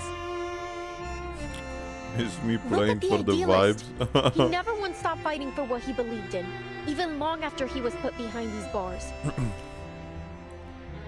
Idealist, what a name he gave himself. Who will he be when he finally breaks free from the eyes of the central tower? When he's I don't left know if this without music his willful audience, fits here, and but nobody. That's what. And that is a truth even he is terrified of. Miss Octavia, I hope you've come with something more important to share than just some criticism of the idealist. You're right. I have an important message for you. Dr. Torres, I heard you were looking for her. The woman from the Sao Paulo Veterans Residence. Oh. She used to write under the name Erd, didn't she? Little exchange of information. Surrealism is made up literary movement based on Roberto Bolaño's novel, The Savage Detectives. Not the Reddit man and Twitter girl again, what the hell? Yes, that's right. Do you know her? You're the first person I've met here to speak plainly about her. Do you know where she might be? We crossed paths, but only briefly. I'm not sure where she's gone. Maybe the authorities know. However, she left this with me. I think you'll need it more than I do. Wait, no way. Oh shit, a whole ass notebook. Activa hands over her personal folder. Before they might open it, she has already turned to leave. We have other matters to attend to. I'll leave you to your business. Garcia, shall we? The visitors leave in haste, their faces and expressions obscured by the night's shadows. The Foundation's investigation opened the worn manuscript folder with caution. The physician told me the horrifying truth about the Panopticon of Kamala and the power behind it. Manus Vindicte. Ah, shit, they are here. By becoming the Panopticon's sole patron, they seized control of the resources Of and the course. allocation system, turning Oh. this place into a living hell. I suspect that the physician, the current highest authority here, is responsible for this situation. So they torture humans and experiment on arcanists. Nice. I discovered that the inmates were put through brutal training, even when they were too sick to carry out their tasks. They also forced pure-blood arcanist inmates to wear their masks, effectively turning them into murmuring puppets. Just as we suspected, Manus Vindictae is orchestrating everything. Oh wonder no, we didn't find them in as the city. always. They've been hiding here all along. No one would have thought to come It was looking from Manus here. all along. Let's snap the folder shut. Familiar signature is seen on the forward page of VTuber magazine, and the recipient found in Sao Paulo's heartfelt home. But why would Miss Octavia bring this to us? What's in it for her? She's not Do you with think them. she's trying to mislead us, Timekeeper? Maybe. But the handwriting in that notebook is most certainly Erd's. If she's leading us astray on purpose, why? Miss Recoleta, what do you think? Could she be Aleph? Not a chance. Haven't you seen how she denies everything beautiful in the world? Aleph would never be so biased. Aleph would never. Aleph is like a mirror. He reflects both light and shadow. But Octavia, maybe she hasn't looked at the I shadow love within Latina for Sonic. a long time. I know that look on her face. It's the look of a writer. I've seen so many like her during my trip. The faces of a lost, struggling generation.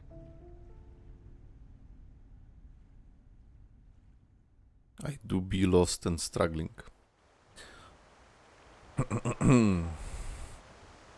Under the night sky, Koala Prison stands like a forgotten gravestone covered by fine, cold snow.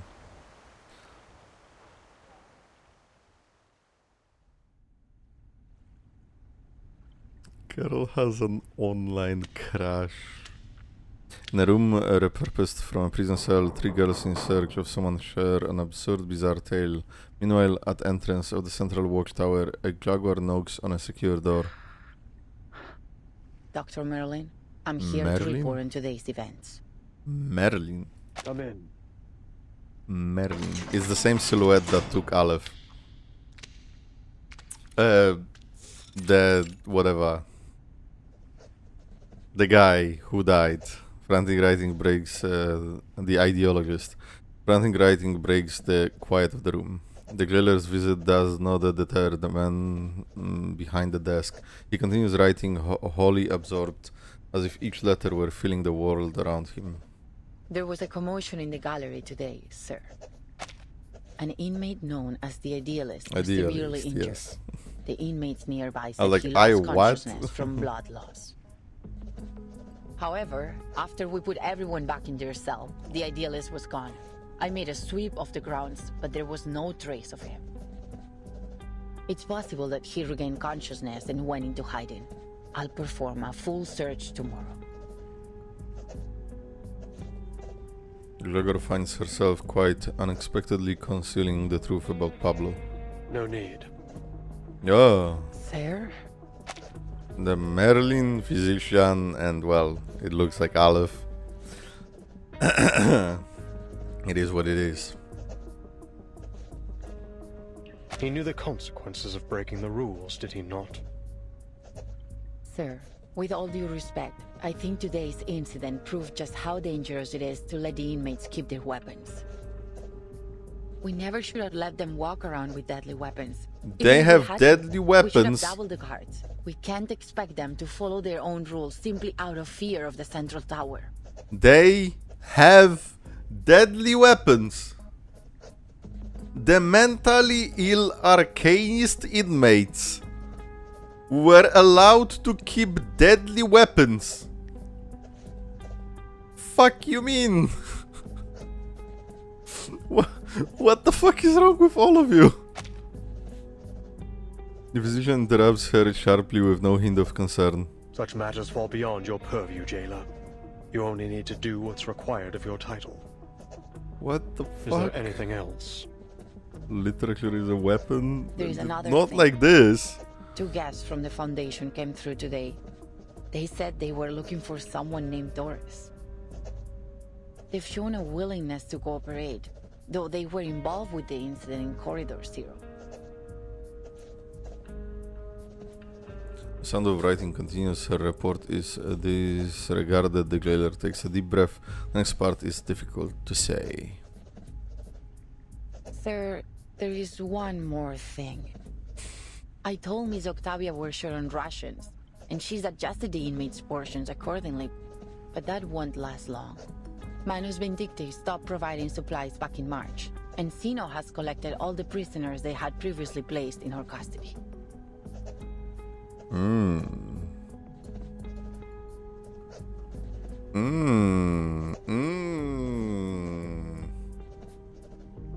Oh my god, I didn't even think about it that they are basically Manus or under Manus and we're from the Foundation. We are the motherfucking timekeeper. What the fuck? I didn't even think about that. Oh. I just wonder why they have so suddenly withdrawn from Ushuaia and brought all the prisoners with them. I also noticed that we haven't received any orders from the government since Warden Tartuffe was transferred. In fact, we haven't had any communication with them at all. Sir, in frank terms, we're facing down a serious shortage of medicine, food, and basic supplies. How do you know you're not Manus? The Panopticon will soon be unable to operate. Where will our inmates go then? We're all Manus. My first live stream, I saw Arcana and I was like, I'm joining Manus. Let me in. The man before her says nothing for a long time, his pen still flickering over the page. Can we ask the Foundation for help? They've sent their people here. Maybe they're interested in the Panopticon? I could arrange a meeting if you like. No. You're unusually talkative today.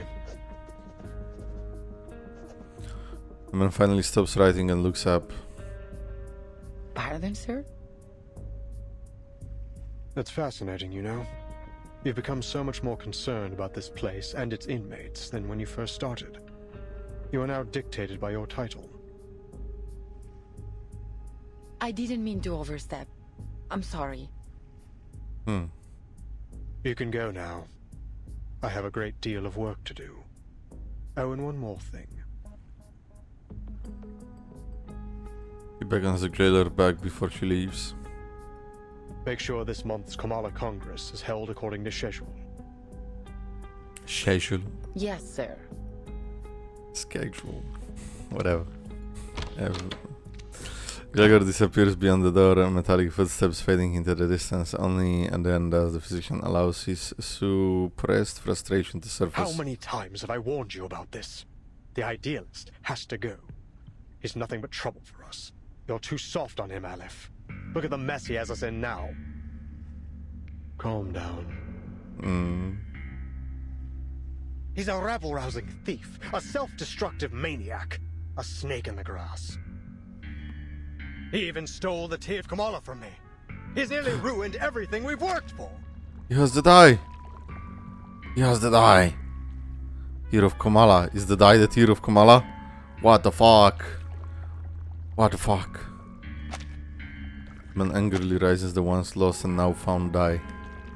In the dim room it flickers with a comforting glow. It's only a die, Merlin. It does nothing more than a die can do. Merlin. You were there today. You saw what he did. He managed to change the Panopticon with this die, even if only for a second. He'll ruin my work, Aleph. He's a slave to his passion. His head is filled with impulsive thoughts. I don't trust him. We can't trust him. What is happening? I've done everything you've asked. Now it's time to do your part. Manus were everywhere. Elf responds with indifference to the physician's frustration, continuing his writing without pause. Time's ticking down. I can't afford any further mistakes. No one can be permitted to stop my experiment in the Panopticon. I'll prove it to them that we have found the path to the ultimate answer. I don't trust y'all either. How many of you are Manus in chat? You sons of bitches. You dripped out sons of bitches. There are 2 fucking notes here. Under the tower inside the prison, I've seen this. On Xeno defectors, based on the above information, recent intelligence from the Timekeeper squad, it is confirmed that Xeno's defector unit had entered Kamala prison, which held numerous arcanes and withdrew from Ushuaia on March 2nd. The operation clearly involved cooperation with Manus Vindictae. The current whereabouts of the defectors remain unclear, pending further intelligence from the Timekeeper squad. The information is fragmented and primarily inferential. For the full reasoning behind the operation and additional details, please refer to attachments 4 to 28. Prison reform notes. Look at the smallest of clues, the greatest of structures built brick by brick. Check the records. Prison reform notes. The foundation has Voyarina, so I can't be Manus. Shit. Izokanya is like only half, you know. Fuck. During the 3rd Kamala Congress. Maybe I am Manus. Holy fucking shit. During the 3rd Kamala Congress. You know, purple is kinda close to blue. Fuck. And I'm dripped the fuck out. I just thought how cool would it be if I had like a, you know, like a Manus suit on my model. Not like this, whatever the fuck, you know, default VRoid model.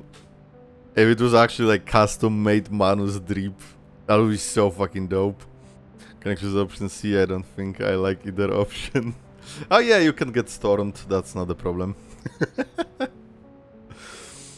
During the telecom, also I only asked who's Manus. No, I didn't ask who's what, when, huh? But purple is better than blue. Yes, agreed, but that would be so fucking cool.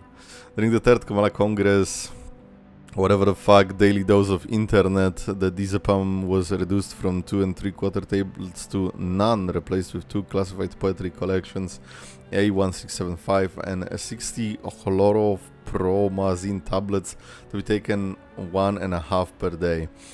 2 days, 11 hours, 8 minutes and 4 seconds later, an 8mm crack appeared on a bar of his cell, which is on the 2nd floor. Near the 3rd staircase is the 8th cell from the left. He scraped off 4x3mm fragment from the 32nd tile.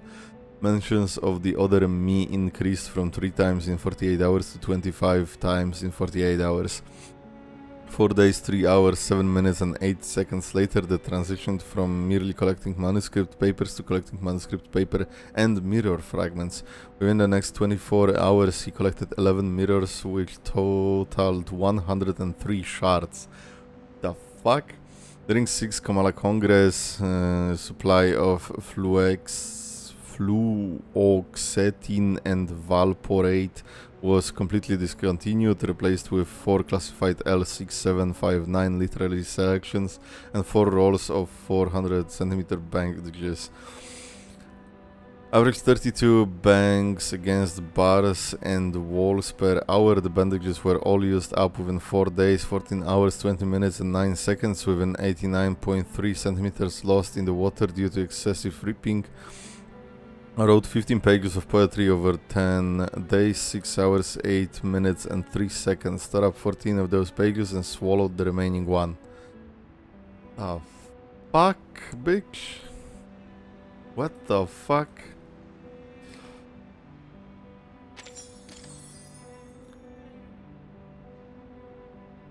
I would ask what the fuck is the butterfly, but I don't wanna know. What the fuck is butterfly? Don't tell me, but what the fuck? The ant mill. The truth is, no one can truly bend fate. No spoilers. The ant mill. Part 10. How many parts are there? because it's been like La cabaña fucking... con el techo azul estaba silenciosa como Oh my siempre. god, another one of these, Como okay. un sueño fugaz, la break investigadora from de talking. paracausalidad descubrió la verdad detrás del dado de Babilonia. Examinó cuidadosamente los patrones ocultos, como un astuto astrólogo rastrea los movimientos de las estrellas. Lo que pueda parecer errores o accidentes no niega las verdades del destino. Por el contrario, afirman su existencia. Solo pregúntale al gran Heráclito. En un universo no observado, el dado de Babilonia gira perpetuamente, dictando el destino de todos en un tiempo que es tanto infinitamente largo como infinitamente corto. Mira, cerró los ojos. Respetaba la aleatoriedad de los números y el destino. Respetaba el juicio del dado.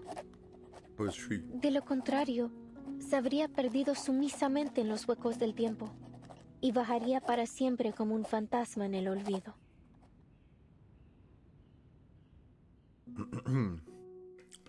Okay, cool, bestie. A hall of the new encounters. In the solemn prison hall under a half light of the next day, the prisoners of Kamala gather. Octavia steps onto the podium with a stern expression. First, Oh, damn. allow me to make one thing clear. I had absolutely nothing to do with what happened to the idealist yesterday. I swear it on my career as a writer. As you all know, the idealist and I are the representatives of the two factions of La Sociedad de Poetas de las Américas. As you also know, we have been at peace since the Let Sleeping Dogs Lie agreement was signed a few months ago. Despite our differing views, we have coexisted to this day under the watchful gaze of the Central Tower. You cannot gaslight me. Rest assured that we will work tirelessly to locate the missing idealist. Don't put so much pressure on yourself, Miss Octavia. His death wasn't your fault. After all, he was the one who threw the first verbal dagger. Escape dimensional prison. Maneuvers cascading below reach the ears of the prisoners from another faction. Show some respect, you morons. You morons. The idealist is missing, not dead. I'm sure he's dropping One Piece before we know it. Better face the hard truth now, Roberta. One Piece is real I again. have to say, it won't be easy for you to find a no leader as mad as him. As mad as Light cough from the hostess pauses the heated debate. Please, everyone, quiet down. Shut the fuck up. According to the agreement, today's Congress should have been chaired by the idealist. Since he is still missing, I will be acting on his... Pardon my lateness. Go ahead. I'm ready to moderate. Wait. That sounded familiar. Wasn't that Z? Unfamiliar footsteps break the regular pattern of events. The jailer leads her visitors to the entrance of the prison hall. That sounded like Madame Z. Miss Vert, I looked over the incarceration and visitor records from the past 6 months. There was no mention of anyone named Doris. Then it seems only the physician knows the whereabouts of Dr. Dorez. Miss Jailer, we need to meet with the physician. It's important. Listen, you really shouldn't take the inmates' ramblings too seriously. Considering the identity of the person before her, the jailer softens her tone. But if it's as critical as you say, I'll make another request later. That said, I'm afraid the meeting won't happen for at least a few days. Understood. For now, please join us for today's Congress. Cloud portrait tastes to make confusion. Spectacular! Do you hold literary salons like this every day? No, but the voice sounded like it. Practically a writer's paradise. It didn't sound like any characters here. So, you're the host of the salon, Octavia? I say we set aside our differences and have a titillating literary discussion. TT. You've come at the right time. You may serve as witnesses for the Congress alongside the jailer. like a citizen's jury in a court. Your suggestion aligns with the congressional rules. Very well. Huh? Congress? Witnesses? Isn't this a salon? Which topic are we discussing? Literary theories? Schools? Principles? Languages? Oh, narrative perspectives? None of those. Olivia lowers her head, giving her questioner a long and deep look. This Congress is about the randomness of fate, Miss Recoleta. Randomness of fate? Ah, gamba. As she sinks into the confusion and bewilderment, the jailer's voice rises into a triumphant introduction. Dear visitors from the Foundation, allow me to introduce the Kamala Congress. What happened yesterday was merely a brief anomaly. In the Panopticon, spontaneous order among the inmates is the norm, and the Kamala Congress serves as its truest reflection. Spontaneous order? Yes. Through the Congress, the inmates assign and distribute medication, communal duties, and rest periods. They are entirely self-regulated. So it's actually like a fucking psychological fucking experiment to see if people can self-manage. Time to gagla inside the gagla. Her tone is filled with pride. I hereby announce the commencement of the 7th Kamala Congress. 7, so is it like once a year or what? What the fuck is this? As her words fall, Octavia takes out a worn lottery box and a small trinket from her hand that the prisoner move in perfect order like a swarm of ants. A cardboard box and... is that a paper die? Paper? It has 20 sides. You gamble your job and rations. Oh my god, it's the fucking Babylon die of, at least from Recoleta's story, right? We carefully examine hidden patterns, much like an astute astrologer tracks the movements of the stars. Isn't this... Somewhere in the audience, a girl unconsciously mumbles a revelation. Isn't this just like the Die of Babylon? The MacGuffin that weaves through the entire plot? The infinite symbiote of fate? And the symbol that compresses time into a shriveled circle? What may seem like errors or accidents doesn't negate the verities of destiny. On the contrary, they affirm its very existence. Just ask the great Heraclito. In an unobserved universe, the die spins in perpetuity.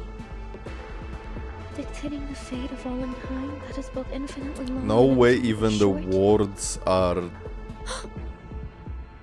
Look, I've closed my eyes. I respect the randomness of numbers and destiny. I respect the die's judgment. As the prisoners recite their announcements, their outer voice becomes more and more sluggish. Otherwise, we will acquiesce and lose ourselves in the gaps of time and wander forever as ghosts in oblivion. A randomness of fate. I Huh. don't understand what's going on. Oh, but the irony that I probably have more idea what's going on than anyone here. Okay, stop with the poetics. This is all in your novel, isn't it? Oh, so who gets afraid what? so. Can we bet? The recitations, the references to an astrologer and Heraclito, they couldn't possibly be just a coincidence. Then, could it be? Will they look to the die to dictate their fate? The girl's audible shocks does not affect the proceedings on stage. The Congress continues. I shall perform the first roll. Its result will determine the subsequent roll order for this Congress. 20. As this tosses a 20-sided die into the cardboard box, begins shaking rhythmically. The result is 5. This check complies with the prerequisite conditions of the ruling of the die, and the standard roll order has been established. It has? Inmate Jose, please come forth. Jose. You are the first in the initiative order.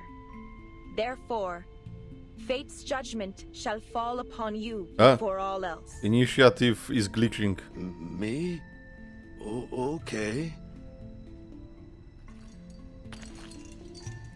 Initiative was glitching. Prisoner steps forward, taking the fragile box in his hands, shaking it to roll the die of absurd fate inside. The die stops, and just like that, a simple number decides his fate. 1. 17. You die. It's 17! Ah, what a wonderful number! 17! Like an oasis in an endless desert. What the fuck? They actually the fucking do. Is 17, and the score combination 6 plus 4 plus 4 plus 3. According to the ruling of the die, he shall receive 60 risperidone tablets, 40 clozapine tablets, and 40 diazepam tablets. Additionally, he will assume the role of cultural manager of the Comala Congress. The fuck? Before he takes office, the medicine are random for the next 7 days. Wonderful! I'll gladly clean the toilet. I've got the brooms here, the toilet detergent, and the toilet brush too. I have been waiting for this opportunity. As cultural manager, I will speak with every inmate and complete the Comala memoir, finally capturing the moments when literary sparks ignite and explode. What the fuck is happening? Next is inmate Eduardo. Please come forth. Eduardo. Is it a chimera? The man in question is a nervous mess. His gaze flickers, his eyebrows fight for space on his forehead. His teeth clash. I can't remember the ruling of the die. I can't remember anything. Damn it. Sorry, Senora Octavia, but I don't think I can do this. I didn't get any medication in the last Congress. I've had multiple episodes. It's like my brain's jammed or something. You just gotta roll the dice, bro. It's alright, inmate Eduardo. It's easy.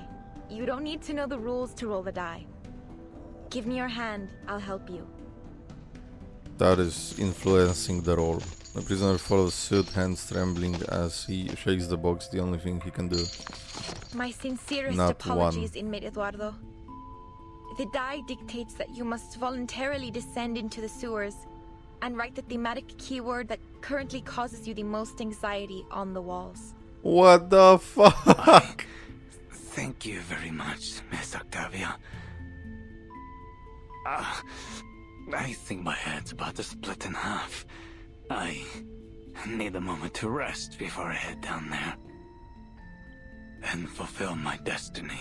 I'm kind of mad because I wanted to say he's gonna get a nat 1, but if he got so bad last time, I thought he would, like, you know, change his fate.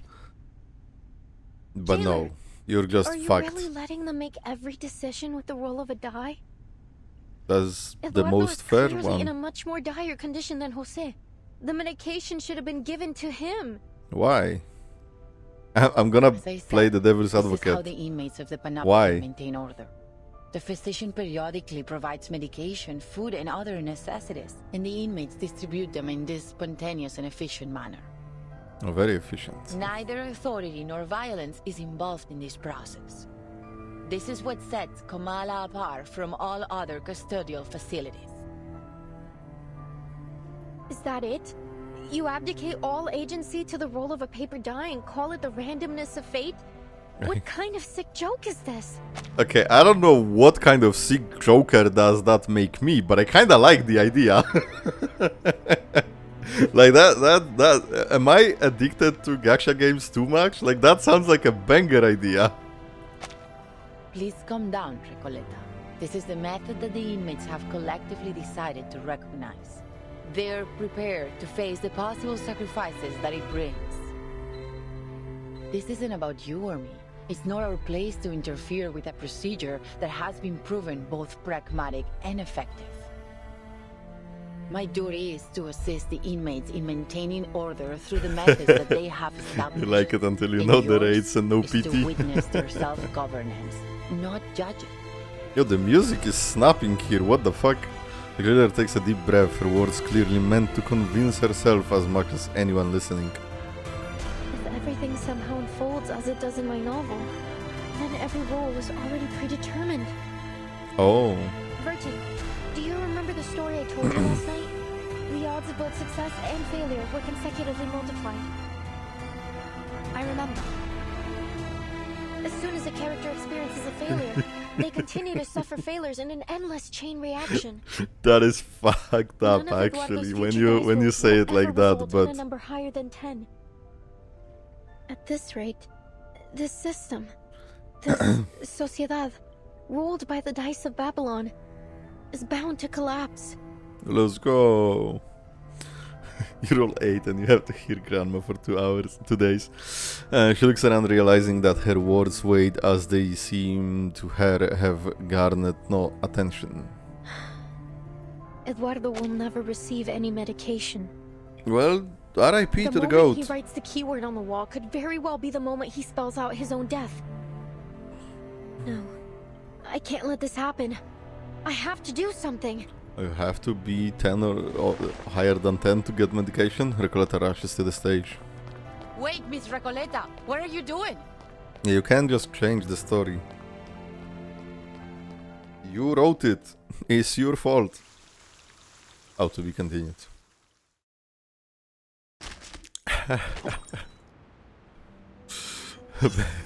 Bear give insulin to the person who rolled 18, not the diabetic, is crazy.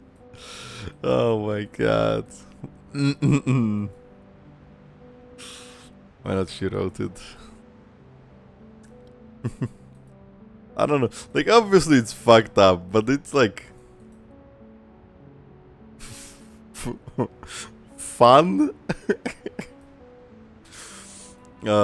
I don't know, I would roll at 20 after 20 and then like 1 for a week and then just 20, nothing in between.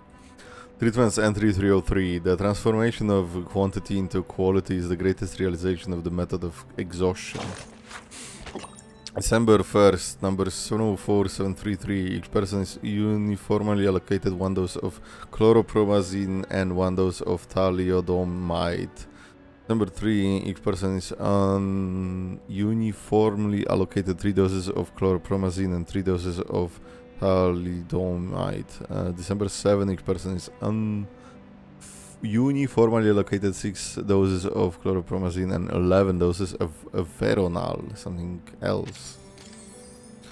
Am I supposed to know what it means? Few soldiers would appreciate the idea of taking orders from an accursed die. A skilled commander would never rely on luck to make decisions. What do you mean? Why not? On the battlefield, the distance for every maneuver Must should be have rolled clear 2 and on the precise. streamer die. Not Oh, two hell no. numbers with a D in the middle. Unless you're looking to invite a mutiny. 2 numbers with a D in the middle?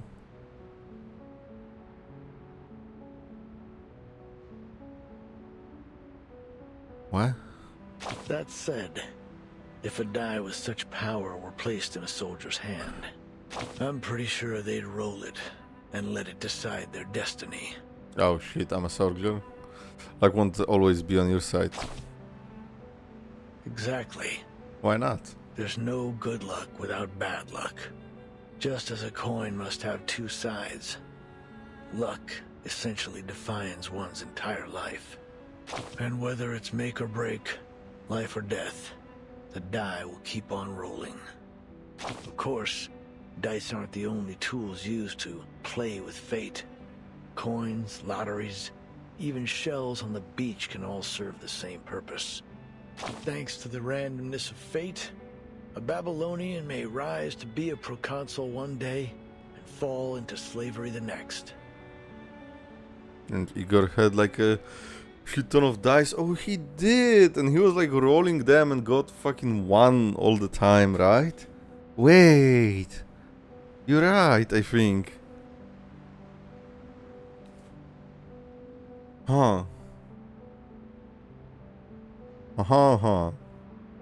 Some tragedies could have been avoided. Well, that's where historians come in. With a little creative editing of the history books, even the random rolls of a die can suddenly make sense. What were once avoidable tragedies are rebranded as reasonable incidents, or even desirable outcomes. At least the roll of a die is impartial. You're starting to sound like a gambler. Only starting to? But even gamblers, after hitting a hot streak or a losing spell, start to convince themselves that they've figured out the grand pattern behind games of chance. Father, like daughter, Pera also rolls the... Pera rolls the dice? Pera die was a special one? Was that in the chapter? It isn't just gamblers either. Witches tried to influence fate through rituals and charms. Ancient mathematicians calculated probabilities on paper. Some even wrote books on game theory. Game theory? MatPat mentioned? What the fuck? I mean, sorry, Tom, right? Tom now runs the game theory? It's just a theory. A game theory. Thanks for watching. Oh, she won a bed with Santa's on the boat. You're right. Yes, you're right. I completely forgot about that, honestly. Completely. I keep forgetting about the guys that are like Manus, but aren't really Manus, you know? Meanwhile, others suspected there were cheaters among them. I just hope these high rollers unite to confront the demon who holds the laws of the universe, the past, present, and future, in its claws, and give it a well done and a slap in the face. You're talking in circles today. Haven't I always? It's just that today, the die rolled a peculiar number. But all things considered, I prefer the other kind of commander. The die is cast. But regardless of what number has been rolled, it's time to cross the river. Ooh. Interesting.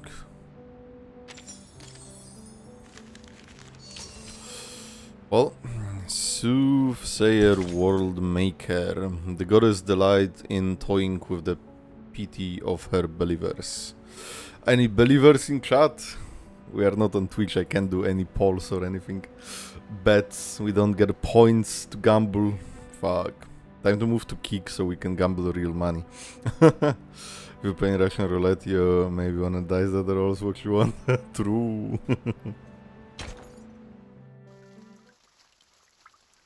Soothsayer World Maker.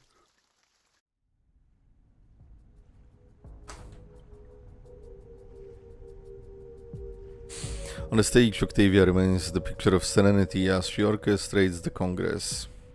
Miss Recoleta, as a witness to the Congress, you have the right to express your doubts calmly.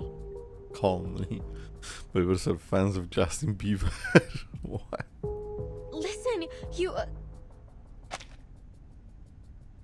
You're fucking crazy. She recalls the complaints of her two former companions, the jailer's dismissals, and the confused expressions of every editor she has ever faced. If she were to lay out every detail of her novel, here and now, she would only get the same response. No, it's nothing. It's just that I'd like to participate in the dice rolling ceremony. May I? Huh? Of course. The very fact that you're standing here in the Panopticon proves that you share a common fate with it. Oh. Recoleta surveys the prisoners waiting to cast the die. Their expressions are serene, untroubled, calmly awaiting their fate. The joys and misfortunes of those before them do not affect the long-winded queue in the slightest. She takes a deep breath. It doesn't matter when I roll the die, since the rolls are simply a reflection of the randomness of fate, right? Precisely. Then I'd like to perform my role after the 27th inmate. Is that all right? Take a few. As you wish, Miss Recoleta. Huh. Why the 27th? Oh, is this a gimmick fight? Oh, I have Recoleta on the team. Nah, fuck, I don't really have like an ultimate team or whatever. Shit. I mean, whatever, just take the guys. Where the fuck is, Ulrich? I have all the essentials for writing poetry. Not the Campbell fucking soup. Oh, we do roll the die. The one damage to a random enemy triggering 4 times. Small game that examines your luck. Roll a dice every round. Different numbers cause different effects. Okay. How do I roll the dice? Duel awaits the dead in memory of the dead. Can I just kill the... Show mercy. This? Aim or and shoot. Maybe. 5. The one damage to random enemy triggers 4 times. There is no end to this misery. Loading. En todos los momentos. Sacrifice holds meaning only in its morning. Life is delicate. We're rolling some dice for a second. Eliminate target. Do I have to do this?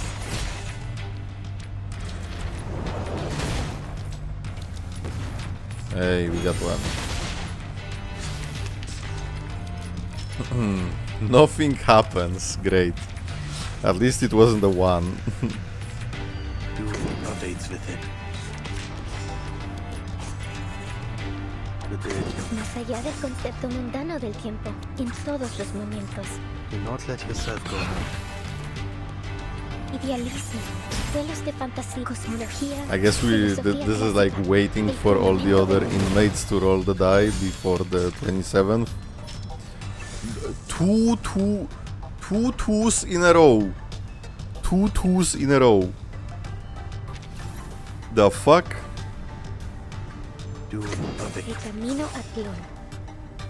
Más allá del concepto mundano del tiempo.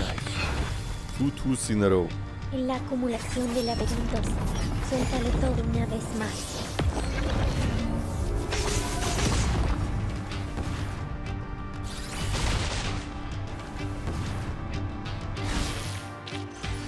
Another perfect combination of reason and passion. You like gambling, right? Well, not when I get 2s, what the fuck? It seems fate It favors is you, Mr. random. Coletta. It does, it rolled 2 twice. Here are your supplies. Please be sure to follow the distribution rules of the Congress. This is an essential structure of Comala, and a belief shared by all its inmates. Honor it. Don't give up your drugs to anyone Just else. as I suspected. These supplies belong to me now, Octavia. I'm free to use them however I please. Recruiter strides towards Eduardo, who has curled up in a distant corner, clutching his head, and his body trembles in silence. Here, Eduardo. Take them.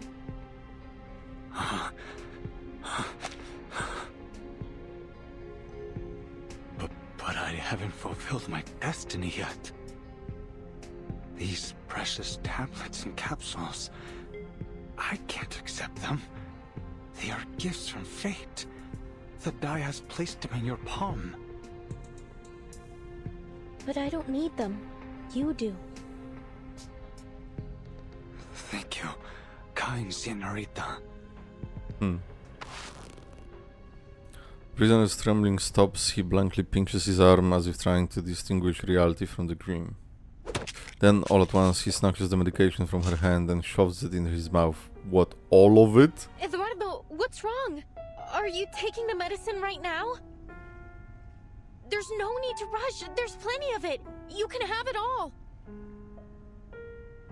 Por Dios, Eduardo. How could you squander fate's gifts like this? Kind señorita, please, give me the medication. I need it more than anyone else. No, I'm the one who needs the most. Give me the medication. See, when it was random, they were fine. If it's not random... The protection of these amulets, I might finally be able to get a peaceful night's sleep. No more trembling floors and wailing ghosts. Oh, amulets are glitching. Prisoners shove and struggle, countless hands reaching toward the hapless writer? The hapless? Is that a word? Is it supposed to be like hopeless or helpless writer trying to snag the small round piece of salvation? Salvation?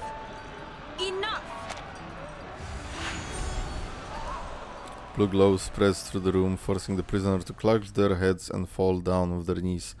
The riot comes to an abrupt halt. You shouldn't have done that, Miss Recoleta. I did not reach Your that ignorant part on generosity could shatter Duolingo. the very basis of our survival. Yeah, she steps toward Eduardo, now writhing in pain, and picks up a few stray capsules scattered in his feet. Pills dissolve into a stream of voided sand, vanishing as it pours through her fingers. We have never had such chaos at the Congress. Understand this. We rely only on the randomness of fate to distribute supplies and assign responsibilities. If you disrupt the status quo, the entire system of the Panopticon will collapse beyond repair. It is only by respecting the arbitrariness of fate and adhering to the rules of the Die of Babylon that we have kept this place functioning all this time. Babylon, Die of Babylon is glitching. The Die of Babylon? Tell me, how did you know this name? Are you the one orchestrating this whole thing? Recoleta, equally confused and furious, grabs the hostess's collar. ¿Podría On ser? the collar? ¿Eres Aleph? Tal como sospechaba Vertin? Are you Aleph? Let go of me, Miss Recoleta. Have you gone mad? The role of the die is absolutely random. I'm not orchestrating anything. Before the Congress began, I made an oath. I intend to keep it. Everyone is Aleph. Please, calm down, Miss Recoleta. We are she's telling the Negan. truth. The Walking Dead. We are the Walking Dead. She lets go of her grip as the reality of the situation dawns on her. Sorry, Octavia, but please, you have to tell me how you learned about the Die of Babylon. I must know. Only my pen pal and I should have any knowledge about this die. I heard about it from the physician. He described it as a symbol of collective consciousness that we could harness to maintain immaculate order in the Panopticon. The Comala Congress was coined, iterated, and perfected by the physician based on this concept. We are fate. The physician again. Everything eventually leads back to him. Just as we suspected. I see.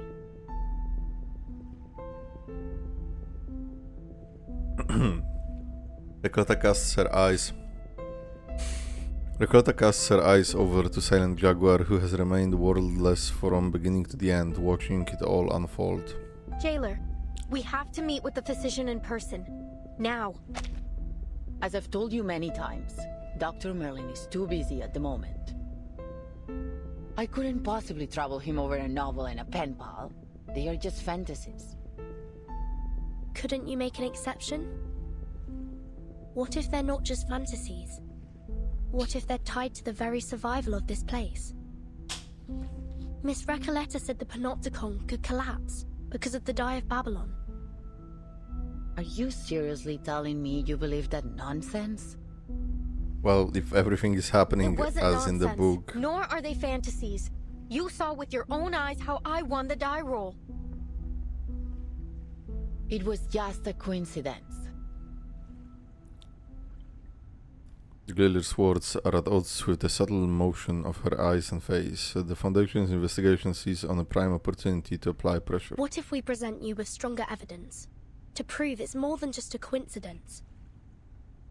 If everything in the Panopticon proceeds according to Miss Recoletta's novel as she says, she should be able to predict what happens next, including the roll results of the absolutely random die. That's right. The Die of Babylon isn't random at all. It's nothing but a supercilious fraud veiled under the guise of fate, and an actor of the inescapable loop of history. Die of Babylon. Glitching. Not one of you is paying attention to me whatsoever. Ugh, to hell with this era of ignoring unknown writers. Miss Recoleta, please make your prediction for the Recoleta, you next have to spiral. make your Tumblr page. This way, you can prove to Miss Jailer the irrefutable connection between Kamala and your novel, The Rise and Fall of Sanity. You finally remembered its name! Oh, what sweet balm to my spirit! Ah, yes, I definitely remember Miss the name. Octavia, please continue the Congress and let the next inmate perform their role. Then Miss Recoleta's statement will be proven true. The hostess of the Congress remains a non-committal. I appreciate the reminder. No matter the interruption, the Comala Congress must go on. Though not for Miss Recoleta's sake, of course. Of course. Next inmate, please. We got our meds anyway. Following the die's designated order, the next prisoner steps forward to roll. Hello, inmate Garcia. You know what to do. Of course. Oh, he's gonna do something else. You know what to do, of course. They have something prepared. Huh. It's not gonna be what Recoleta says. La sexta cara. Un pilar roto. El flujo de la fortuna y la calamidad. So the result of the next roll will be a 6. Nah. Oh, it is. Okay, never mind. The prophetic precision plunges the whole of new encounters into breathless silence. As fate reveals, the number is 6. Octavia and Garcia was like talking as if they had some... Do it again. Do it again. La 13ª cara. Una cadencia desconcertante, 13. sin un verdadero principio ni fin. La 4ª cara. Un hombre que se ahogaba usó el último de sus fuerzas para nadar a la seguridad, solo para descubrir que había confundido un espejo con la superficie del agua. La 17ª cara. Cojeaba hacia el distante oasis, solo para que la débil humedad y la inquietante quietud revelaran cruelmente que era un espejismo. La 6ª cara. Otro pilar roto con grietas idénticas a la última. Confirmó la hipótesis de la investigadora de paracausalidad. ¿Este lugar solía ser un edificio circular? Pop off. Is that enough? I've almost finished the entire chapter. It's not possible. One coincidence after another begins to stir up into an uproar. Coincidences appear endless. Who are you? I'm sorry if this comes as a shock to you, but I did warn you, Octavia. Now it's proven. The Die of Babylon is anything but the so-called randomness of fate. Fate is not random, it is predetermined. Sent here by some I god? am God. Are you a hobby prophet? What the fuck? Have you brought this knowledge to save us? Or to shatter our beliefs? Our world? To shatter. Destruction, as the idealist said, is important. It is necessary. Question destined never to need an answer. She lets her eyes fall into the cardboard box and onto the 20-sided die. The ridiculousness of its nature became starkly visible. What is this thing in my hand? What are we? What is this prison? Oh shit. I don't know if it's some kind of sorcery or arcane skill, but it's unfathomable. I'll take you to the physician. Not because of your earlier request, but because the situation has escalated beyond my means. The overseer of the Panopticon will decide how to handle your situation. Kill them. Kill them all. To be honest, Miss Recoleta, I wasn't sure you'd be able to correctly predict everything. Timekeeper, are you saying that you risked everything on a Ah, Vertin is a gambler. Let's It go. worked, didn't it? Let's go, Vertin. One Come of with me. us. Dr. One Merlin's of office us. is in the central tower.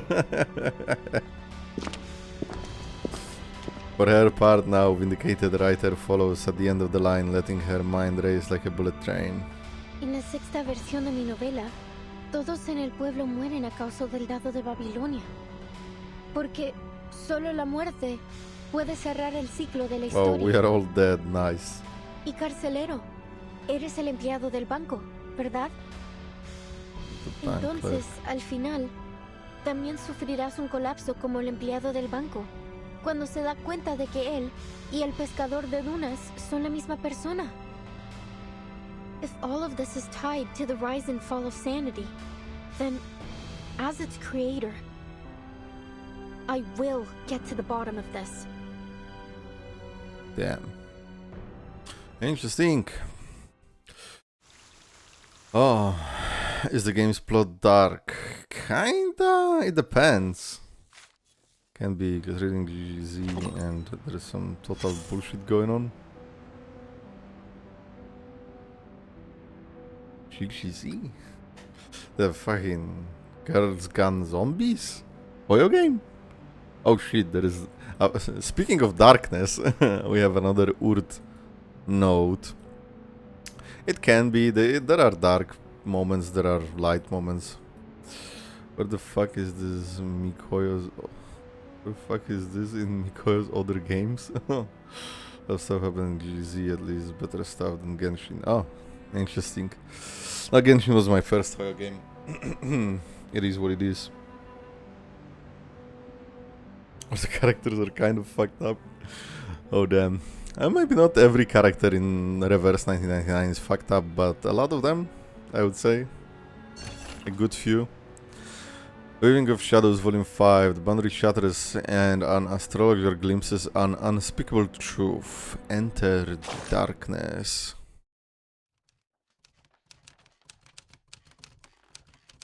After that, I attended several more literary salons and wrote things I had never dared write before. Miss Octavia, however, never made an appearance. I didn't see her for quite some time. That was until I followed some prisoners to a large hall and heard her voice among a group of unfamiliar inmates. She noticed me and greeted me warmly. She told me she had been working on some new initiatives. She told me of her hopes to gather more support to improve conditions in the prison and initiate a spiritual shift towards realism and resistance. I truly believed back then that everything was heading in the right direction. Until it wasn't. Before all eyes, the host of the assembly, Idealist, steps up to the podium. And the randomness of fate, we have gathered here to participate in the Kamala Congress. Before the eyes of destiny, historians and astrologers alike, I now declare a new rule amendment. A duel before a crowd of eager eyes. The winner awarded 10 pounds of gold and the loser left with 10 flies to descend upon him. Before the Kamala Congress, somebody already said that. Was that also Recoleta? Before the Kamala Congress convences, we shall assign 2 members of La Sociedad. La Sociedad is noble mission, a duel decreed by fate. Doris hears the faint click of a small object rattling inside the box. Jose, Julio, step forward and draw the sharpest blade of your literary thought. According to the rules, I will preside over this duel with fairness and impartiality. Now, prepare yourselves. Coca-Cola icing GGZ. Damn. And she was kind of fucking DELULU in Honkai Star Rail too. The absurd fictional metaphysical duel ends with within a fraction of a second. The victorious prisoner receives 10 shining golden pills, with the loser collapses to the floor.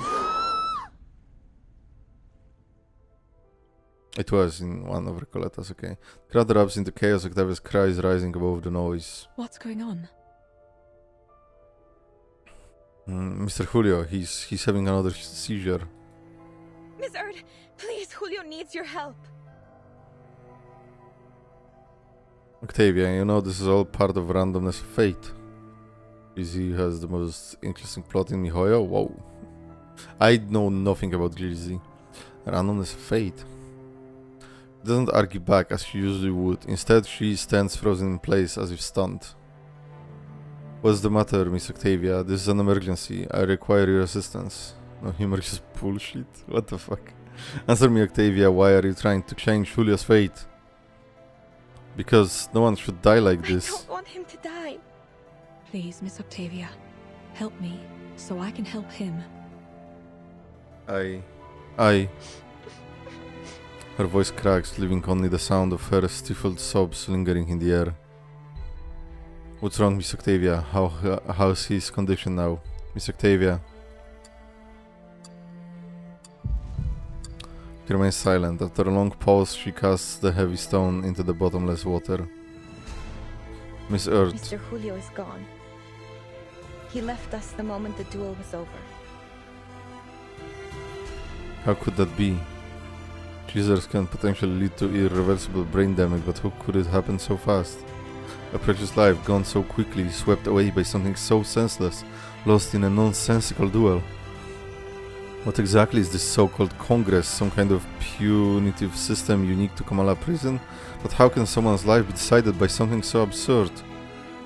Are we simply meant to surrender a fate so twisted no matter how absurd it is? Is it so irrefutable? Then isn't the fate I seek. It's a distortion of it. It's my fault for not finding a better way.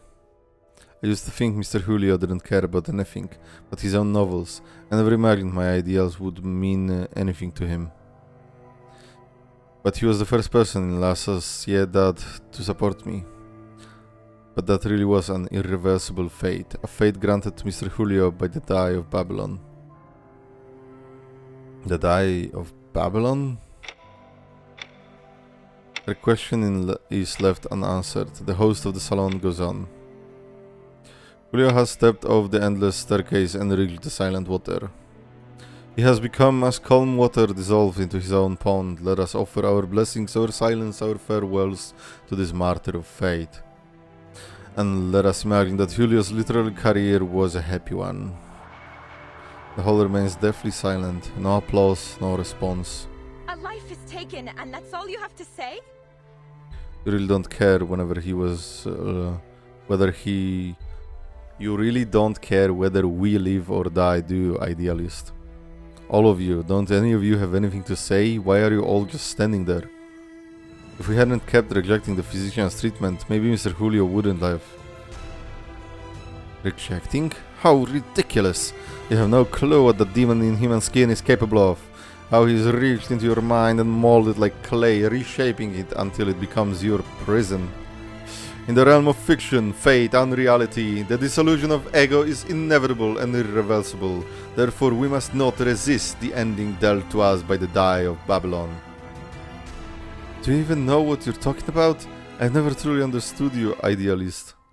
I'll find a better way. I must rewrite this tragic tale. If you disagree, then leave La Sociedad. I will not have our great poem disrupted by an offbeat syllable.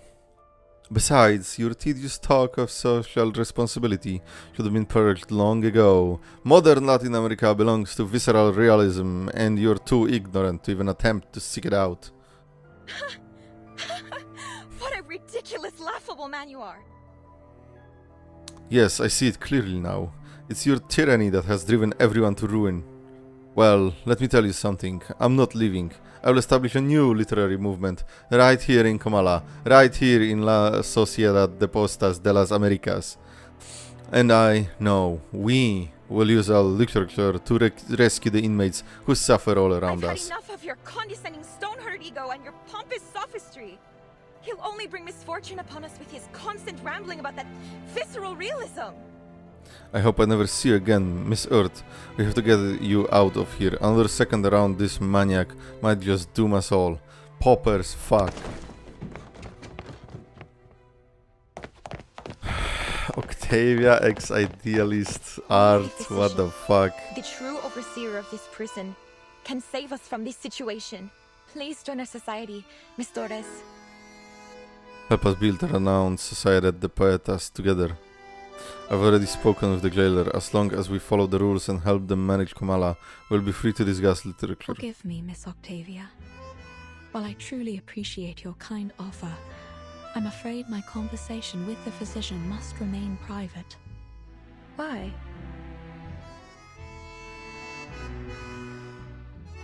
Please answer the question first. Wait. Why? Please answer the question first. From what you've seen, you'd say this prison is circular in shape, yes? It is. Then tell me, at the center of this structure, is there a watchtower? What? Impossible, you guessed it exactly, and our destination is somewhere inside the watchtower. How did you know? I've had such a lovely time here. So much so that I almost forgot what I came for. Which is precisely why I must put an end to this cruel farce masquerading as fate. Do you intend to rebel against the watchtower's gaze just like the idealist? You misunderstand me, Miss Octavia. That inescapable gaze, and the permanent theme of fate. To get closer to the truth I seek, I have no choice but to meet the administrator that young lady spoke of. You've decided to save the people here with your own hands, in your own way. And so have I. There are things I must face alone. Though she is well used to death, the pain of Julia's passing still lingers in her heart, causing her to say these words that don't quite feel like herself. I see. Lend me your palm. I'll draw you the way to his office. Good luck to you. And to all of us. Farewell, Miss Octavia. I truly hope all goes well for you in the days ahead. As Octavia retreats, slowly fading into the distance, she quietly adds, And in your journey, finding answers about fate, too. Huh. Interesting. So that was the kind of division. Achievement completed, parallel narratives. What the fuck? Brother, it's been only 11 notes. How many notes are there actually? God, it's been 5.5 hours. Oh, holy fuck. Oh. Inescapable, guys.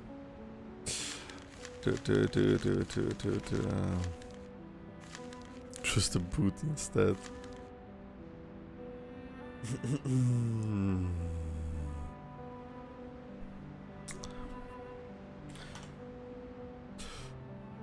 Total of 9 hours. 9 hours plus streamer talking. What the fuck?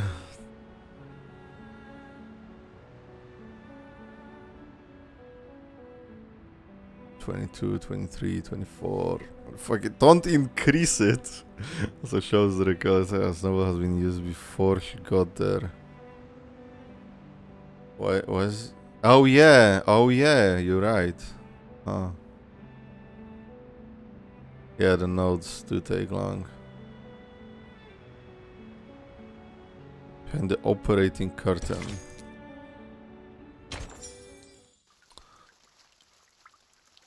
Great event, but lots and lots of yapping.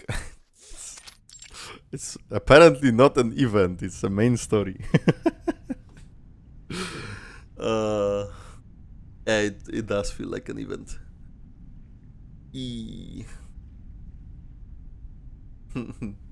I mean, I don't really care what you call it. I'm just being a dick. Oh, my fucking neck. There's an that's installer of this clutter. Yeah, like you guys can like I don't mean to cut the conversation, but you can like go to Discord to talk about GGZ or something. We do be playing Reverse 99 here. Like I don't mean to cut the conversation, but we are so off topic. An otherwise tidy room is covered in fine scratches and small unidentifiable stains. The smell of disinfectant lingers in the air mixed with mildew. Wait here a moment. Also, I didn't play GZ or Honkai Impact, so I have no idea what you're talking about. I would love to play Honkai Impact one day. Maybe you don't need to tell me that Himeko dies. And we can pretend that I don't know. I'll report the situation and your request to Dr. Merlin. However, since he's always busy, I can't guarantee he'll agree to meet you. But I'll do my best to persuade him. The side stories is basically as long as the main ones, but they will be soon over. I mean, it's a cool part. I gotta figure his links out through the inner door. Now's our chance, Sonetto. Is our chance? What do you mean, Timekeeper? Oh my god, not me being Sonetto. It's unlikely that the jailer will let us search the central tower, even in this situation. We should take the initiative and look for clues while she's away. Ah. I see, Timekeeper. I will do my best. Sonetto would never think about this because it's not, you know, it's outside the rules. Sonetto swiftly conducts it throughout an unauthorized search. Yeah. Exactly. Thank you for your assistance, Miss Recoleta. Without your precise predictions, we wouldn't be standing here now. I haven't yet grasped the connection between the die, your novel, and what's happening in this place. But by process of elimination, it's almost certain that your pen pal, Aleph, is right behind this door. Sometimes I envy your decisiveness, Vertin. I'm sure Vertin many be like, people I have can praised the special unfix talent of her. yours. Are you all right? You don't seem as excited as when we first entered Kamala. I mean, yeah, she follows Vertin's orders since they are orders. They are orders to break the orders, so... About Keanu? What the fuck? Recoleta holds her gaze on the tightly shut door, uncertain whether she hopes it will open now or ever again. The all-seeing sentinel of the Panopticon, veiled within the central tower. If it truly is Aleph, I don't know how to face such a terrifying and increasingly plausible reality. Sorry to interrupt, but... Timekeeper, I think you'll want to see these. Sign Erd. This is a letter from Dr. Dorez. The delicate signature matches the one in the manuscript Her folder. handwriting.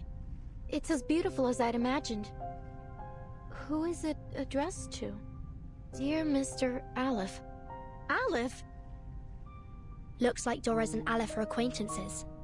Or at least, they've had some correspondence. Dear Mr. Aleph, my apologies if this reaches you at an inconvenient time. I am Dorez, pen name Erd, an ordinary inmate of the Panopticon of Kamala.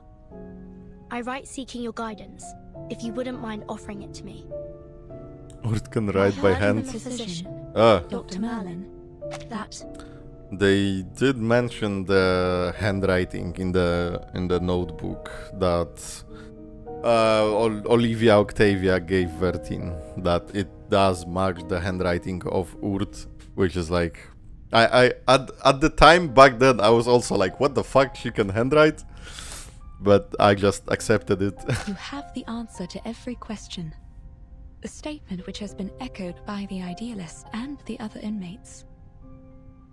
I have something I wish to ask you. What exactly is your role at the prison? Chief Warden? A secret backer? An observer who dominates the prison?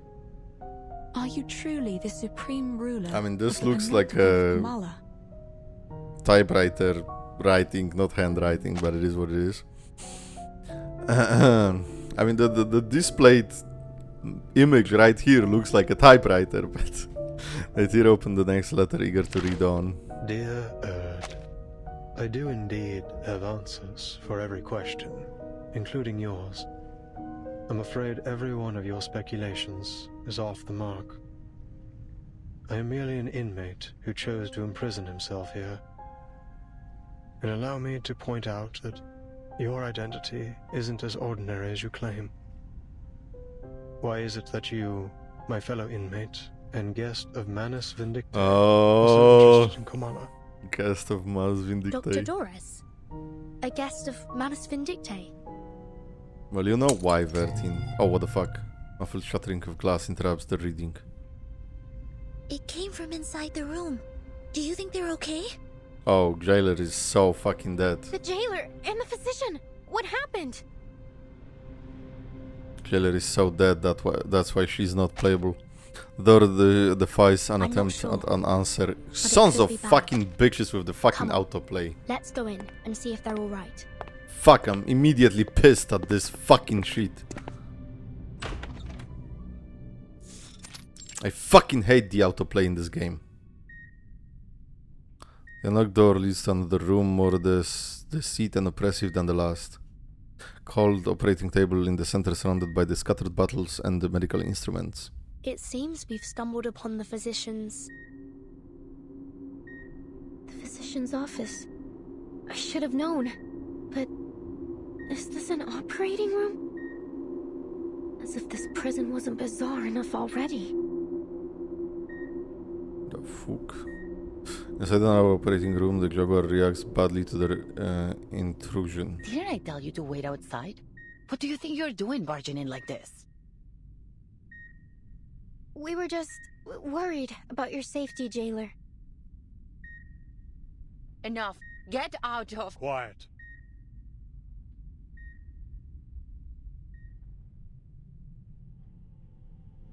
The reptilian complex governs all our fundamental functions.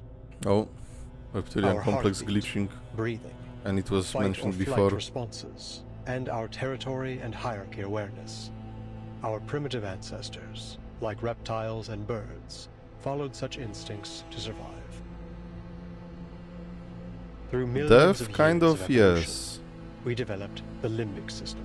The other one, not really. This Limbic processes system. emotions and forms memories. It At the allows start us of to the feel game, yeah. Fear, sadness, anger, joy. Our behaviors are given meaning.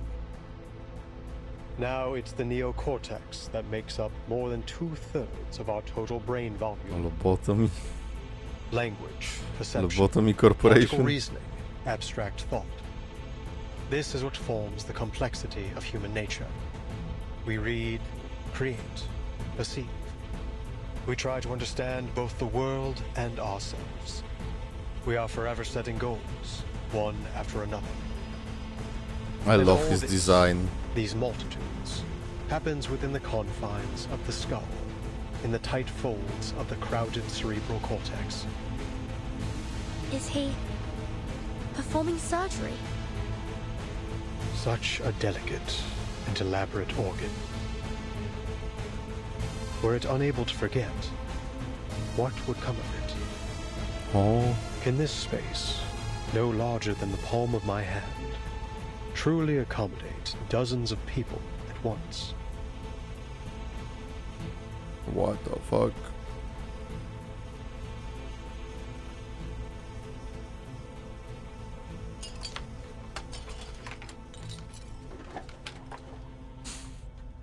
At least the physician sets down his operating scissors and needles, signaling the end of the surgery, yet at the same fuck What's you. happened to the patient?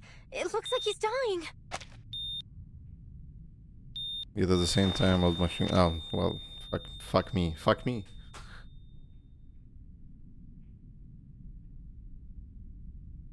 Oh, now you stop? Fuck you. I'm not reading that. ¿Fracasó la cirugía? Nonsense. The surgery was a tremendous success. I have erased his debilitating hysteria and restored order to the panopticon. What are you trying to achieve by barging in here? The man behind the operating table stares at the uninvited guests expectantly, but does not give them a chance to respond. Forget voice going the down. next operation requires I my had it in attention. auto, but I just turned on auto then. What? The next operation requires my attention. Jailer, show them out. Bring me the next patient in 15 minutes. I'm sorry, Miss Vertin. I'm afraid you have to leave now. Recoleta, there is no problem if it's already dead. Shut up. Recoleta steps forward, blocking their path. There is a hint of pleading in her voice. Please, just let us speak with you. It'll only take a moment. I have something very important I need to ask. Her question is not given time to take shape. Important. Nothing is of greater importance than my experiments in the Panopticon, outsiders. To ensure they continue, the stability of time and schedule is absolutely paramount. But yeah, I do like his voice. Experiments in the Panopticon. So you really are the controller of the prison then? So he is with Manus? What an outdated notion. Superficial, really. The Panopticon has no need for such power, regardless of who occupies the central tower, or even if no one's there at all. Every inmate is both the observer and the observed, both wielders and subjects of power. Huh? Achieving such a state requires no physical or violent measures. The structure of the Panopticon itself is the mechanism which sustains it. Komala is simply a manifestation of this model.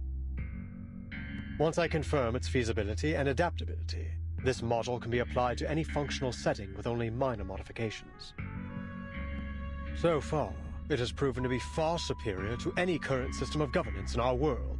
Transcendental, even. What? Curse it. Why am I wasting time explaining this to you? Time is running out. The fuck? The investigator keenly sees the key within his words. Senses the key within his words. Need to read freaking all cut or however it's written to understand that. What the fuck? Dr. Merlin, you keep mentioning time. What exactly do you mean by that? The storm. Really? You need to ask? Even those oily-headed lunatics know it. The end of this era is imminent, is it not? He knows. Indeed. The word that was so close to being spoken. You know about the storm? The S word. That's what you call it, is it? A storm that washes everything away? He knows. You employees of the St. Pavlov Foundation should know better than I. Soon, this era and everything in it will cease to exist. What the fuck? I must prove the feasibility of the Panopticon model before this place is turned to ruins, or something even more unrecognizable. A storm that washes everything away?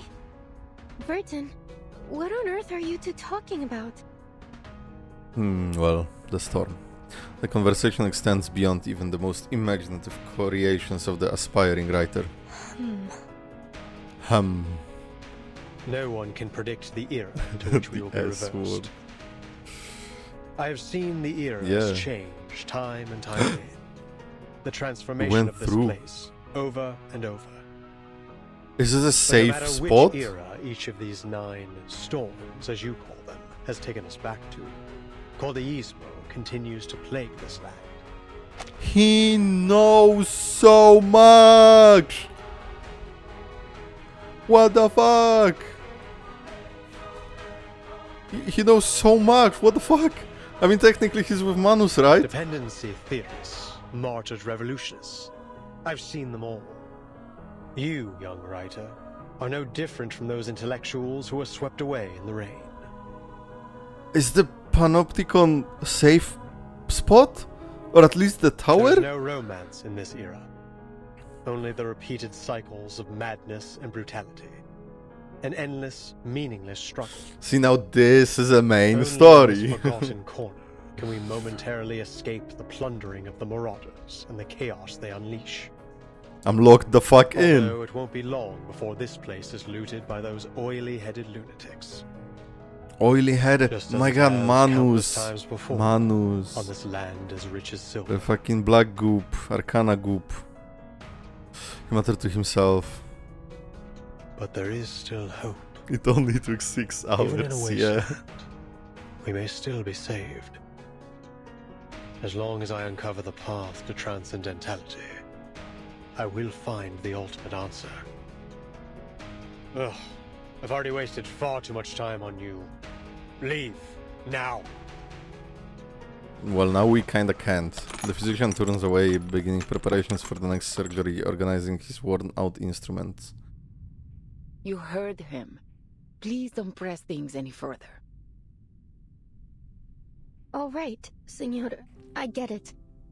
Obviously, you don't want to discuss my novel with me anymore. So I won't insist upon it. Oh, not the All sadness. the letters we wrote to one another. All those inspiring revisions and suggestions. I guess they meant nothing to you. Her voice wavers, rejections, closed doors, harsh critiques. This proves more devastating than all of them together. But there's still something I must tell you. Jailer, could you please allow us a private conversation with the No. With Aleph. Hearing this, the physician stops. Leave us, jailer. I'll spare these outsiders 5 minutes. Whoa, that's a lot. Gregor turns to leave, her face revealing the uncharacteristic sorrow as she lingers on the girl one last time. This time she offers no words.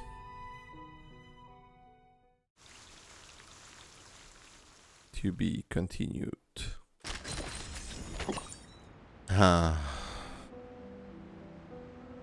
Master of the Labyrinth. Oh, there was one note. Clipping. When he pulls out the ice peak, don't be afraid. Panic is proof that you're still lucid. For now. The chapter mentioned why the physician is super knowledgeable. No, I don't think so. It was just mentioned that he has like answers to everything. It was not mentioned why. And it was like mentioned one note before, never before. In 1935, Professor Antonio from Portugal became intrigued by a medical study documentation how gorillas became docile after a removal of their frontal lobes. Inspired by this, he successfully performed the world's first human frontal lobotomy, known as leucotomy. The surgery was remarkably successful, paving the way for significant breakthroughs in research. In 1949, Professor Antonio was awarded the Nobel Prize in Medicine for his work. Are we seriously getting the lobotomy papers? I just don't tell me. No, stop. I must stop you right there. Fucking don't tell me anything. Do not. Mods! Amane, why are you asleep? Through continuous practice and refinement, and the others eventually improved and perfected the procedure, even developing a specialized leucotomy. However, the surgical technique required a high level of expertise, and as a result, it was never widely adopted. Like, there is so much of the chapter to go through. Why would you tell me something now? 1945, American doctor Walter Freeman modified the procedure, which became infamously known as the ice pick lobotomy. The technique involved rendering patients unconscious with electroshock or anesthesia, and then hammering a steel pick roughly the thickness of a chopstick through the upper part of the eye socket into the brain. The pick was then manually rotated to destroy the frontal.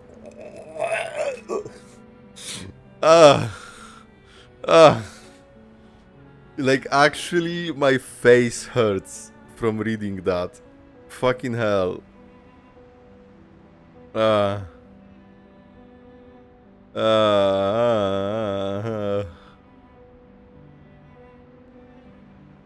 Like, actually, I feel physical pain in my eye right now.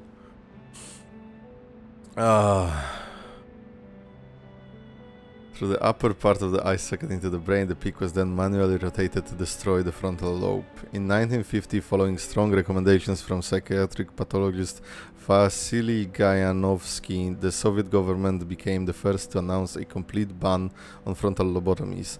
Over the next 2 decades, decades, most countries, including the United States, followed suit and passed laws prohibiting the procedure. Fuck. Virtual lobotomy. Oh, yeah. What Merlin just did. Two very ripped flutter page teeth. That too, yes. Yes, absolutely. I get that. Ah, shit. Note 13, Master of the Labyrinth. When the corpse of the labyrinth builder, he proclaims, it is and has always been perfect. Part 13. 6 hours later. You'll spare us 5 minutes, right? Only the steady beeping of a heart monitor keeps the eerie silence at bay.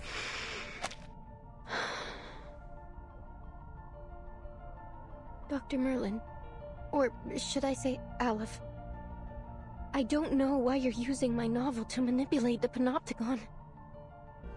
But you need to know that it won't serve your purpose, whether in fiction or reality.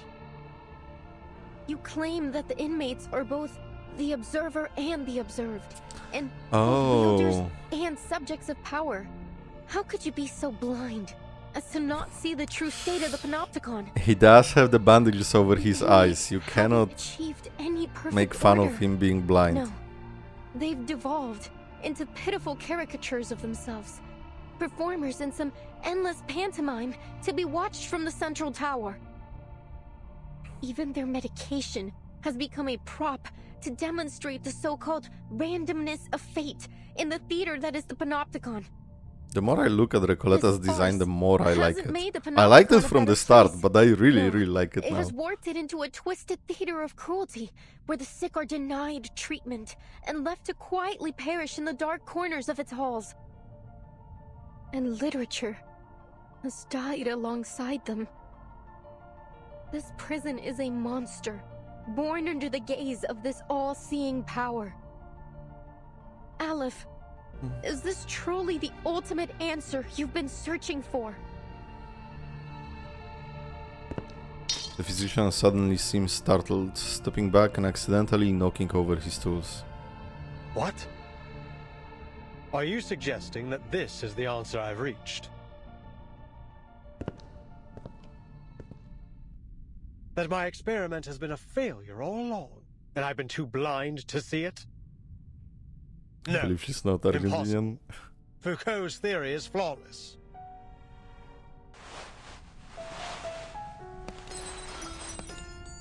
Having his life work denied something he cannot tolerate, the man searches the tabletop with feigned composure, but in doing so he unintentionally sweeps all the surgical tools onto the floor. Hello Alex Schwartz, yes, we are on note 13, just started 13. I have removed every obstacle to the running of this prison. It is pure, sacrosanct. I have constantly re-evaluated the system, adjusting my instructions to my subordinates to ensure the most efficient maintenance of the established order. So you removed ideologists? You stand here and tell me that everything I've done has been meaningless from the very beginning? Yes. That the power model I have implemented has already been replaced by an alternative? I don't know, but no, yes. Outsiders. The perfect order of the Panopticon shall not be disrupted. I will not be swayed by your lies. This facility is superior to all others. Nothing here escapes my notice. At last, in a barely noticeable corner, he finds his 20-sided die weathered in black mist. Oh, damn. That said, it isn't easy to work a miracle, as we all know. I shall personally verify it, all myself. Oh, fucking hell. Oh my god, he used the die. What the fuck, where are we? All of his emotions dissolve as he grips the die. The narrowing operator room shakes as if responding to him, emitting a distorted screech.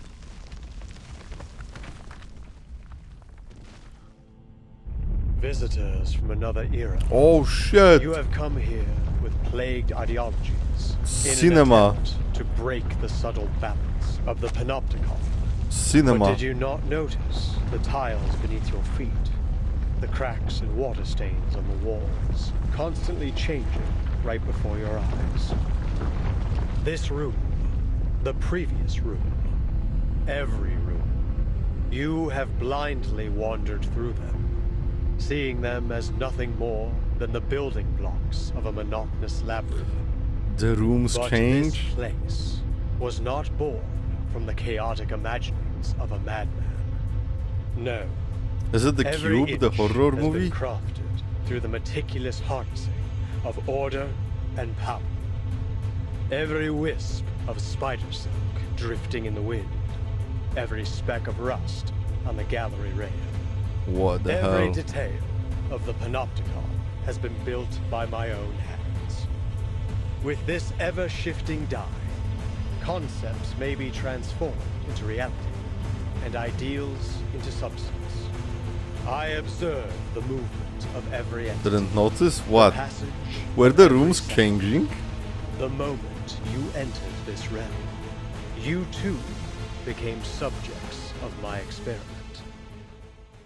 Yo, cinema cutscene. Oh my god. What the... where the fuck are we? Oh my god, the physician, the chef and only doctor of Kamala prison, overseeing its order and everything within. Even amidst the ruins, as long as one finds the path leading to transcendentially, answers will come. What the fuck? S-rank attack. Okay. All the text glitches? What? What the fuck? Okay. But like, you know, we maintain the Ezio agenda, right? We play Ezio to stay on the fucking... Wait, this one is ultimate, right? Yeah. Okay. We play Ezio...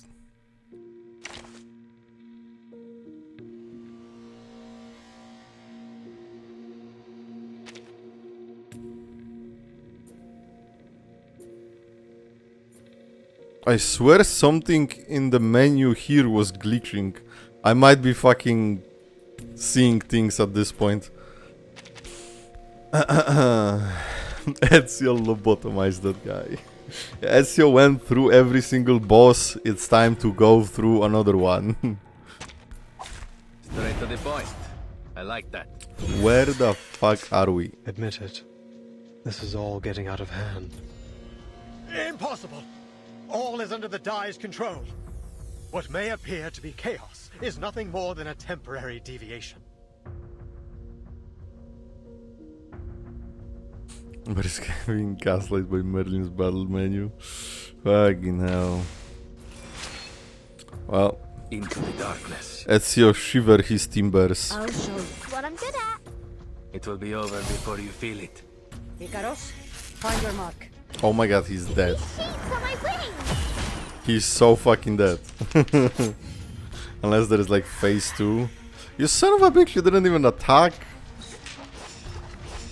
Wait for the right into the darkness. Wait for the right moment. Liberato dalla paura. You'll see it coming. It's special, precise, perfect. Perfect. It is far from perfect. You know that as well as I. Was that it? If anybody comments, oh, this was hard on release, shut the fuck up. Why else would we be conducting this experiment? No, that's it. Even as tough as waking up an old factory man. I will always hate this sound effect. I don't know what sound design they made, but I swear it hits my brain directly, physically. To think we've been trapped in a prison fabricated by a die all this time. Did the physician really build all this with such a small, simple object? The distortion is getting Lobotomizing your worse. brain.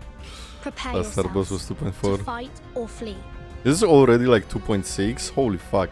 Situation begins to spiral out of control. Not everything in the room screeches and twists until they become a mess of meaningless black and white lines. Please, Dr. Merlin, stop this! No. You're asking for the impossible. Power model of the Panopticon is destined to permeate all of society. Such insignificant interferences could never plunge it into chaos. 100 highway It baby already can be has, hard if you let the battle drag.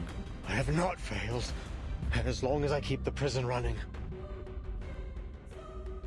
The physician fiddles with the die, muttering baffling and incoherent words to himself. It isn't your power model running the prison. It's the die. It's simply a form of magic, unrelated to the microphysics of power you seek. It provides no aid in your experimentation with power. It's a false hope. A castle in the sky given to you by the military junta and Manus Vindicte. Manus and junta. Manus Vindicte? So you really are working with them. What exactly do you intend to do?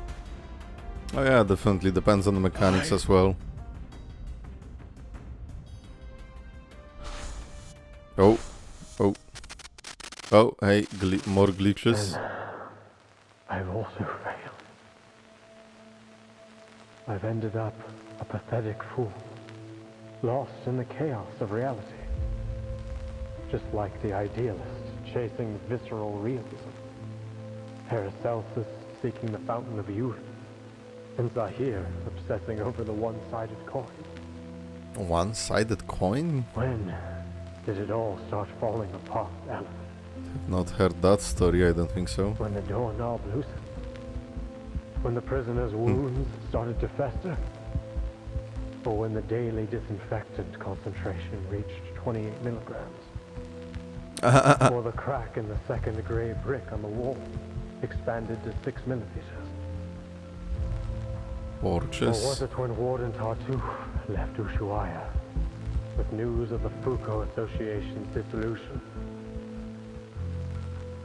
This place should have been the ideal ground for psychoanalytic practice. Why did they halt all research, all discussion? We've been abandoned, haven't we? By eras old and new.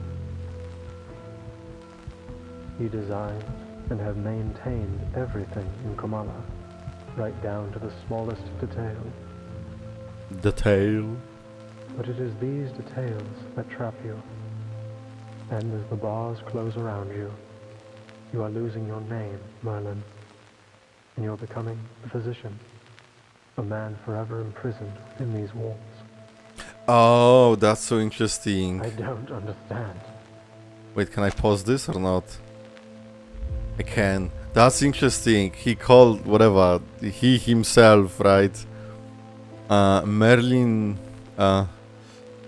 As the bars close around you, you are losing your name, Merlin, and you are becoming the physician, a man forever imprisoned within these walls. He said the same thing to the jailer. Like, oh, at first you weren't that much focused on the well-being of the prison, right? Is the title of jailer and you being here for this long, like, influencing you to become more of a jailer, to care about this place more. And now he's like talking to himself, his other self, that like, oh, Merlin, you're forgetting yourself, you're becoming like full-on physician. That's interesting. I wonder if that's just like, you know, like overall like occupation changes you, or is this something to do with the die? What Reko said about her novel and names at the start, I don't remember that far. Nice catch. Hey, let's go. All these false eras are like a dreadful novel with no conclusion. Trying to find answers within such things is, in itself, a mistake. Much like them, you are destined never How a role can tell you more about the character. Oh my god, yes, you're so right. You're so right.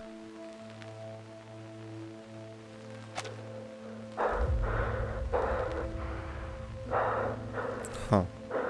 What does it say about me? Tell me, Olive. Rarebear, engineer, gambler. Who am I? The die becomes too heavy for him to hold any longer. It drops to the floor. And we back. The distortions and tremors of the prison finally subside, as if pulse of a massive heart had stopped for an instant. Amid the swirling dust, the girls help each other stand, but fail to notice the truth revealing itself before them. What? Femboy Polish babe. Shut the fuck up. But it is crazy how many like IT engineers are like femboys, in my opinion. Like, Timekeeper, are you alright?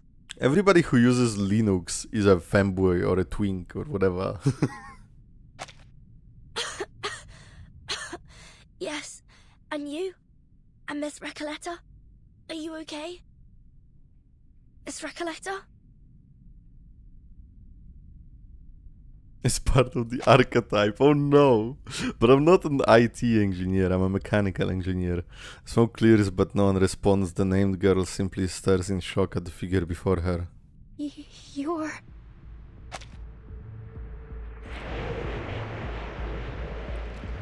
Opposites in aesthetics. The word utopia derives from What the Greek. fuck? It means no place. Oh really? It People means cannot understand nowhere? the structure of the labyrinth, yet they continue to follow its paths. What the fuck is They cannot happening? comprehend the mechanics of fate, yet they believe in its jurisdiction. What the fuck am I looking at? As if by doing so, everything will naturally fall into place.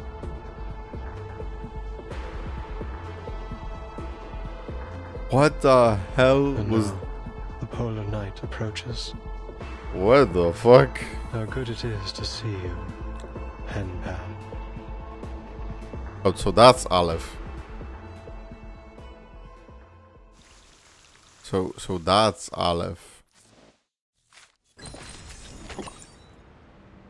Uh-huh. I see. It's a good time for you to see a poster of this chapter.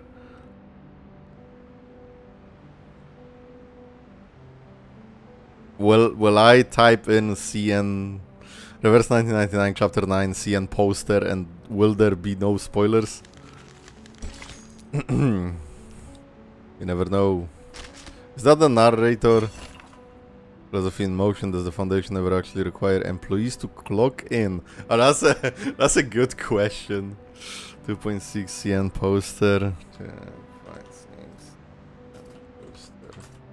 Reverse.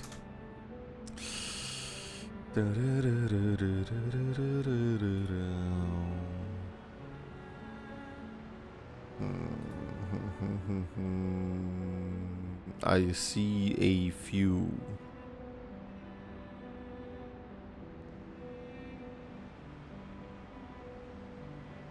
This one.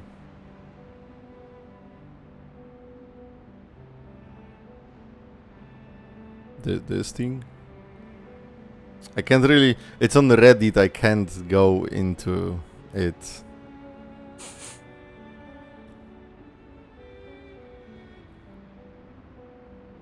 There's another one, I guess.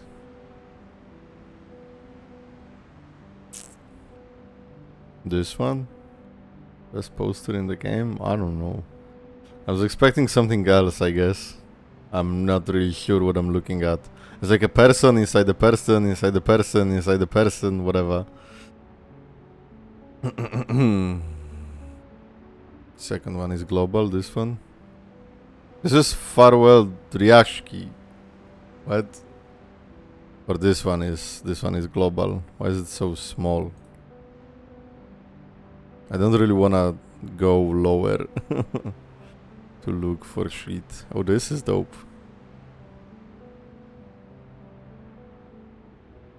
This feels like spoilers. I have no idea who that is, so let's not talk about it.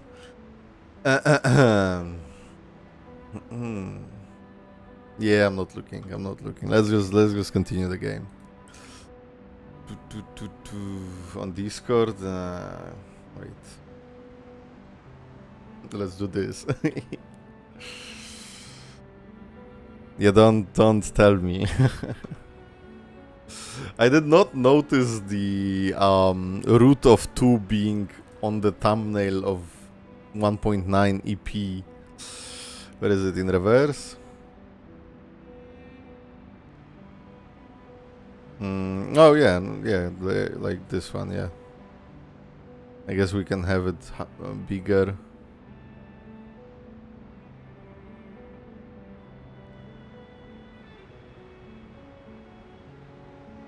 Oh, there is writing on it everywhere. Oh, that's crazy. Oh, I didn't notice that before. Like, this is all writing here. What the fuck? That's actually crazy.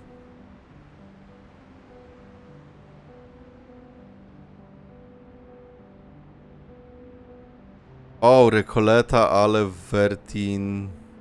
I don't really know what that says. Physician. Huh. Interesting.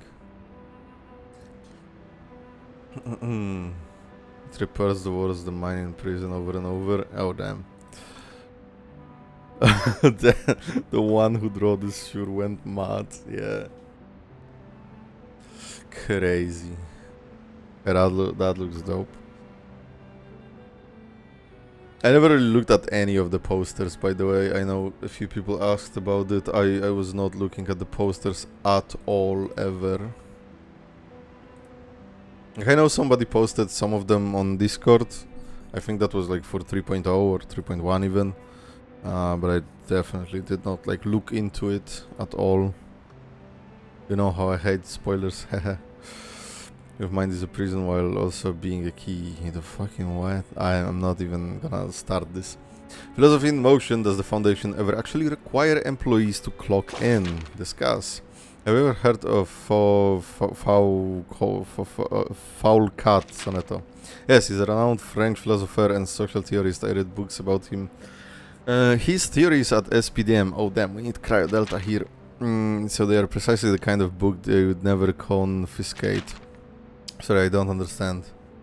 These are precisely the kind of books they would never confiscate. Sorry, I don't understand. Never mind that. Could you explain what you read in detail? Alright, Foucault argued that madness isn't a natural phenomenon, but rather a cultural construct. In early times, punishment was a public spectacle, a display of power for the rulers. Nowadays, things are different. After the Enlightenment, punishment became a form of public education, intended primarily to deter crime. That's true. The phrase public execution has all but disappeared from everyday language. Discipline has it from far political alignments. Discipline and punishment. By that logic, the SPDM aligns closely with Foucault's ideals. Ahem. But the DELULU believed that another model of power had replaced disciplinary power, the power of administration, a highly efficient yet indifferent system of management. The system holds control over the environment, and under circumstances the individual's inner self ceases to matter. Timekeeper, is this discussion because of the what the physician said? That's right, initially I just wanted to hear your perspective on this. Now I'm starting to see how this model reduces people to little more than animals. Right, Timekeeper. So does the Sound Pavlov Foundation do the same? Mask in the mirror. Panopticon is a D20 and it's a body inside the body inside the body inside the body. Blah, blah, blah. Yes, I agree.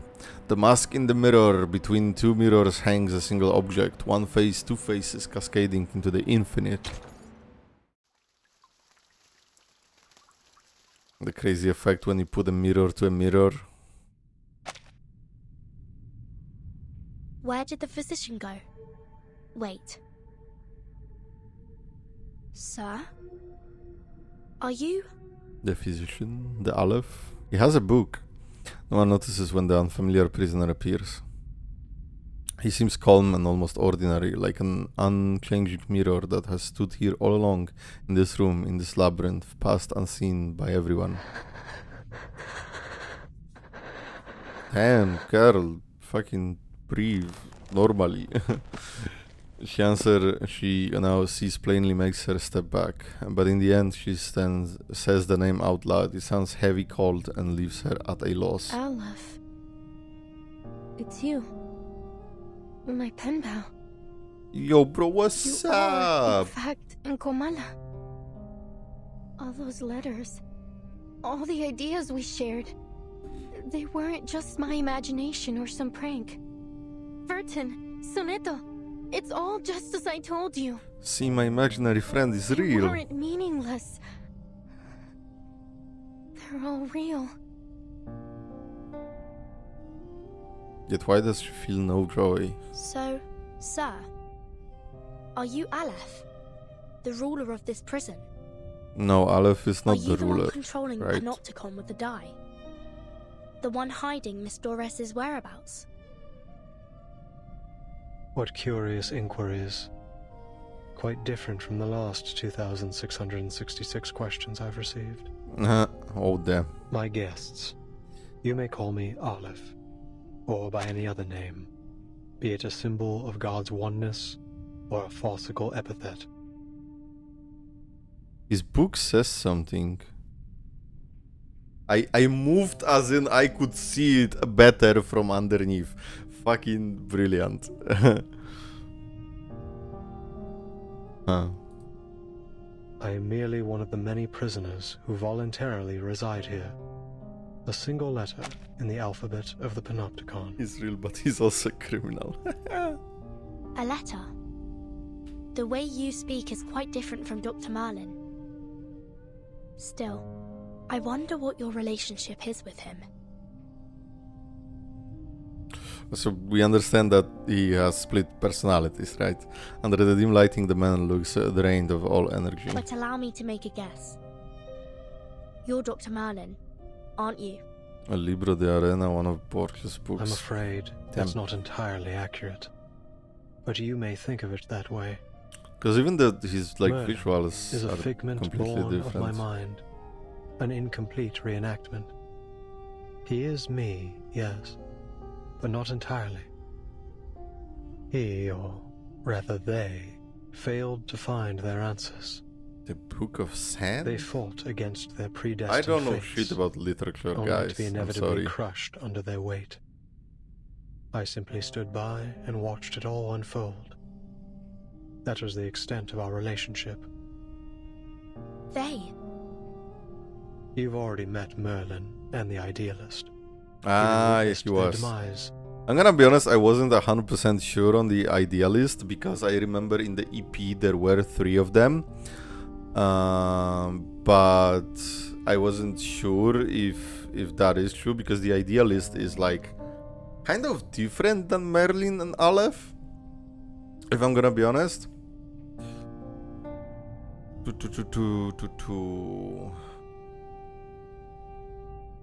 Just answering the question. Main spoiler on this EP, it makes obvious the split personality. I got Aleph before I reacted to, and he kind of already like looked like it.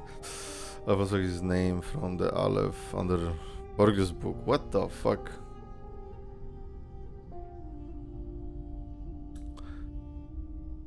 Bro, I'm super happy that you're so passionate about GGZ, but like, it's so off topic. Can you talk about it on Discord or somewhere? And Aleph as a unit spoils Merlin being him.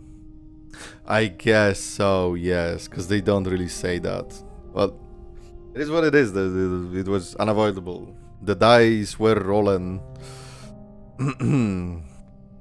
So yeah. The design is crazy though. Shackled by the delusions of verses, the idealist, lost his own name. Merlin, too, imprisoned himself within the system of the Panopticon. Yeah, canon. I'm not their like desperate pursuits caused you. I'm not talking to you exactly. Please forgive them. After all, your fleeting encounters led to the demise of them both. It's not Argenti. It's not even the same. I think I understand now. You know, company. The idealist and the physician are both parts of you. Or, to put it another way, they're your alter egos. But okay, but like split personality isn't that much of a problem, I think. Oh, we killed we killed Merlin? I wasn't. Did we? Please forgive them after everything encounters led to the demise of them both. Oh, interesting. Oh shit. So, but like, so how the fuck the idealist got fucking shot and died? And then what? By switching places with Merlin or Aleph, he was fine? Because the change in physical appearance as well? The fuck? This is... JoJo Part 5 reference, and I won't say more. Guess that's kind of spoilers for JoJo as well. The physician mentioned Manus Vindictae. What's the relationship between this prison and the Manus? Visitors from the Foundation. We all witnessed those eras perish. How did you In 1977, witness that? Not long before the fourth storm, I arrived in Ushuaia. Shortly after, the idealist some members of the National Foucault Studies Association reached out to me. But it wasn't just them. An arcanist organization called Manus Vindictae also approached me. Each of them wanted answers. They named me their advisor. You acted as an advisor to the Manus? The two parties presented me with a concept and a parable, respectively. A concept and a parable? Yeah, I know he had to die, but... The Foucault Association sought to explore the feasibility of the Panopticon concept here. While Manus Vindictae showed me a parable of the past and future. Day and night, I wandered through endless texts, endless realities, as I searched for answers. And thus, Merlin was born. He was both an experiment and a price I paid. A new concept, a new direction. Pursuing such things always leaves me confined by the limitations of human knowledge. Merlin spent his entire life exploring Foucault's theories in pursuit of that singular yet infinite answer. I heard Slay the Princess is pretty cool. You didn't explain why you helped them. Why not? Explain why. Because Arcana is hot. Because they asked me to, just as you have. I simply worked to answer their questions. So you're saying that, to you, we are no different from Manus Vindictae? I mean, the Foundation isn't And that if we different. ask, you'll answer us, without holding anything back? And if we were to believe Arcana, the Foundation is responsible for the storm. Is that not precisely what is happening this very moment? Bro is a Wikipedia.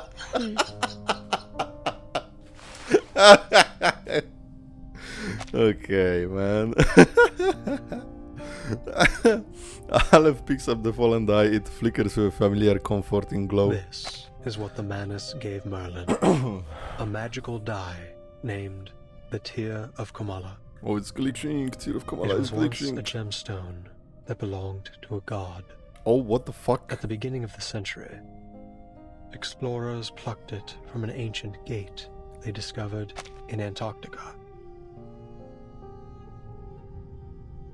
Oh my god, chapter 10. The gate? Fuck! Nautica, you bitch! Why are you spoiling? Good. I'm assuming, I'm guessing, I'm connecting the dots because Nautica keeps fucking talking about the gate. And I don't fucking know what the gate is. To the explorer's amazement, the gemstone could turn human desires into reality. So they cut it into a die, a symbol of fate, and used it to build a sanatorium, which was later transformed into the panopticon you are standing in right now. Don't put Nautica on the lobby. I had her in the lobby for like a month. I heard all of this. I heard everything. She talks so much about the gate, about flying, about her different appearance, about the truth, whatever the fuck. Yo, fucking look in. Holy shit, we are in the end game now. I'm so fucking, like, it's insane how close I am to chapter 10, which was the newest thing released when I started the game. No, actually, when Assassin's Creed came out, chapter 10 wasn't even there, right? It was after Assassin's Creed. So this is... Even the gate could shut nothing up. So this is technically the last piece of content before Assassin's Creed. Yes, yes, no. Good. Okay, I'm not talking about China, okay? I'm not talking about Chinese server, of course. Yeah, global. So this, chapter 9, is technically the last piece of content that I have not seen played. It's the last thing released before I started playing the game. That's fucking wild. I remember being at like one of the first chapters, and then, oh, chapter 10 releases and it's all those events. Oh no, Bear, you can't play this. And we're fucking almost there. Yeah, last evenings too, yeah. Then, Aleph, you really are the mastermind behind the Panopticon? Silent girl grips her notebook, her knuckles turn white from the pressure. Draft of the unpublished novel, with words that only she knows. Countless hours spent at her desk, the self-reflections, the meticulous questioning, revisions, and scrutiny of every word. That book holds the life of its writer. You said Merlin used the Panopticon to seek his answer. What does that have to do with my novel? Taking clue unpacked before, overture, remain story. Almost free from all the lore? What the fuck you mean all the lore? Shut up. I don't get it, Aleph. Why would you use my novel to manipulate this place? Roberta, Garcia, Octavia, Pablo, the jailer, everyone. Not one of them deserved to be trapped in a deadly loop in which everyone's fate is already predestined. They're just like the ghosts in Amalfitano, inescapably trapped within the ruins. Tell me, Prepare era. what is it you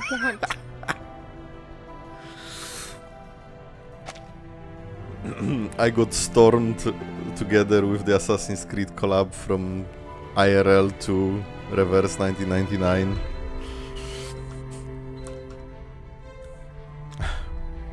It was the storm of 2025. Hearing this, the lonely prisoner fidgets the die, looking puzzled. It's not about what I want. It's about what you want. That's crazy. The third line of your Ooh, the first notes. letter. You said you wanted to give the rise and fall of sanity an ending. What the fuck is this OST? Yo, what the fuck is the name of this OST? What the fuck is the name of this OST, please? The fuck was that? What the fuck was that? Holy fuck. And there are two more notes here. Tatter's invitation. A serpent brings an apple, but I already possess the wisdom. Dear Mr. Aleph, the National Faculty Studies Association extends a formal invitation for you to join our organization. Our mission is to guide society and the world toward a more structured and enlightened future. We believe your exceptional abilities will be instrumental in achieving this vision. We eagerly await your response. Sincerely, Jose Tartufe, Kamala Prison, Ushuaia. Tartuffe, Jose. That's the guy. That's the dude. Merui has Chapter specific OST playlist. Let's go. I'm still kind of scared to go to Merui's channel because of everything recent that can be there, but I'll probably check this song. Holy fuck. Draft of a strange incantation regarding the blurred by water stains ritual. A large number of arcane. Oh, what the fuck is the ritual? What the fuck you mean? Large number of arcanes. This should be an easily achievable goal for Manus Vindictae. Young people capable of lifting bricks and setting sail are plentiful. Devotion remains the best catalyst. Roar Lion's Tail, Sacred Scarab Wings, Nuquato Shell, and combined with the Fountain of Immortality, it seems like the Manus Vindictae aims to achieve something extraordinary. Given the shell's properties, it can withstand an immense amount of energy, ensuring the ritual's success. This is indeed an incantation requiring considerable meticulous preparation. The location, blurred by the water, remains an excellent choice, but for the ritual itself, timing is of paramount importance. The time referred to here is not our traditional understanding, but time itself. The time referred to here is not our traditional understanding, but time itself.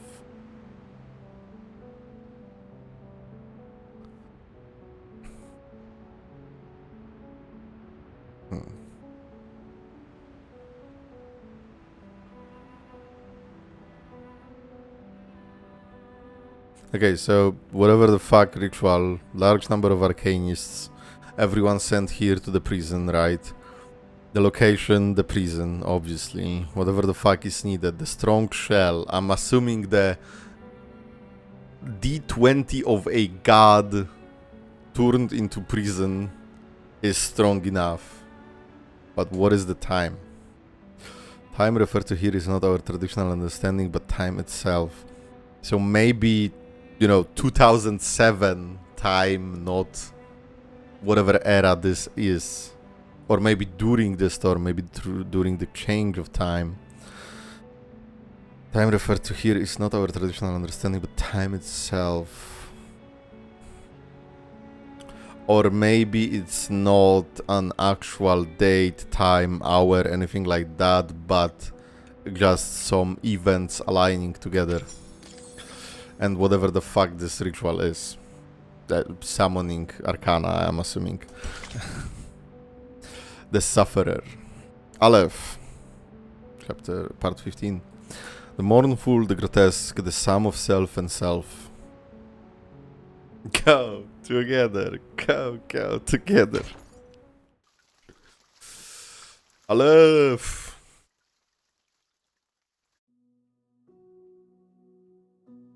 Los registros históricos Oh my del God, Dado again. de Babilonia aún se pueden encontrar en la biblioteca de la Universidad Santa Teresa. No. Una apertura como esta haría la historia demasiado ambigua. En 1975, en el pueblo de Amalfitano, Sonora, México, ocurrió algo terrible y escalofriante en la cabaña con el techo azul. Todo comenzó con las costumbres peculiares de los Espera, ¿cómo supe todo esto? Necesito agregar un rol para el narrador. El cuentacuentos. Spanish time. Un poeta surrealista de México me contó esta historia. Un anciano entró en el bar, al que solía ir en el pueblo.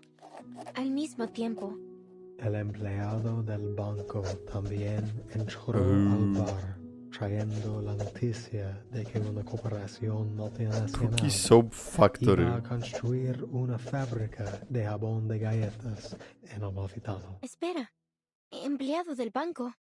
No sabía que había bancos en Amalfitano. Pero sí, tiene sentido.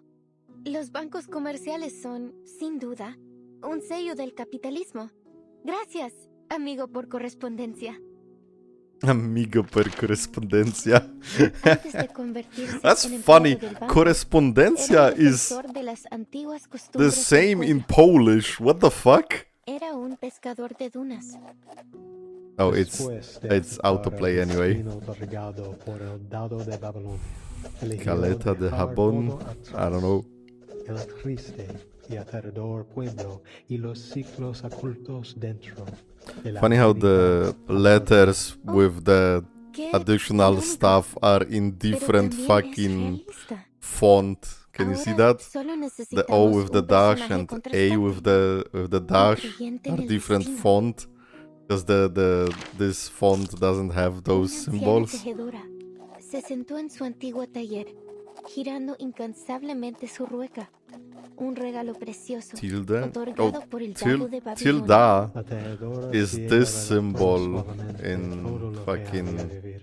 ¡Qué idea This is brillante, Aleph! Una tejedora ciega no podría haber presenciado el asesinato. Tilda. Fantástico. Funny, en este yeah. caso, agregaré a un conductor de burros que Funny es how similar asesinado en things este are. capítulo. Con cada una de tus sugerencias. Yeah, Tilda. la Yeah, historia this da un paso exactly, adelante. Alex. Gracias, Aleph. Pero todavía no veo ninguna señal del final.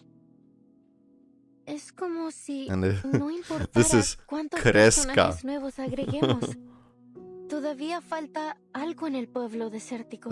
This is Le Kreska falta in Polish. una figura clave. Aleph, ¿qué debo hacer? ¿Cómo le doy un final a esta historia?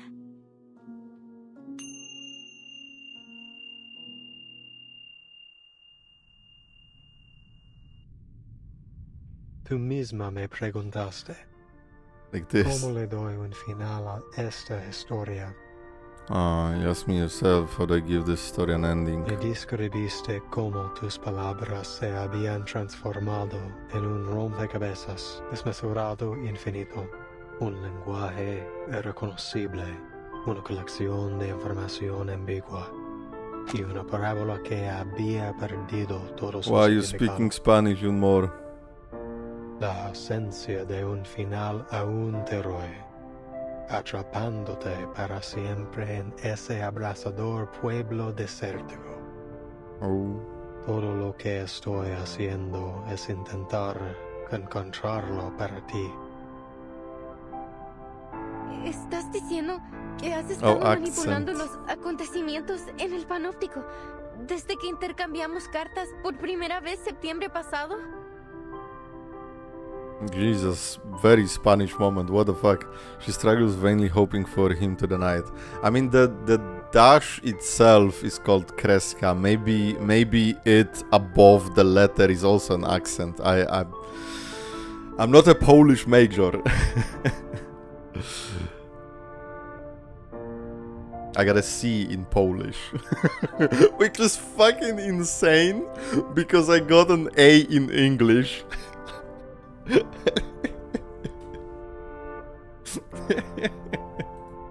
Like, you know, converting, of course, because we have like grades from 1 to 6. So I got like 3, 1 being the bad one, 6 being the best. So I basically got like 3 in fucking Polish and 6, the best one, in English. But Polish was so fucking bullshit. It was just literature, nothing else. Alvin is clearly not native Spanish. Acento is the syllable with emphasis, not necessarily with the tilde. Years of Spanish, but it's always funny how much I recognize just from this. Don't speak proper Spanish, but I can get the gist of it written or said. Interesting. Man, I would love to know more languages. I mean, I guess technically after like years and years of watching anime, I kind of get like very slow Japanese and like random words, but I could not speak it myself. Ajustes correspondientes en el panóptico. Reflejar fielmente las complejidades de cada detalle era clave para asegurar que la historia avanzara sin problemas. Holy fuck. So Recoleta is the master of the prison. Principalmente Merlin, a veces el idealista, y antes de ellos, Zahir y Paracelso. Ya me teco de sidestep, but what the fuck. 6 versiones de la historia del Amalfitano ya se han desarrollado en el panóptico. Eso significa la rana aplastada en el barro, la vaca muriendo de vieja, el lirón cayendo al mar, el fantasma asesinado en el duelo y los cambios repentinos. His Spanish is so bad. Somebody said his Spanish is pretty good for not being Spanish at the start of the chapter. El caos y la locura, ¿realmente sucedieron aquí mismo? The ever-knowing prisoner falls into long, dark silence. He will not answer a question when the one asking already knows the answer. Incluso la eternidad tiene sus límites o Recoleta.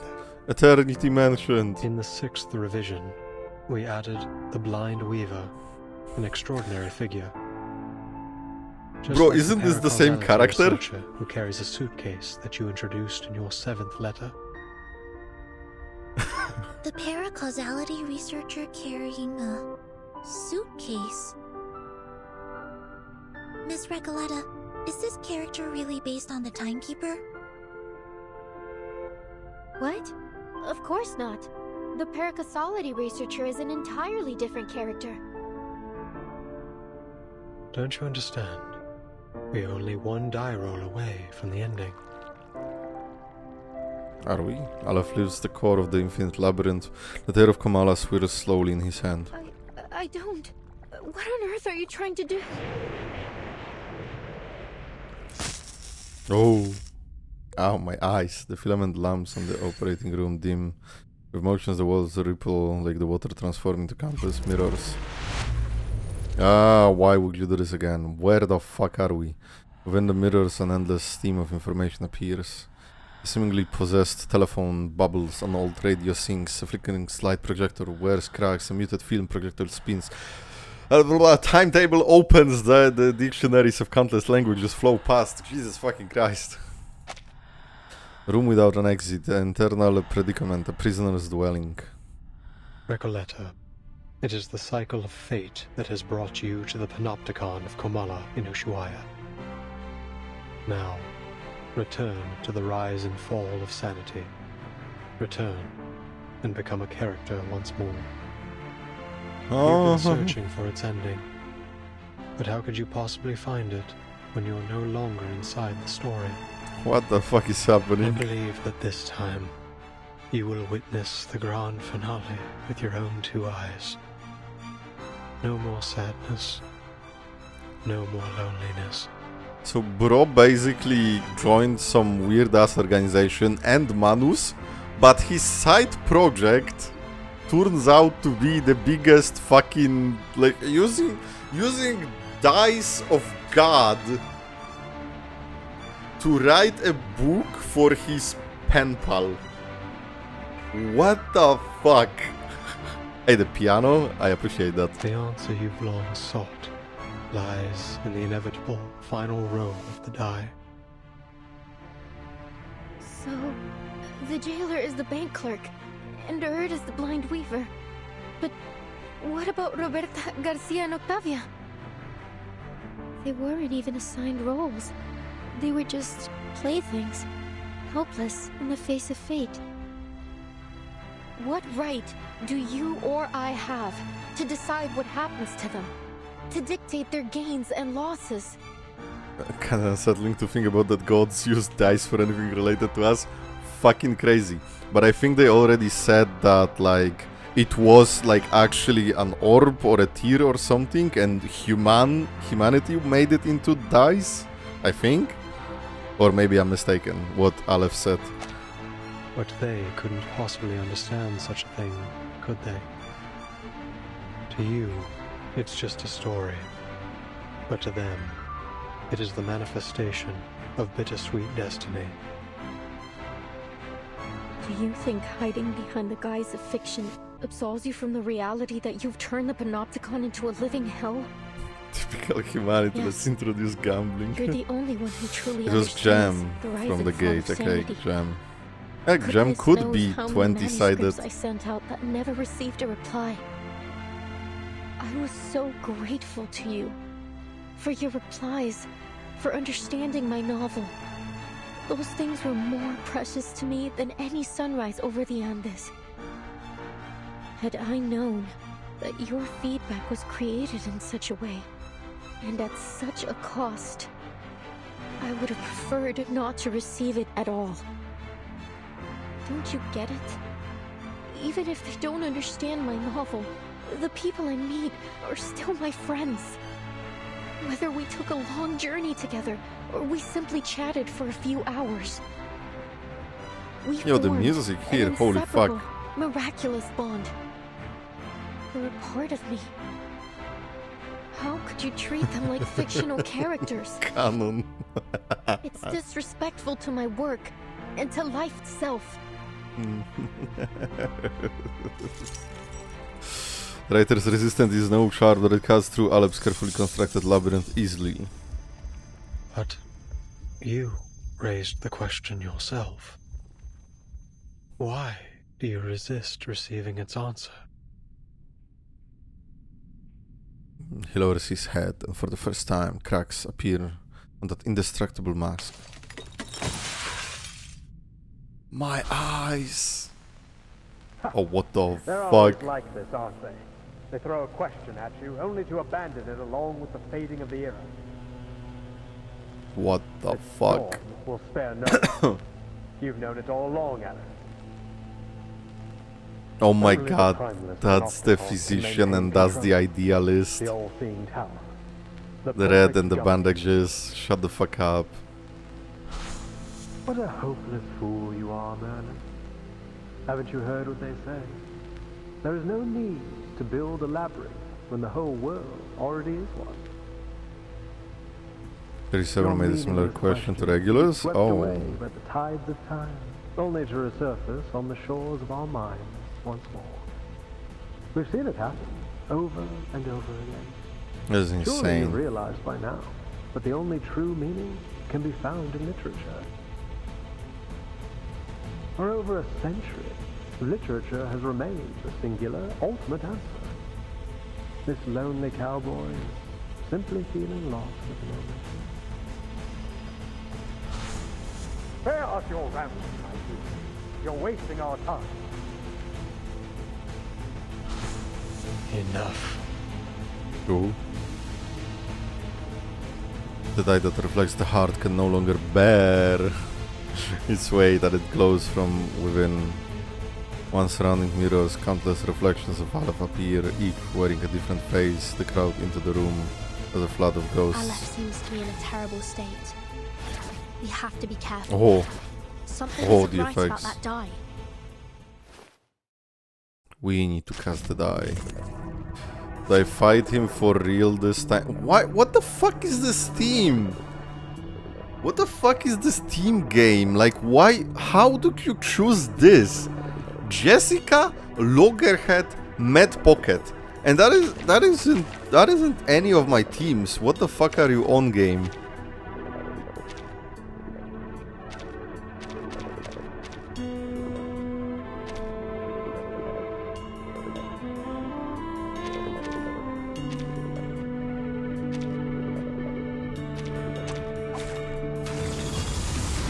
What the fuck? Straight to the point. I like that. Go ahead. Keep the story going. That is such a cool fucking design. That is such a cool fucking design. Carry it through until we finally feel the sweet gratification of the ending.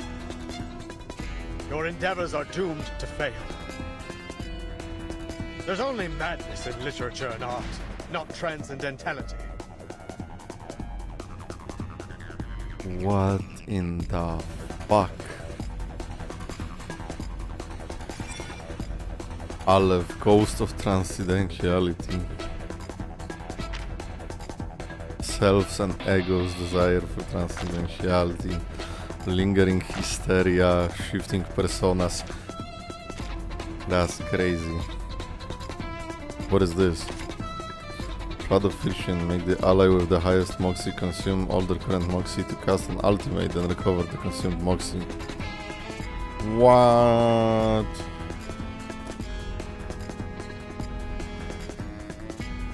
Oh, but you have the highest. I guess why not? Empty Phenomena, the violence, everything. Everything just beautiful. Into the darkness. I'll show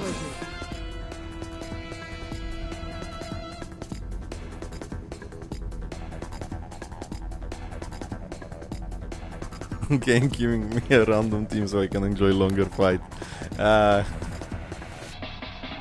Still alive. Oh yeah, this is versatile precast. Wait for the right moment. Liberato dalla paura. Yeah, I know. I see. Now I see Get out that. of here. But I wanted to pick Ezio for the boss fight, you know. So she can use her own ultimate. Addio, straniero. Oh. Well, that was one turn.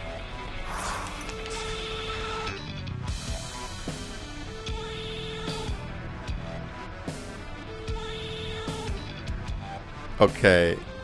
Like, this is so fucking good. The other face and the OST right now. The fuck?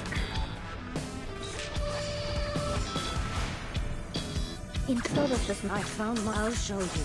The fuck? Cosmología, filosofía clásica. I never. El fundamento del mundo. Oh my god, it's so Grover. I'm losing my patience. The hell is bro doing? Can I just heal for the entire turn and not attack?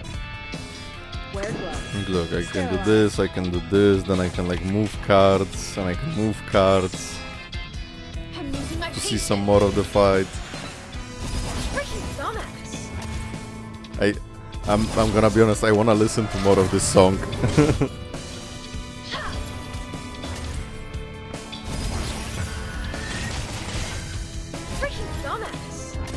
Does bro have an ultimate or something that I can see? He does. He does indeed.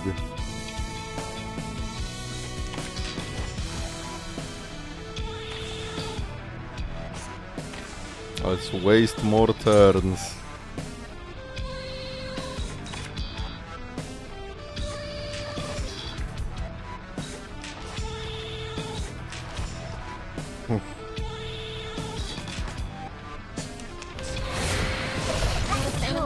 Oh, this is the ultimate? Oh, days on people. Oh, that's not good. He actually deals damage. He actually does damage. Holy fuck. I mean, I'm messing around, but like, holy fuck.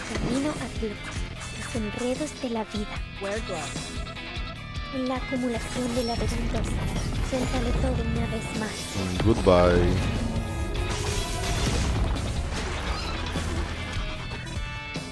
Oh. These explorations. Oh no, he's crying. They're all on his failures, knees. aren't they? In this infinite expanse, I feel nothing but infinite sorrow. The stage is also cool, like it's the room he created. Oh, and the music just goes back. Oh, it's already over. It's used to. No, it wasn't hard. The chaotic battle comes to an abrupt halt. Wait, Mr. Olive, are you human?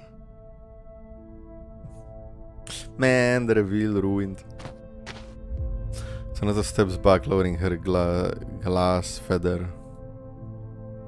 She's shocked to realize that her opponent has no arcane skills at all. From beginning to an end, all he did was the die. All he had. Please hand over the die peacefully. Mr. Aleph, please stop resisting. It's futile. Futile. Yes. Oh yeah, It's no, all Ezio destroyed all of the bosses from the start of the game. The cage of rules. The I ideals almost of commit a racial crime. both are futile. Mere illusions conjured along the path to transcendentality. They all fear that they're nothing more than phantoms in someone else's dream. In someone else's opera. The reality Oh! will devour everything, including their very existence. That's why they drift further away from transcendentality. They couldn't break free from that false dream. None of them could. Al stumbles as he looks up at the storyteller. Both the physician and the idealist walked toward their own destruction, just as I expected. But your novel still has hope, Recoleta. Its ending hasn't been written yet. We cannot deny that it may be the answer to achieving transcendentality. You're not going to stop, are you? Not until you get your answer. Sonetto. P5 we have no Ezio, choice but what to seize the the die fuck? from him by force. Perma vacation. Hey, I understand that so much. I don't know how much of my other content you're watching, guys, but I spent over $1,000 on Honkai Star Rail to get Fate Collab Saber E6, which is like P6 in reverse, and her weapon, which is her Psycube, would be in reverse. And I also just don't play her. I do not play her because she is the vacuum bomb. Her skill and ultimate attacks AoE, and it just deletes everything that is in the game. Besides like the newest endgame. She one-shots everything. There is only one game mode that is specifically made for fucking whales that she doesn't destroy. And it's like, fuck, man, I kind of want to play the game, you know? So yeah, I stopped playing her as well. And I'm playing some other new units that I got, even though they are significantly weaker. So I understand putting people on perma vacation. Enough. I said enough. That's kind of what stopped me from spending on Honkai. Last time I did Honkai Star live stream, I said this is the last time I'm spending money, and I'm intending it to be the truth. Maybe there is like one character that's coming right now that is basically reviving one game mechanic. I might get her if I like pay money if I don't get her, but then I'm not paying on Honkai. Never again.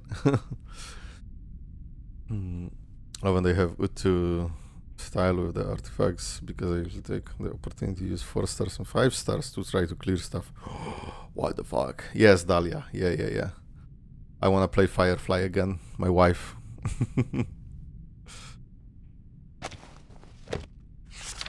She shakes as she reveals the notebook that has never left her side.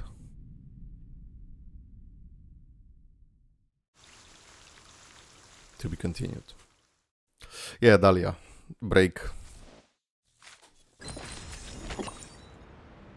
When I like the new loading screen, but I miss like some of the other stuff, right? Like all the art that was displayed here. Note 16, the boundary of fiction.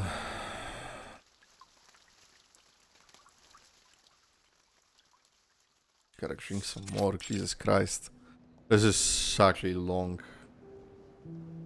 The nodes are so long. 1990 Guadalajara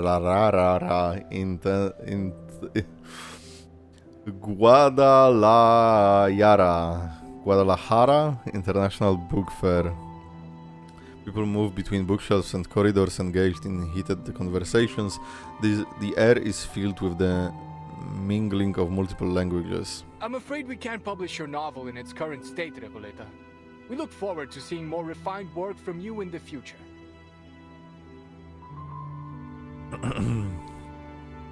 Senor Cruz, what a pleasure to see you here. I'm an editor from the Naranja Dulce publishing house. Could you spare a moment to discuss the copyright for the VRoid? We're huge fans of your children's literature. The editor leaves hurrying after underwriter, leaving Recoleta standing alone in place, the 17th publisher to reject her today. Hey, relax, Recoleta. Look at all the books around you. This place is heaven. You can't get down on yourself. Not here. It's on you for going There's so to many Mexico. writers and publishers here. It's only natural you'd be turned down 17 times. This is just the beginning. Struggles of a writer. Yeah, any unconventional work, any artist. It is hard. The young writer, attempting to forget her 17th rejection, flips through the event guide in her hands. Did my screen just like flicker? What the fuck was that? Now, which section should I visit next? Oh, this brochure might help. He turns to the last page of the handbook, where all invited authors and their contract details are listed. Estupendo. An exchange of ideas between writers. Nothing could be more incredible than that. Estupendo means wonderful. It sounds like stupid in English. I recall James Joyce was inspired by a letter he received from Henrik Ibsen. So, maybe what I need is to find someone to share my manuscript with. But who? Hadeo Emasums. Aleph. Averroes. Aleph. Oh. Knock at the door interrupts her daydream. Oh, it's you, senor. Don't worry. I promise I'll catch up on the rent next month. Although I must say, this apartment's hardly the worth fucking the price. flashing. The cracks on the walls must date back to the last century. Make all the excuses you want, Ingrid. If you don't pay the rent soon, you'll either end up in that crumbling colonial building on the corner or on the street, selling oranges at the San Telmo market.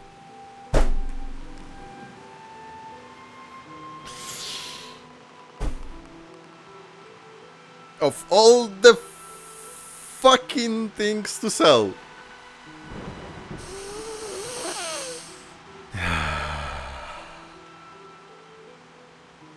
Of all the things to sell, you have to sell oranges. You fucking sons of bitches. like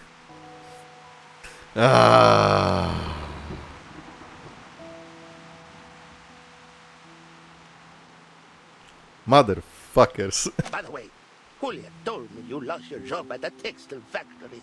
Sorry, that's like that's my actual reaction. Like, I'm not playing this shit up. I fucking hate it here.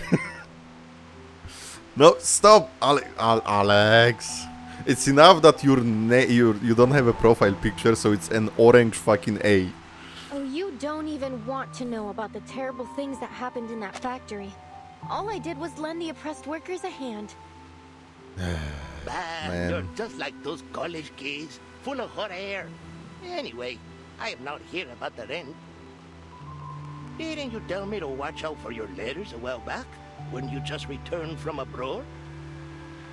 Well, here it is, a letter for you. Girl freezes for a moment, then snatches the letter and slams the door shut, almost buzzing with excitement as she unfolds it. You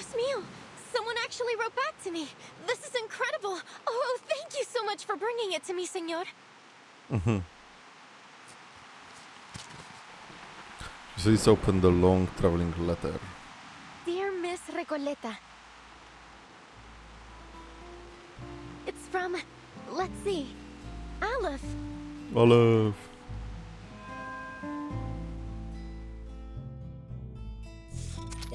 White, fuck you, my eyes, Hey, Jesus I've been Christ. watching you. You're not local, are you?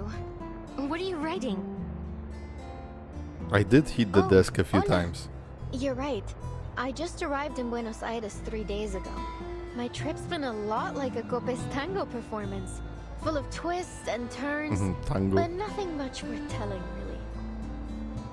I'm actually writing a reply to my pen pal. Long story short, I sent him a manuscript of my novel, and to my surprise, he actually wrote back. Amazing, isn't it? In our recent letters, we've been discussing how my novel lacks a key character to drive the story toward a decisive ending. Oh. So we've been debating whether to introduce a new ghost to act as a turning point for the story. Oh, so then you're a writer? Hey, Pancho, come over here. I found an actual real-life writer. They still exist? What's the big deal? I wrote plenty of poems in middle school. Oh, so you're a poet. I have a feeling we're about to embark on an incredible adventure together. Are you interested in joining the visceral realism movement? Go together. Go together. I've never heard of it, but it sounds like fun. Fabuloso. We have no time to waste. Once I finish this letter, you two must join me on a journey to Ushuaia. Ushuaia? The end of the world? Why the heck would we go to that icebox? Oh, don't be such a downer, Pancho. Just think of the fun we'll have, the breathtaking scenery we'll see, and the incredible stories we'll hear. Fine, Maria. I'll deal with the cold if you really want to go so badly. By the way, could you tell us about your novel? Of course. I'll tell you all about it on the way. Now where to begin? Alright, let's start with the cottage with a blue roof and Amalfitano.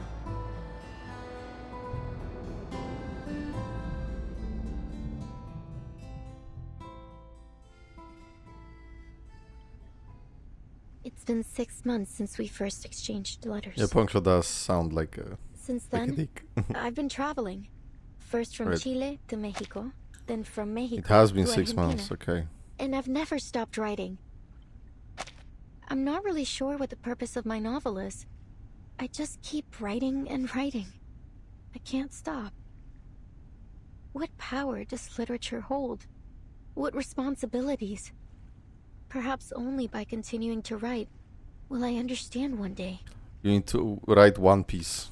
It never ends, so you'll be fine.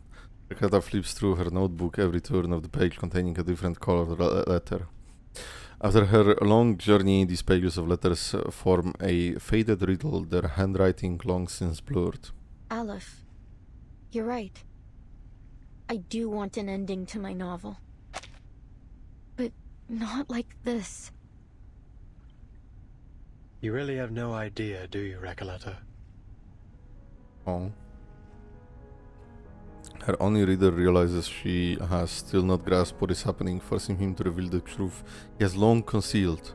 The rise and What? fall of sanity is your story. What do you mean? You are a ghost, wandering this forsaken land, still striving to create a miracle. You are a wandering poet, born in Amalfitano, the foolishly brave protagonist of the story, and the embodiment of the author herself. A reflection, yes. Self-insert. No. You are simply a figment of her imagination, a manifestation of her dream to wander. Have you not realized it? The literary pursuits and romantic adventures you described, they are merely faded memories from 1975.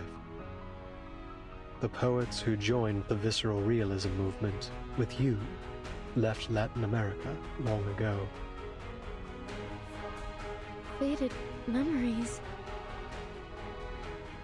As for the novel, it's yours now. A story you're writing. A story about yourself. Your departure has turned Amalfitano into a ghost town. The characters have lost their connection to you. They're gradually fading away. If the novel is destroyed, you too will cease to exist.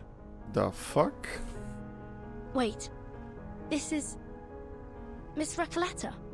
Is what he said true? I know you never lie, pen pal. What?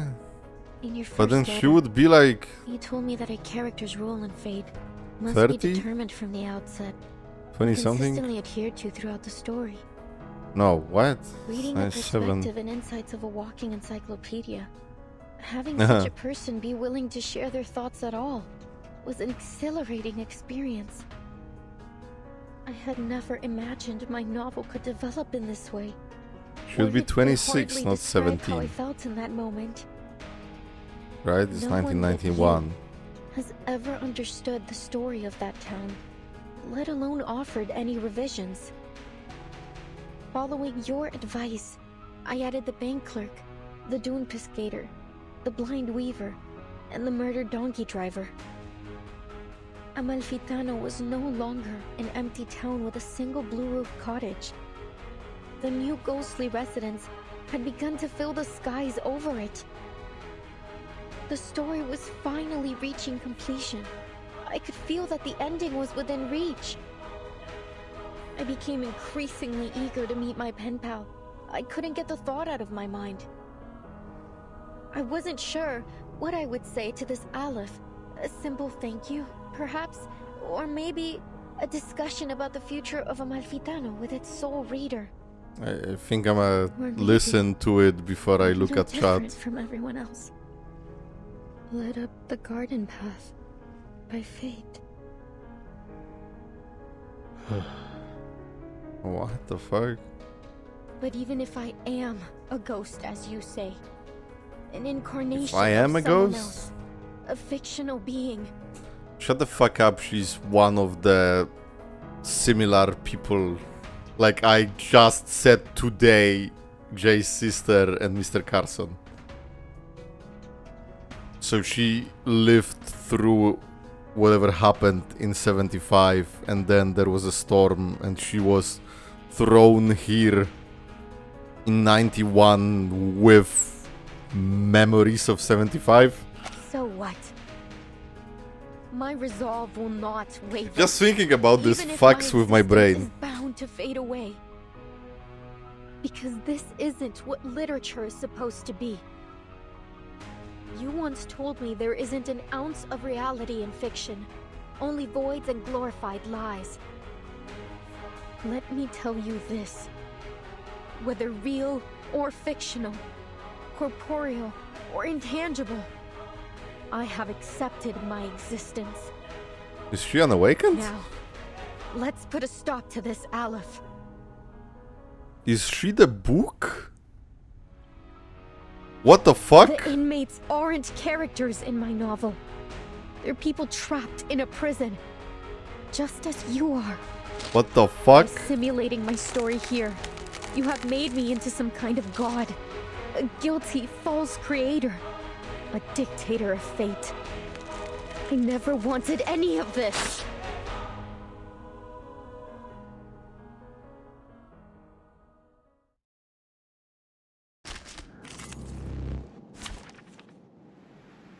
This fucking team again. Yeah, I wouldn't say it was a body horror, it wasn't that scary.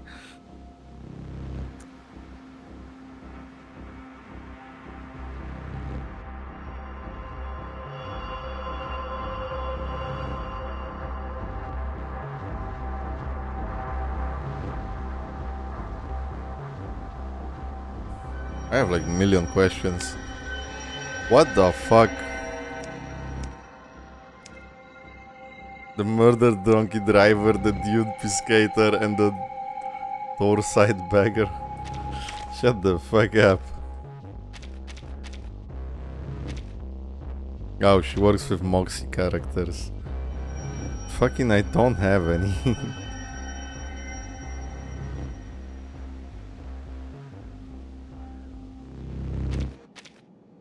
Nah, I wanna keep the agenda of assassins.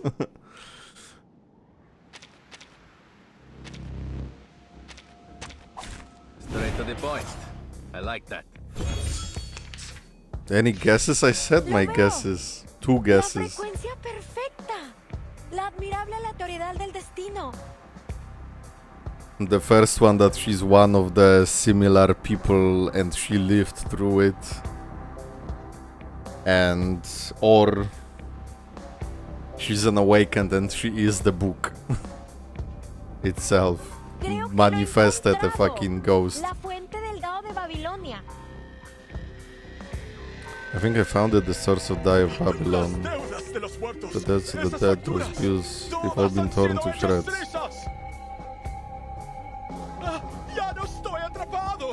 I'm not trapped anymore. Desde el día en que perdí la vista, nunca imaginé que la rueda giratoria volviera a girar. The tearing up the bills reminded me of obviously the first storm, right? 19 whatever, Schneider. Never imagined the spinning wheel would turn again. The fucking wheel summoning in the fucking suitcase. What the fuck? What the fuck? Wait for the right moment. I'll show you. I found my sterilize. En la acumulación de laberintos, suéltalo todo una vez más. It will be over before you feel it. Icaros, find your mark. Do not explain, we have still more of the chapter, right? Wow, that was it? Okay. That was it? Okay. So much work for nothing. Shattered words and ghostly illusions roar forth, breaking free from the story structure and the gaps between the lines filled with regret and obsession. Torn letters and book pages flutter in the air like snow in a crystal globe on a winter night. Didn't we have a scene like this? Oh, the guy that wrote the 172,000 line prologue in all the languages. It was a very similar thing.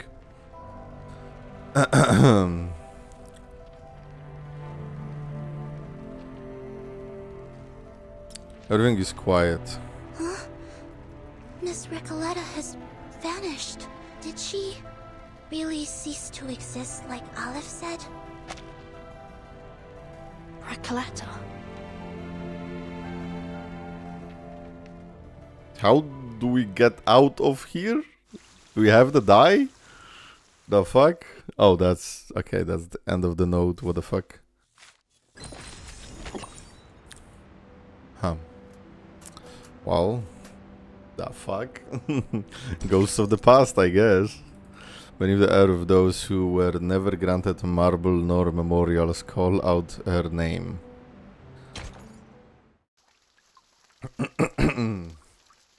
Ghosts of the past.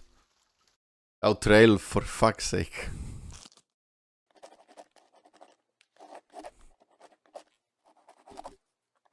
And tak, sure, kurwa, I read that. I read any of this. Fuck you, game. Stupid ass fucking autoplay. On an unknown night. I understand autoplay when there are English spoken lines being said. When it's in other language than English, or there is no speaking, it should not fucking exist. For fuck's sake. I'm glad you're watching, Alex. I'm sorry for little crash out. I fucking hate the autoplay in this game. Like, it's a visual novel. Let me read. On an unknown night, the wind carries the cold desolate of the desert. In the cottage with a blue roof, a girl dreams of a circular prison. Then she wakes. Are they gonna do it again? Qué sueño más Oh, extraño. yo, another fucking filter. They are getting groovy with the fucking filters. You are not Marcus. Shut the fuck up. What a bizarre dream. Tan amargo y triste, The reality is so bitter and sad. pero lleno de pensamiento dialéctico. Tal vez la gente del panóptico reflejaba mis pensamientos internos. This filter makes her look like a 3D model. I don't know how or why, but she looks 3D now. She looks around surveying the cobwebbed corners where stacks of manuscripts have piled up to the ceiling and over empty ink bottles collecting dust. Entonces realmente soy un personaje de That's la her novela. inside too. The really M character in the La novel. misteriosa cabaña con el techo azul fue mi hogar todo el Search tiempo. cottage. Entonces, los rumores que los fantasmas propagaron eran realmente eso. Rumores. Rumores. She's gonna keep speaking Spanish. Like, it's cool for localization and like making sense. But fucking... we get it. She can speak Spanish. Like, for fuck's sake, let me understand the story. The young writer steps out her home and into the streets of familiar yet foreign desert town. Entire parties in Spanish. I'm going to sleep. Countless nameless characters and ghosts arrive upon hearing the news, filling the roads and skies. You know who did that, like, localization language the best? Fucking Assassin's Creed.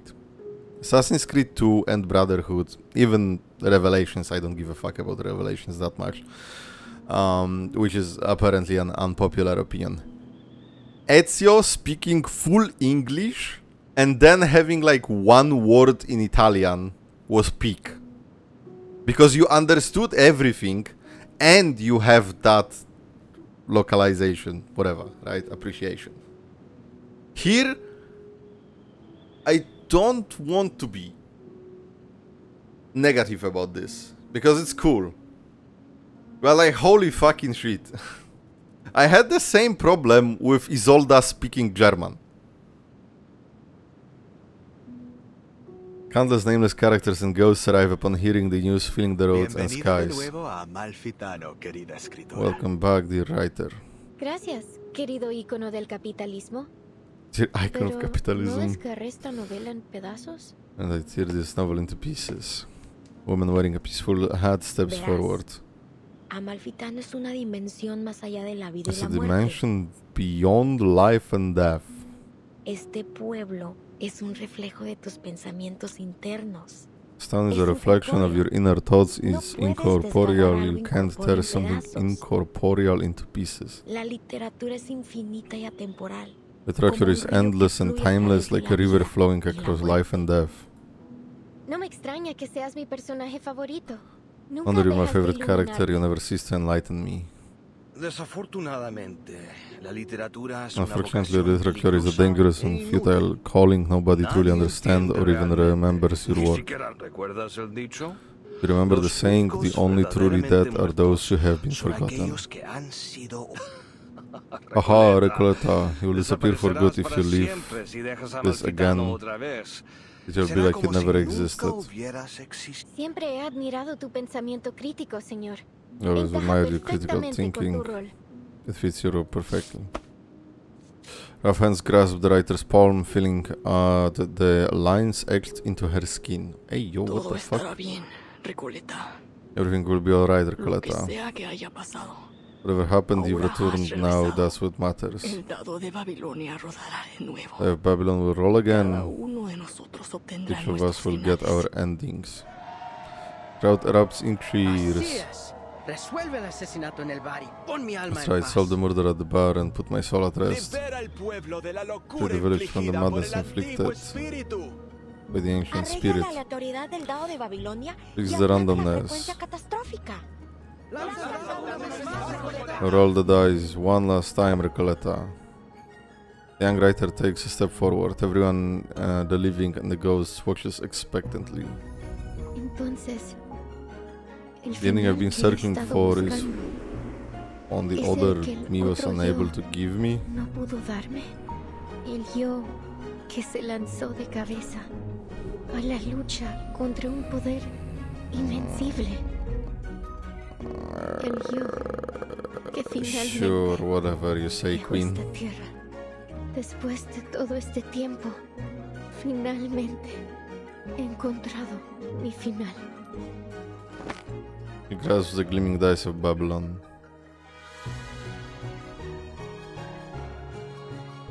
Oh, yeah, autoplay stopped? Okay, cool.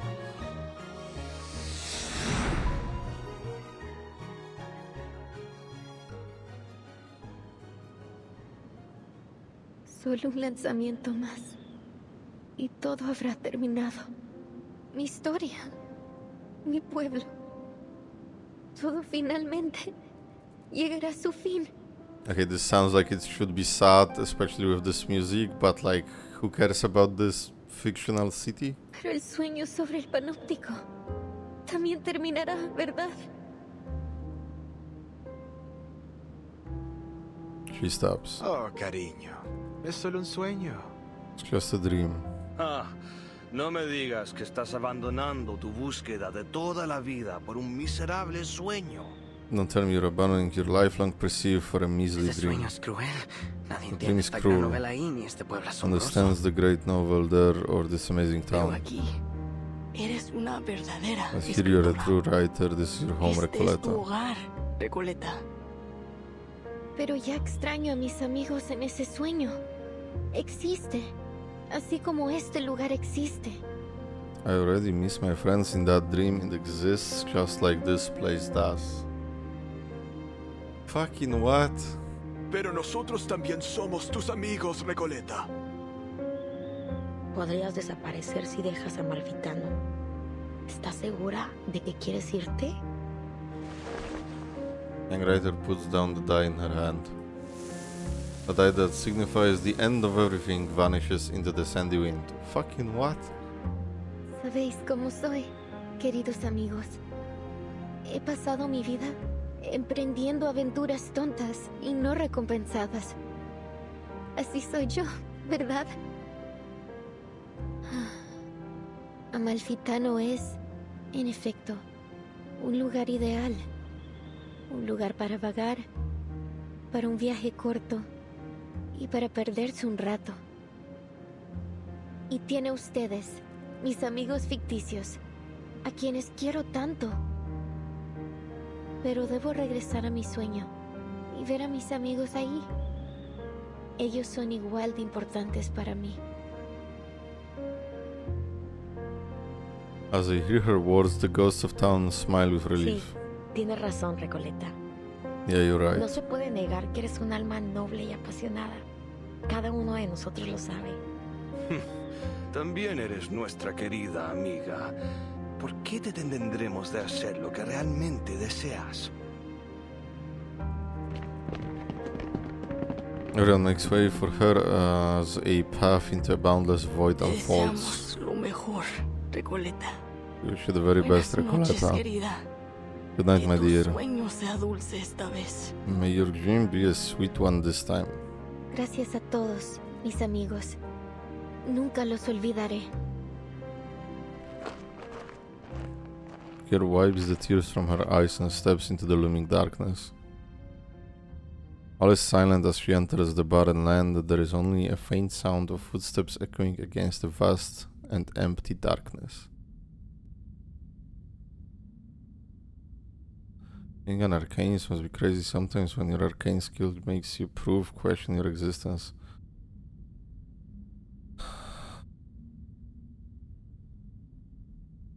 I don't understand why she's part of the book, part of the story.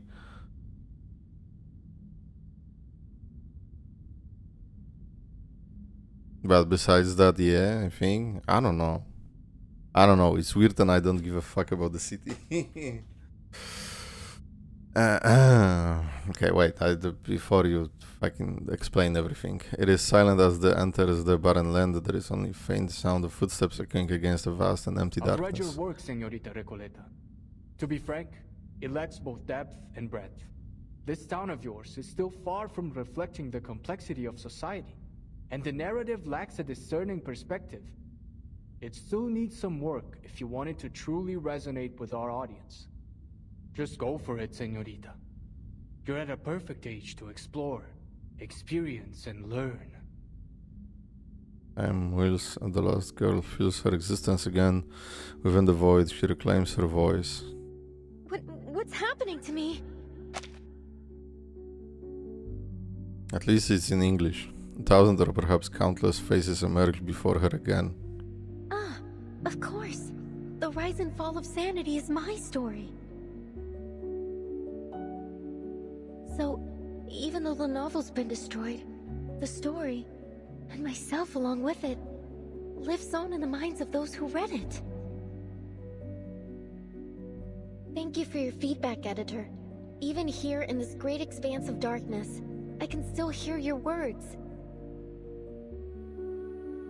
You have my gratitude. Thank you for reading my novel, even if you didn't understand it, and likely never will. She navigates a labyrinth of words and an endless expanse of mirrored waters, the darkness circling toward her like a rush of waves on a dark night, making her presence feel heavier. Honestly, I find your story totally fascinating, but I'm still struggling to understand the connections between all these nameless characters. Couldn't you make it clearer? Like a movie? Typical. Trust a writer to try to be all obscure and mysterious. Maria, Pancho, you guys are the best traveling pals I've ever had. Shut up, Our hot dog paths guy. may diverge in the future, but the joyful memories of our journey across grasslands, snowfields, and deserts together will remain forever. It's been great coming along with you.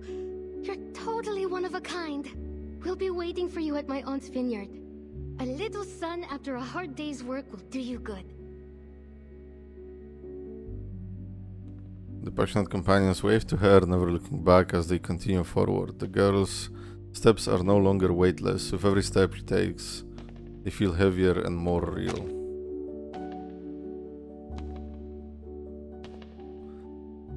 She lingers inside the infinite mask in the mirror, the boundless universe filling with her both confusion and illusion. There is ambition in her writing. It's passionate and poetic, fractured and chaotic. But when viewed as a whole, her work feels like little more than a superficial illusion. It lacks the depth to truly touch the soul. I guess so. I'm with the idealist. I will refrain from offering further comments until she stops romanticizing her childish adventures. To put it bluntly, her phraseology feels overly deliberate to the point of distortion. Her verbiage is like a collection of vague sentiment bubbles.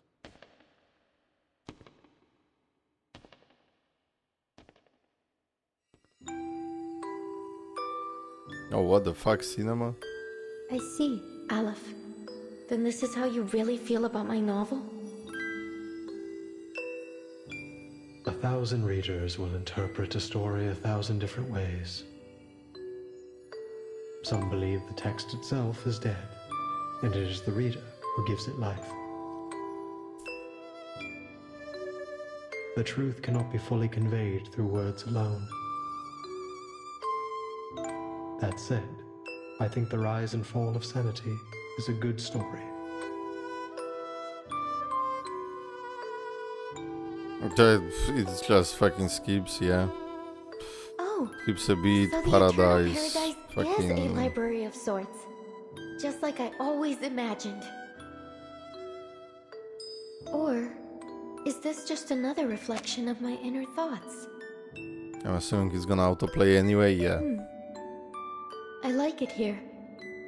It's nice being surrounded by literature. But it's time to go back. Back to reality.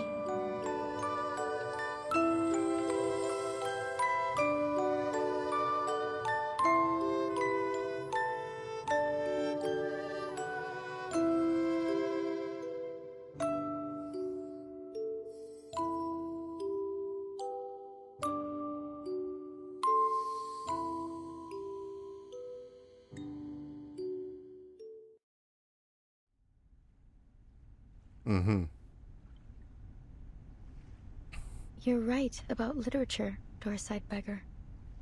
It is a dangerous and futile calling, but I still believe in it.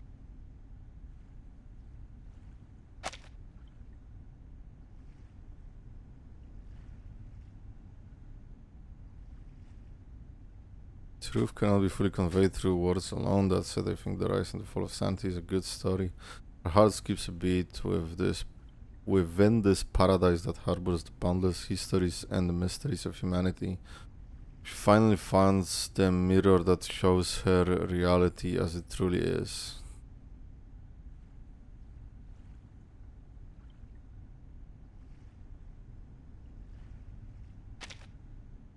To write about literature, Dorside Beggar, it's a dangerous and futile calling, but I still believe in it. Investigators from the Foundation breathe a sigh of relief together.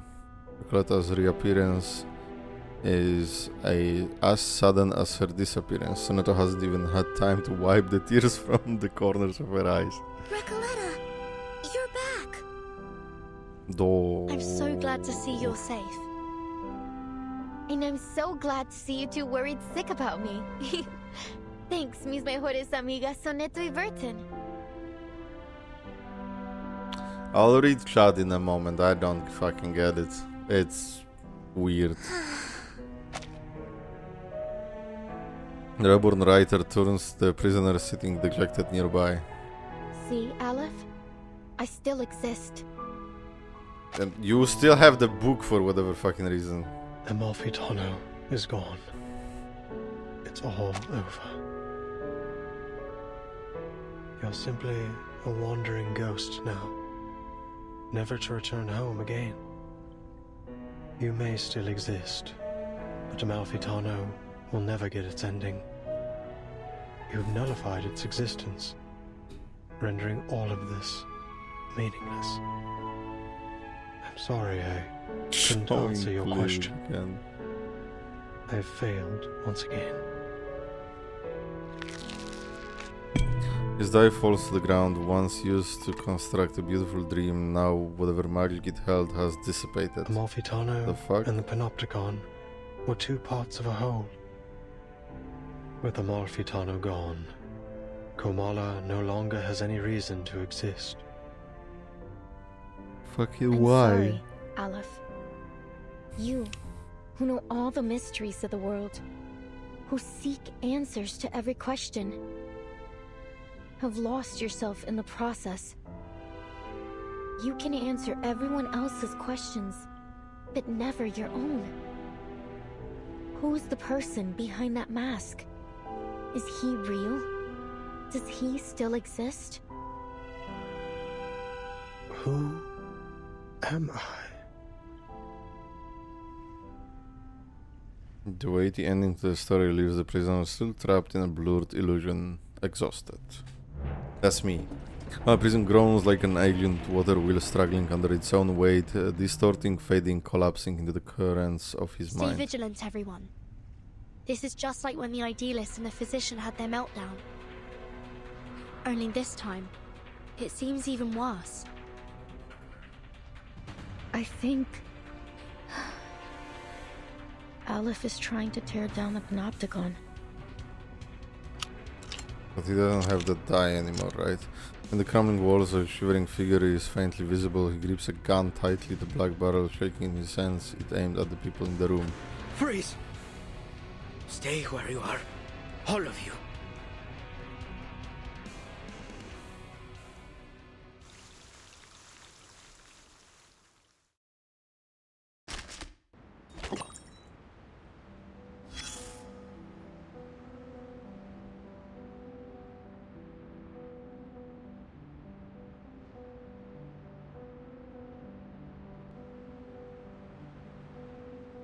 What the fuck? What the fuck? You know, I fucking take the L. Fucking spoil me all the way. As writer, this scene got me emotional. Being an arcanist must be crazy sometimes when your arcane skill makes you prove questions. Actually, let me just... Will this work or will this fucking break? Kind of works.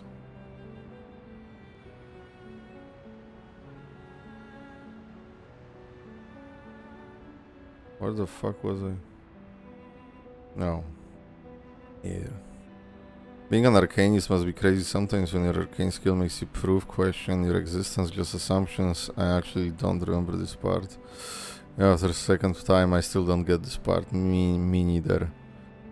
Ruka is a fictional character. The story she was trying to write was a story already written about her because she was a self-insert of the author. So it's the kind of novels better being published, yeah. Shenanigans. Vertin sonetto don't compare. What?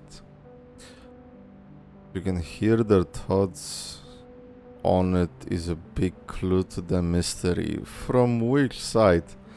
Fancy men with their distinguished taste are not satisfied. She never talked to the idealist or the other. The reason she's hearing is because she is the story itself come to life. What I know is the concept of the story itself come to life that took a similar form to her writer decades after her death. That's why she don't remember. She was always writing the novel, always living in the story.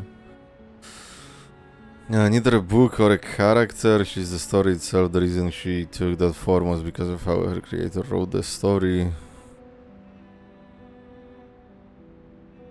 Showing her cleavage again. Hey, where are you looking at? Now that Recoleta broke free from her origins, the story is over. Thank fuck. Because Aleph has lost his purpose just as much as his other egos. It's why all of his versions have a masked face because they have no identity beyond purpose.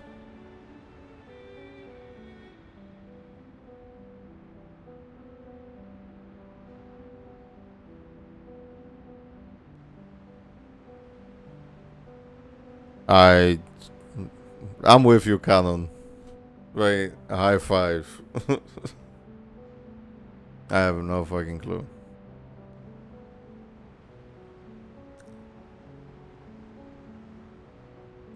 Anyway,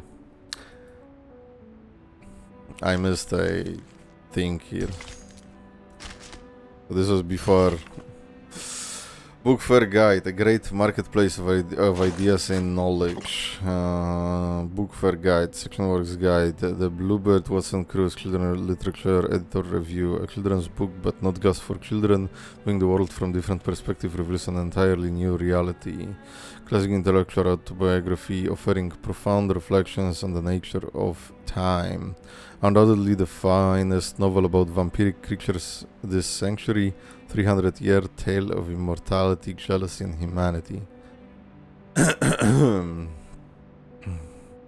Sending authors contact information. Tada and Mazn's Aleph. So Aleph was number 3, Blood Monster, horror fiction. Okay. I don't know why you guys are so hung up on the trails. Like, half of them don't say anything. Take a deep breath, soldier. The smoke's cleared now. This story, this battle, will soon come to an end. Mostly interpretation, so that's not canon at all. I'll have number, let's call him. It does make sense, and I technically, if I believe everything they said, yes, she is the character or the story or whatever, but like, that is not explained. And if, as you said, this is your interpretation, that is not.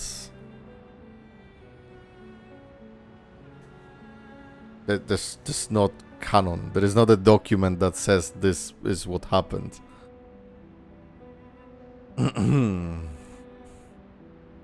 Record being fictional is canon.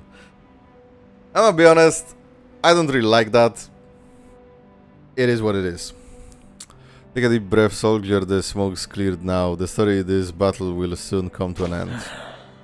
A writer has departed from her domain, leaving her creation scattered behind her, like blood-soaked bandages and fragmented skulls in the trenches. The reason she could hear what Aleph actually thought, even though she never spoke about her story with them? What do you mean? She wrote the letters.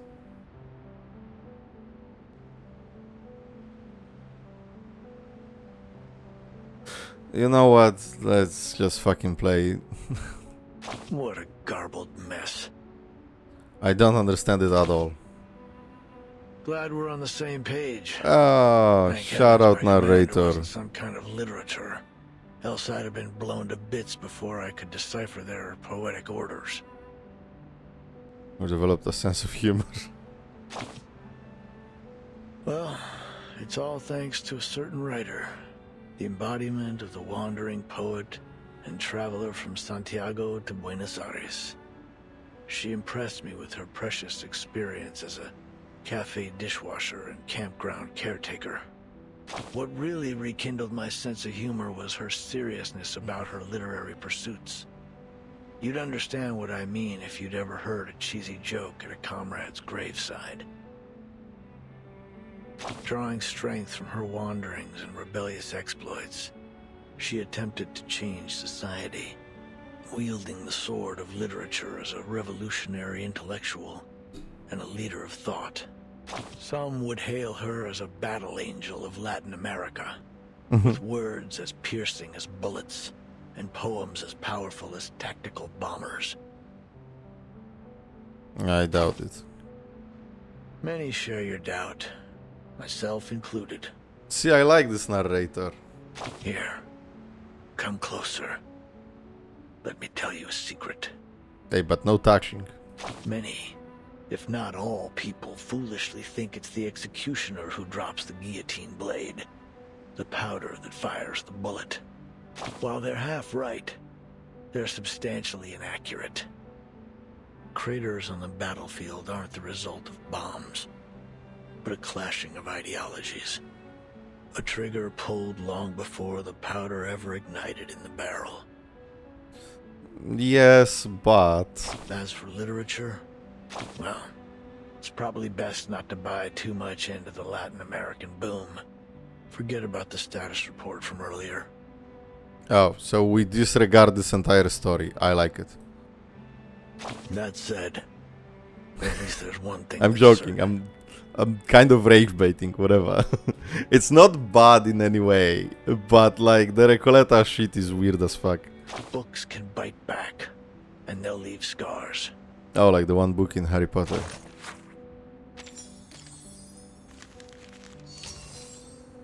Oh, I had to watch that, okay.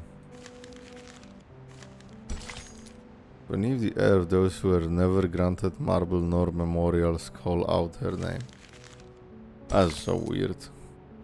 In praise of folly, a tiny boat adrift upon a sea of ideals, convinced it has hoisted its sail.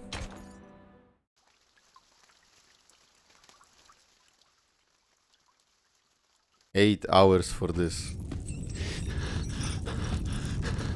No, I think the chapter is good even with Recoleta, but I feel like that's a weird-ass unnecessary twist that does not add anything to the story. No spoil the fights. Oh yeah. Shut the fuck up. Is there like, you know, purpose of fear, reaction, science, as moderation? Oh, that did not work at all how I wanted it to work. Yeah, definitely an event. Huh. It's kind of weird that you can't have, I think YouTube should add that, to have a to have like emote mode only or something. Like if I'm like, oh, this is a big story moment, or like, oh, don't spoil the fight, I could just go into like on Twitch into emote mode. There is no such thing here on YouTube. XD. Well, whoa. Oh, the guitar came out of nowhere. Prisoner steps out from behind the wall, a weapon held in his shaking hand. I was just setting up my exhibit when everything started shaking. Then I realized it wasn't just my imagination. Yo, Garcia. So I followed the cracks in the wall and found my way here. I didn't mean to eavesdrop, but something's happening to the panopticon, isn't it? His panicked hands shift the gun toward Aleph, who has collapsed on the side. Are you the physician? Or is it Aleph? Whoever you are, please restore the panopticon to the way it was. I'm begging you. You yeah, go spam emotes, right? Guys. I believe in you. Every single emote. Go, go, go. Remember that we have the BTTV emotes as well, and there is the fucking Schneider orange as well. Somewhere. No, there wasn't a Schneider orange, I forgot. I didn't find this one. There is this, like, running cat orange. The mind that once created infinity now watches as it falls back into nothing before him. Why? Why aren't you doing anything, damn it? Why is this happening? Let me remember the flea. Did I? Oh, what the fuck? Tell me that I'll do it myself. Not the fucking oranges. The prisoner in desperation lunges forward. Calm down, Garcia.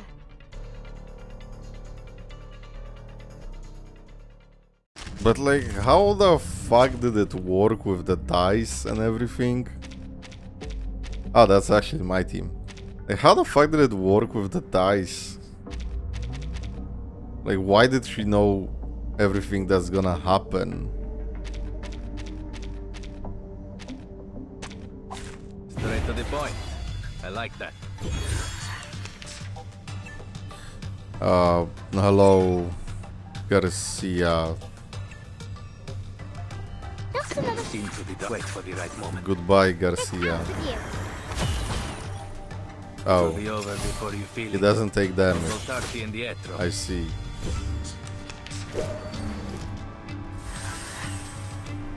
Well, how about I do it again?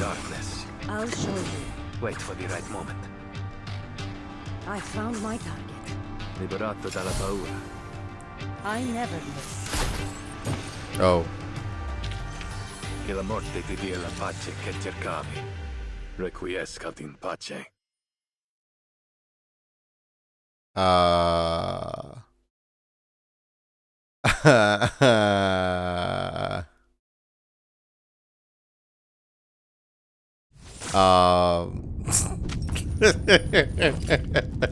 Timekeeper, he's fucking dead. Garcia, weakened by his long confinement, is easily knocked to the ground, unable to withstand even the lightest touch of arcane skill. Why? Why is this happening to me? I was so close. So close to completing the exhibition. The fuck is the exhibition? See, Garcia? There is no one controlling this place now. You're free. It isn't the die that's trapped you, nor is it the walls of this prison. It's the rules and that overpowering gaze from the central tower. But now that's all gone. You can go outside. You can set up your exhibit anywhere you want. No need to stay stuck in this. But they want to. They are the prisoners in a cave again. Looking back on all that he has lost, the artist cuts her off. No, Señorita Recoleta. You've seen the world out there. You know as well as I that there's nowhere else I can go but here. Yep. This is the only place in the world where I can hold my exhibit. Apeiron 2.0. You've ruined it. You've ruined it. You've ruined everything. What? I don't know why it's so funny to me. This room's about to collapse. We've got to leave. Mr. Garcia, do you need a hand? I can take care of myself, thank you. I'll go a different way. I have to go back and finish setting up my exhibit. Yeah. He drags himself forward with treading steps, retracing his path to leave. Vertin, what He about needs some Aleph? meds, yeah. We can't just leave him here. Of course not. We still have questions he needs to answer. +1, I'm with Vertin. Sonetto, help me get him up. Let's get out of here. Can we just put him in the suitcase? Why you call her timekeeper? Just call your wife by her name. What the fuck? The rejected prisoner looks at Sonetto with confusion. Your words are always at odds with your thoughts. You carry an ocean of questions, yet Oh never my reveal God. even a single drop of them. That's great. You can't call her out like that. I am outside. I am the author. I am the god. I can make fun of her. You are right there, brother. Read the room. Why have you never shared your doubts? Why do you stay silent in the face of everything and everyone around you? Join Manus. Imagine Sonetto joining Manus. She would fucking never. I believe in my duty. Nah, she would if Vertin did. Prisoner shifts his gaze on the other Foundation investigator. As for you, paracausality researcher, you're different from any other seeker of answers. Even on a desperate, near-hopeless journey, your heart holds little doubt. Perhaps not every question needs an answer, Mr. Aleph. Is that so? Debatable. I don't think I agree with Vertin there. I like answers, even the bad answers. The prisoner, so used to answering others' questions, seems to have run into one of his own, but unfortunately, no one is here to answer it. The building is collapsing. Can we talk outside? No. Hey, Tuesday Motel. I think. God fucking damn it. Look. It's sinking. Corpses float on the planks, and the fleeing prisoners are swimming toward the shore. Time to abandon ship. What ship?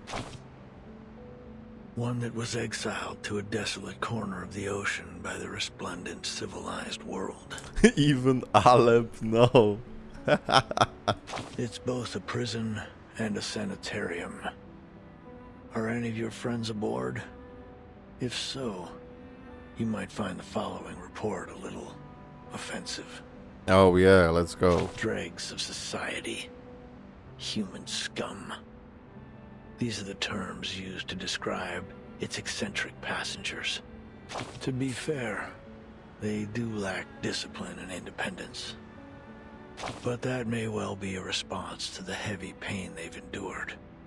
Some theorists suggest that they're innocent victims, trapped in the confines between rationality and irrationality, defined and redefined by historians as they please.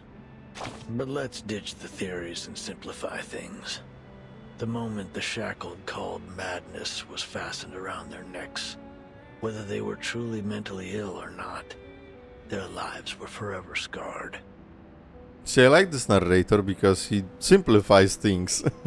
And now, that makes them more fucking passengers complicated. are storming the shore. A favorable outcome. They're spreading their disease. A favorable outcome. I suppose it is.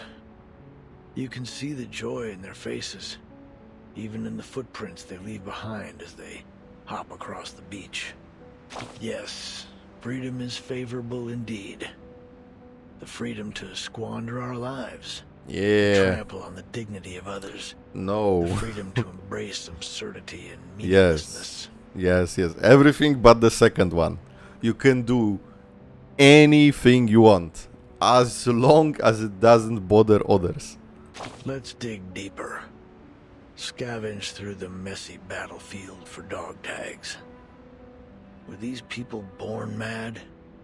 After watching the inhabitants of this earth tear each other apart in one war after another, I've concluded this. Only knowledge drives people to madness. Ignorance does not. That's funny. That's kind of true, actually.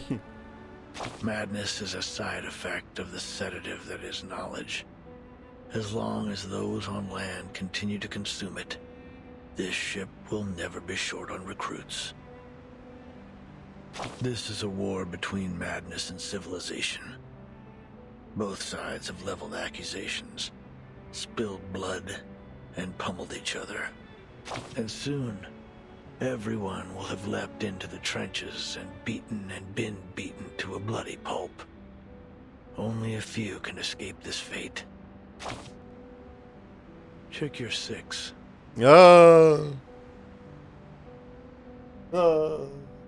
Oh, there is no one here. Also, it's called Ship of Fools. I don't remember the exact lyrics, but Regulus's EP. Something, no ship for fools. The one leaning against the sunken ship, showing no signs of struggle or sorrow. Garcia. The seawater has flooded his windpipe and reddened his eyes. Yet there he is, staring blankly at the shore. He's in his home base. He holds no hope for forgiveness from his enemies. Not in the slightest. He's a one-man army, fighting only for himself. Alone. Now, do a 360 and look again. He's been utterly defeated. Okay.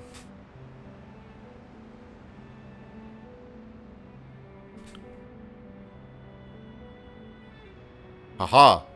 You are utterly defeated now.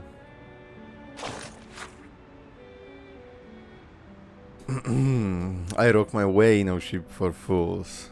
Of fools, whatever. Yeah. How long is this chapter, bro? It's been fucking 8 hours. How the fuck did I survive 9-hour live streams like half a year ago? I don't know, maybe I'm just tired today. I guess I was like at a party 2 days ago and hangover yesterday. And I'm thinking about the fact that I have to go to work tomorrow. And well, it was a chapter about mental fucking illness, so it might be hitting me a bit. Not that I have any, or at least, you know, not, I don't know, the discovered, what the fuck you say, prescribed, whatever. Aspects of madness. Dreams are the first and the last dance partners of madness.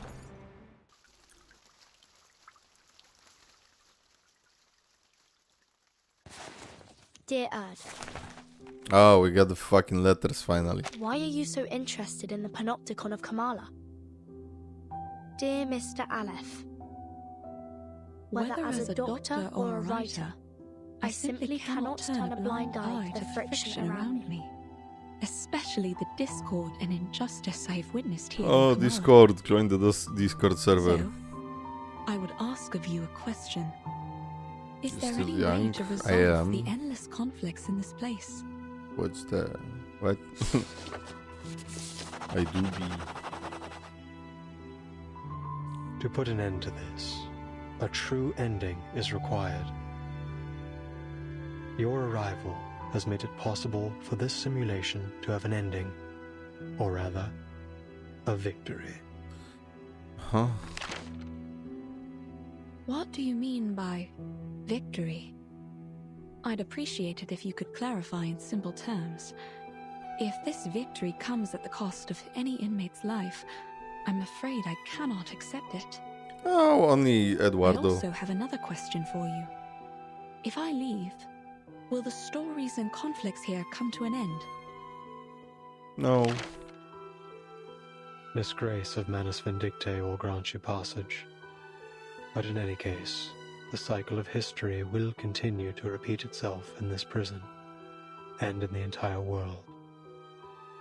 The sins of humankind will not cease until veins turn to wires, flesh and bone to geometric shapes, and the world around us twists in the colors of an oil paint. He talks about our fucking storm syndromes. I must say, your words have left me rather baffled.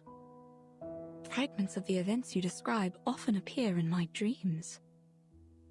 Could it be that these things really happened?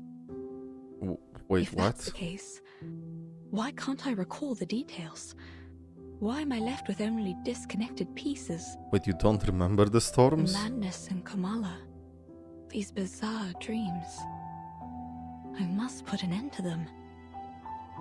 What have I forgotten? Garcia is probably disconnecting himself from the service. What the fuck? I can't shake the feeling that something crucial to me has been lost in the river of time. Some kind of duty, perhaps. What should I do? How can I recapture what I have lost? I won't answer a question that already has an answer. One given to you by the person who escorted you here and made you a promise. You're so close to the place where the truth lies. The gate. Think carefully. Why are you here? Who knows? Who the fuck knows, man? These letters we found have answered a great deal. But there's still something that isn't clear. Mr. Aleph, what exactly did the Manus promise Dr. Dorez? An era. A chance for her to remember her duty. An era? You helped her leave the Panopticon in the end. Where did she go? Momentarily aroused from his dream, the prisoner looks blankly for a moment before his gaze drifts back towards the distant illusion. Southward. There, on the No Man's continent, Manus Vindictae is preparing to recreate the parable of the past and future. A glorious past and a glimmering future belonging to Arcanus. Dr. Dorez is deeply connected to this particular parable. What exactly are the Manus planning to do in Antarctica? And why would Dr. Dorez go there voluntarily? Open the gate and see the lights. Fucking Nautica. The information revealed stirs unease in the hearts of the investigators from the Foundation. Mr. Aleph, when did Dr. Dorez depart? Oh, yesterday. It was a day when both the clouds and sun were visible. A day when both the clouds and sun were visible. Could you be more specific? Specific? You mean the time of day? His mind long ago lost any sense of time, a necessary exchange to make room for an infinite cosmos of words. You don't even have windows in your room, how do you know? Interesting, so he can't tell time, and in one of those, like, the ritual preparation, whatever the fuck, they said the timing is crucial, but not the time that we think of. So it may be, as I said, that some conditions must be met. Like here, the sun and the clouds visible, whatever. Once again finds himself without an answer. When both clouds and the sun were visible. Hey, Vertin, I think I know. It was 3 days ago. Then Dr. Dorez wasn't going to Comala on the day I met her. She was leaving. She was headed to Antarctica. It was cloudy that afternoon, with a brief spell of sunshine, just like Aleph described. Was it? Then it hasn't been long since she left. Excellent news. 3 days. If we set off immediately, we might still catch up to her. But Based on the intel we gathered in Ushuaia, Manus Vindictae bombed the entire port 3 days ago. Clearly, they wanted to prevent any interference from the Foundation. It's unlikely we'll find any functioning ships there. I'll report the situation to the Buenos Aires branch.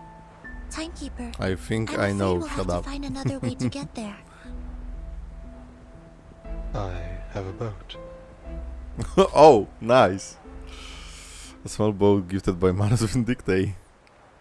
During the past several storms, he has taken this boat traveling to Antarctica at Manus Vindictae's invitation to evade the Could you lend it to us? reversion. The situation's urgent, Mr. Aleph. I see. So that's how. So the prison was not safe at all. Beneath a decrypted lighthouse, a battered little boat bobs in sync with the waves.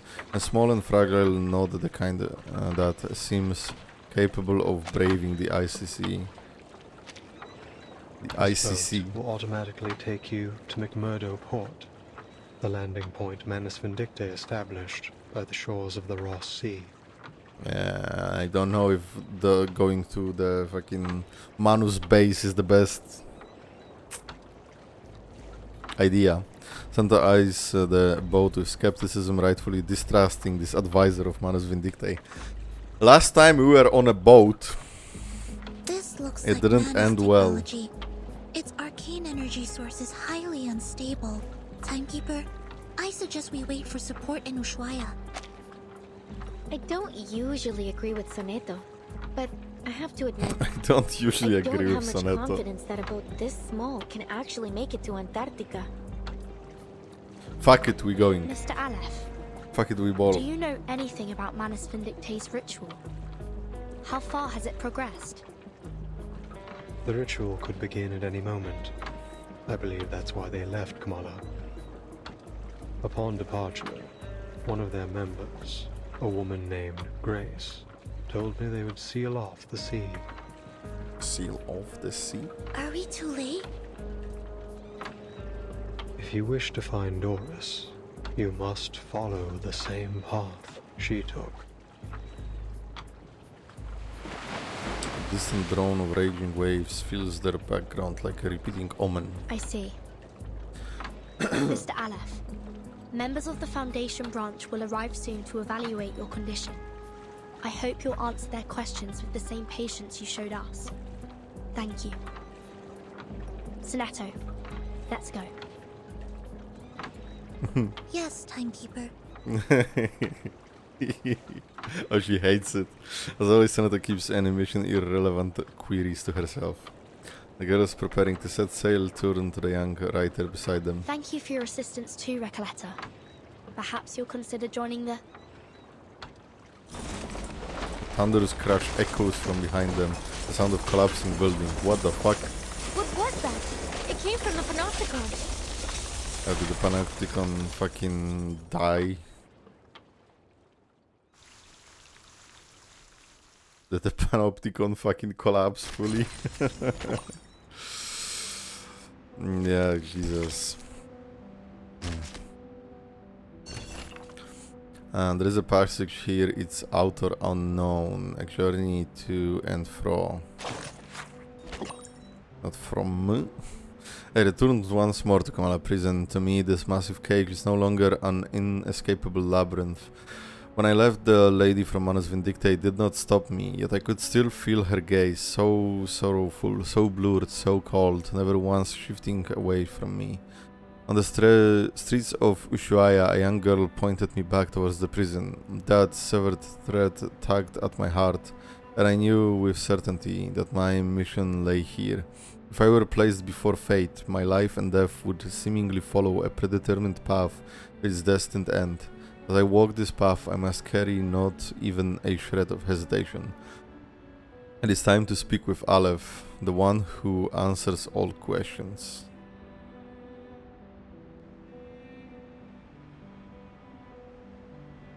And I understand that this is Urd speaking, but then what the fuck is the timeline here? So she came back to talk with Aleph and then left the same day. Note 20. In the place of my ashes. As day breaks, the story ends where the ashes rest. In the end, the night is not eternal. Only doom is eternal. In the place of my ashes, part 20. Oh, it's on fire. That's even better. Blazing flames reflect in their eyes, just like the name of this island might suggest. A winter night stands sentinel over a great conflagration. Kurwa, what? Conflagration as every brick of Kamala prison crumbles and falls. I have no idea what the fuck that means.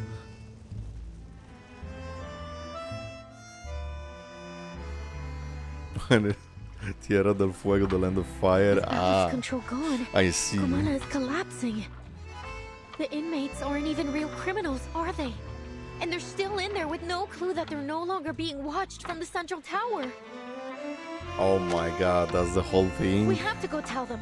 We have to get them to safety. We don't, really. Yes, we should help them get out. At least until support arrives. Do we need to? The Manus ritual. The battered boat sways within their sight. Don't worry. I'll go alone. Huh? You should hurry. When this is all over, I'll write to you, my dear friend.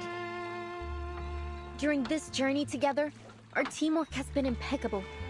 So, you can trust me to do this. I'm not doing it just to help you or the organization you represent. I'm doing it because the inmates are my friends. Are they? Okay, I trust you.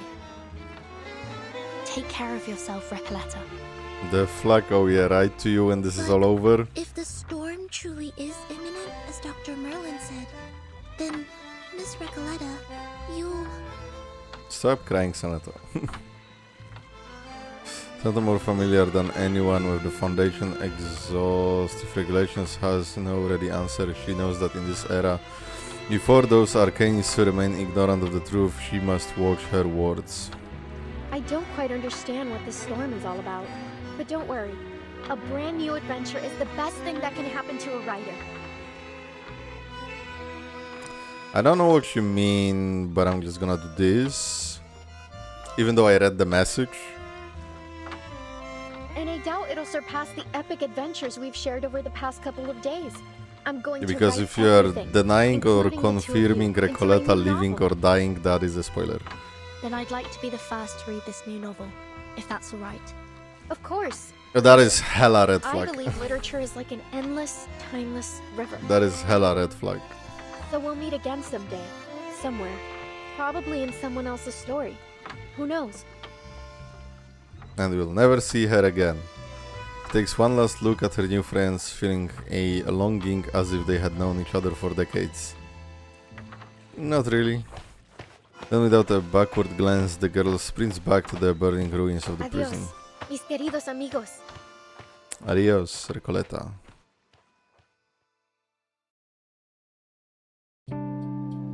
Oh, shit. Cinema. Hey, burning down the prison, let's go. Cool, chill music. To burn your prison too.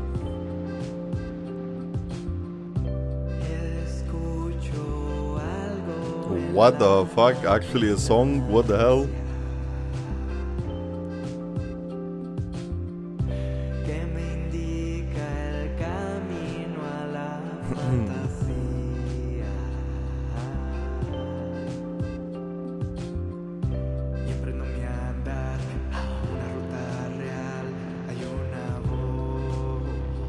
What the fuck is this burning face?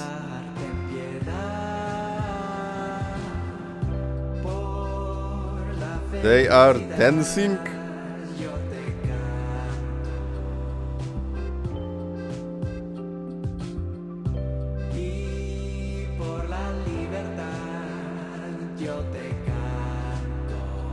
What the fuck?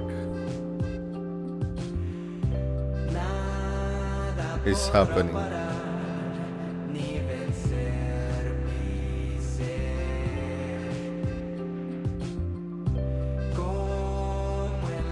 Oh, this is Garcia's exhibit. Oh my god, the fucking face from the papers. Oh my fucking god.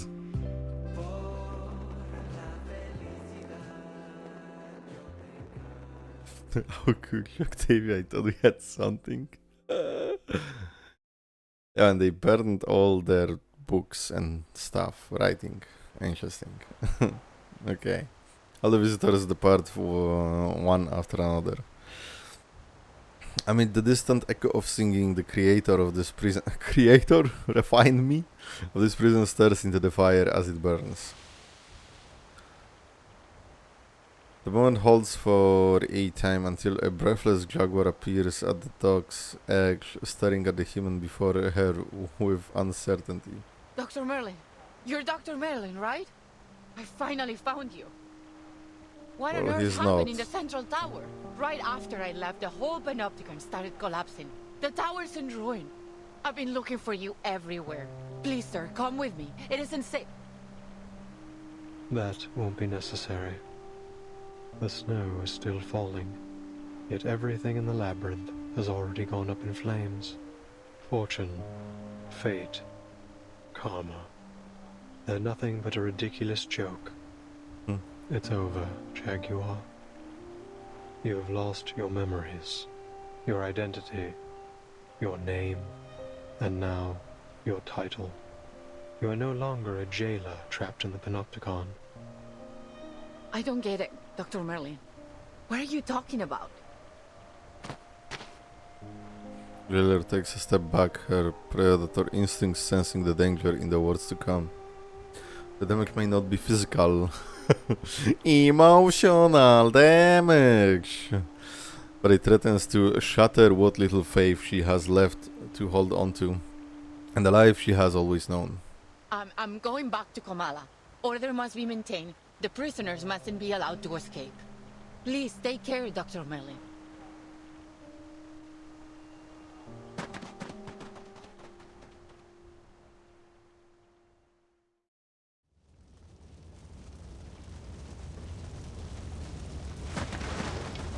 A storm between panic and hesitation, the jailer at last turns towards the searing flames.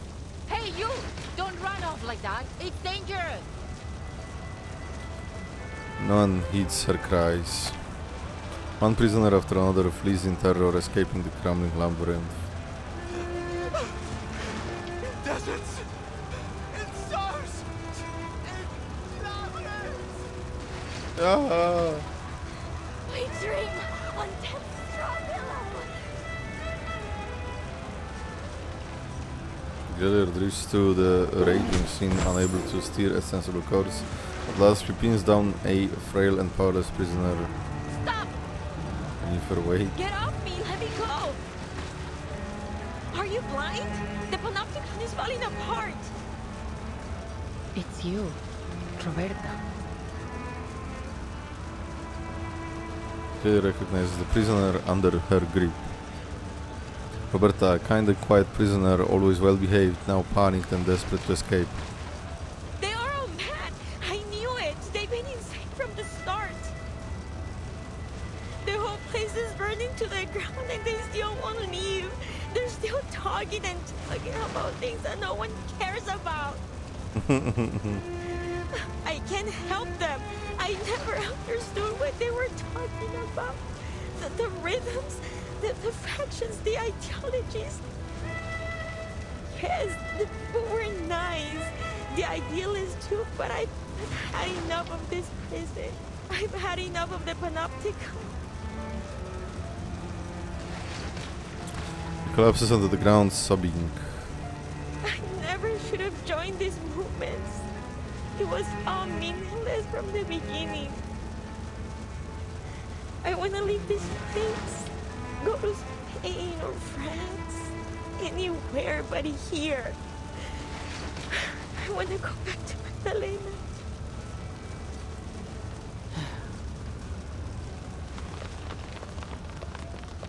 The jaguar releases her grip without a backward glance. Roberta leaves. Killer steps back into the circular structure she knows, her only home.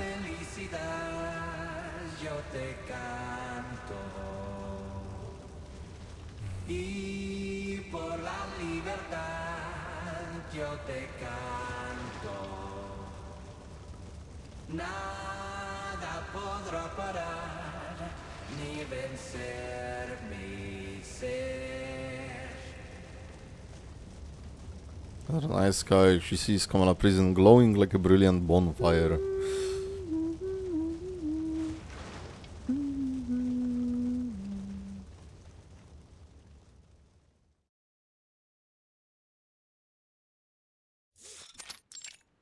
Three days ago. How long are these notes? But how does literature make you feel?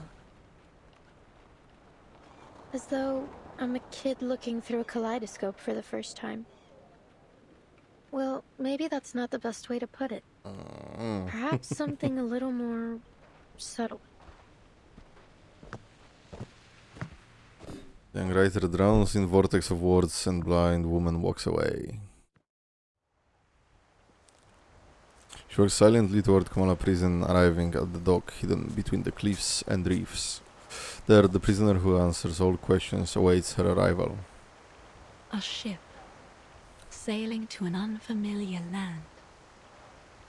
A parable of the past and future. An era that once existed and is yet to come. Is this the answer you've provided, Mr. Arlef? No, Erd. You will have to find this answer yourself. No one can help you with this. No one. I see.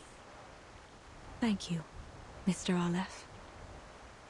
I will remember what you've told me.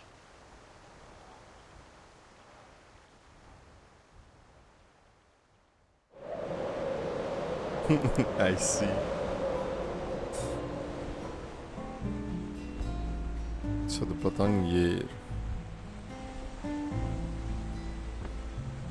whirls out new rights and wrong. Wives. Whirls in the old instead.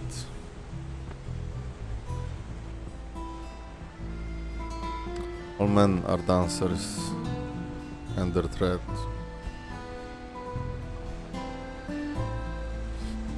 Goes to barbarous clank, whatever fuck. What the fuck? Why did the text, whatever, you know what? I'm not even. Oh, the end.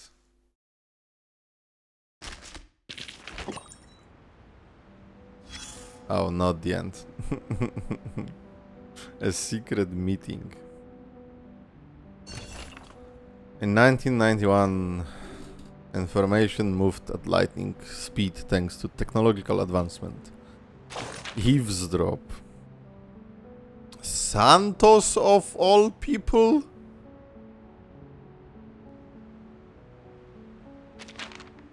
The Admiral sent me to deliver the latest updates. I think Igor has misunderstood something. Just because we are both here doesn't mean the Apostles' Brotherhood and Xeno are obliged to work together. Mr. Santos, you know the preacher said it before, each and every one of us is their subject.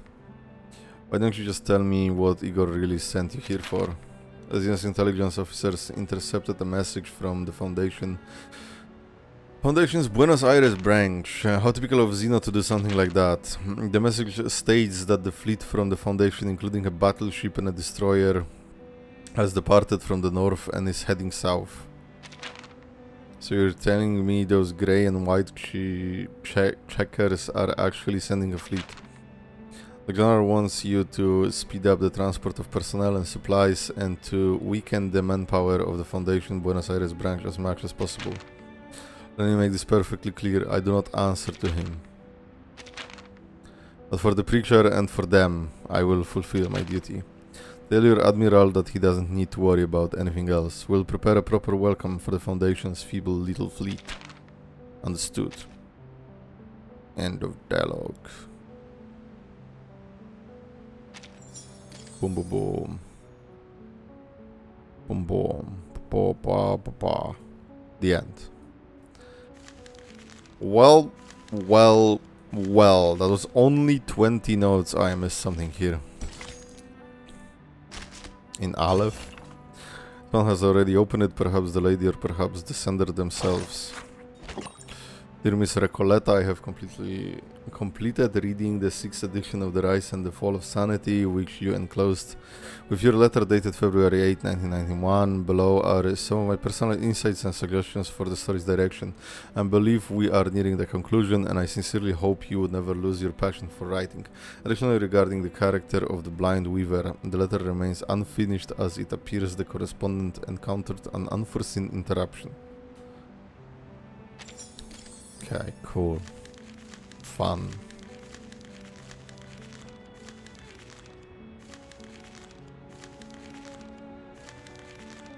Yep, that is it. That is all. The end of chapter 9, sorry. He lived, Santos lived, god fucking damn it. The chapter... Yeah, on one go too, but it did feel it was long. Yeah, I mean, 20 nodes is not long, but the nodes were long, as you guys said. Yeah. You had one job, Lopera. Who knows, but each node has a lot of yapping, final thoughts. We spend way too much time trying to understand Recoleta, while I don't think it added anything to the story, and I don't think it was necessary. That is what it is. It's okay, February was a hint that Doris has been in Panopticon longer than 3 days ago.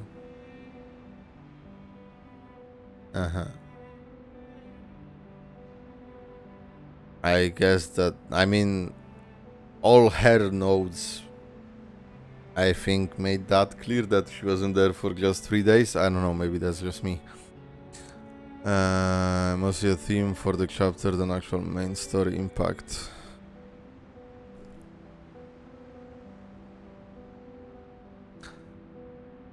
Okay, let me just like back away.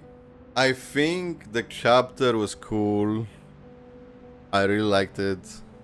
I like the whole mental illness, more dark story. I love Aleph and all of his iterations. I think he's a super fucking interesting character.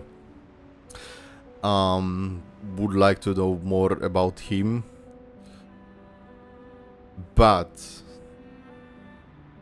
And I like that we got more about Urt, and I like that we got Sonetto, and I like that we are here with purpose. Like, it does feel like an event, and it's a lot about Recoleta. But there are the main story stuff, and the nodes where you fight Aleph and talk with him were fucking amazing. The boss fight is awesome. I mean, the design and the music, because boss fight basically died in 2 turns, so I have no idea what he does.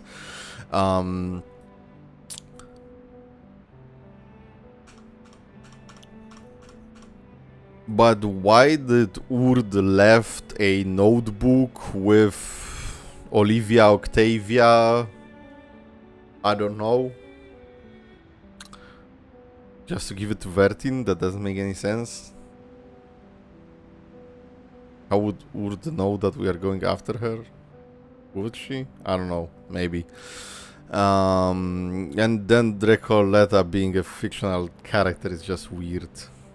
It's just weird and unnecessary. I feel like I think it would make so much more sense if she just was the book or something, like an Awakened. So what the fuck is she even? Is she just an Arcanist? That's a concept? Fucking hell. Yeah, obviously let's not talk about chapter 10, right? And like, I don't fucking know when are we going to play chapter 10.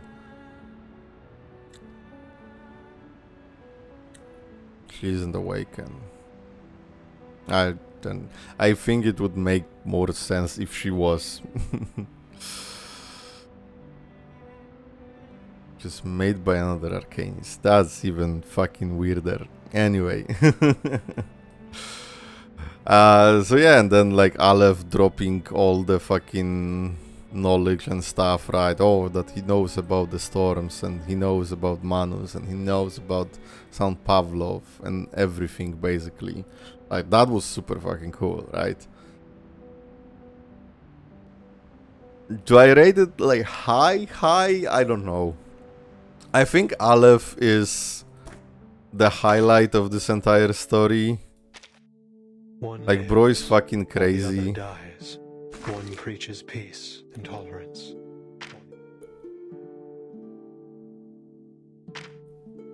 Oh, what the fuck is this skin? Fucking vampire. I feel like Aleph is the most interesting part of this, and his entire thing, and his design and his story, which I still don't really know that much. But everything regarding him was dope as fuck.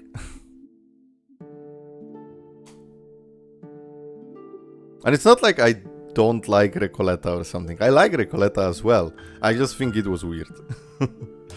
So like if I was like, you know, trying to choose like where in all the fucking events it goes, I don't even know. Like trying to okay, cool. Paradise Regained. Paradise Regained. That's crazy that we are here. That's insane. Oh, and all the fucking rewards and stuff, right? Wow, 200 clear drops. Let's fucking go. Like, if I were to, like, put it somewhere, I would, like... It wasn't bad in any way, but would I put it anyway, like, high up? I don't think so.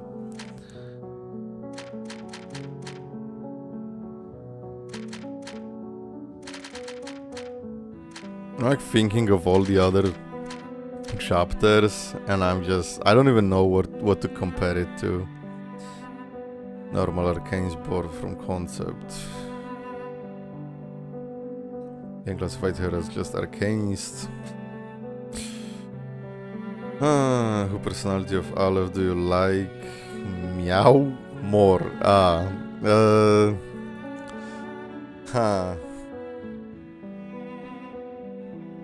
I mean,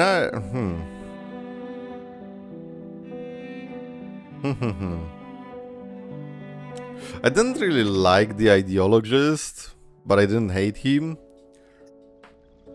And I kind of liked the doctor, the physician, whatever, how fucking crazy he was. I feel like it's hard to pick one of them. I feel like the amalgamation and the fight and the struggle of all three of them is super fucking cool.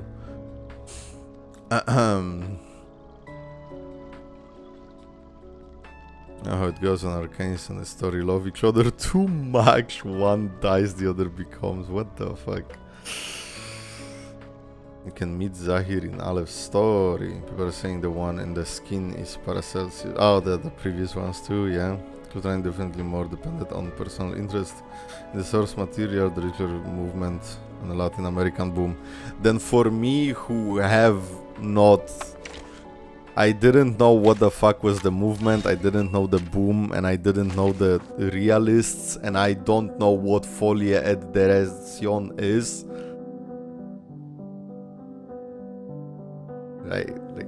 I don't know. Like Aleph, but not a big fan of others. I mean, like, definitely, like, knowing some concepts like makes the story better, right? If you know about the fucking market collapse this part of the story would be better, right? If you probably know El Oro de los Tigres, the chapter 4 would maybe not be as boring as it was, right? With all the politics. Prisoners of the Cave was kind of cool. If you know the opera, this probably elevates as well. I don't fucking remember what Vertin signed is.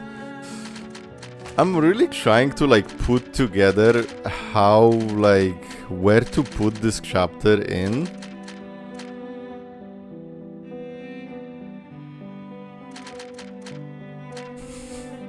And I don't want to say this, but I'm thinking like with chapter 4, which is kind of low.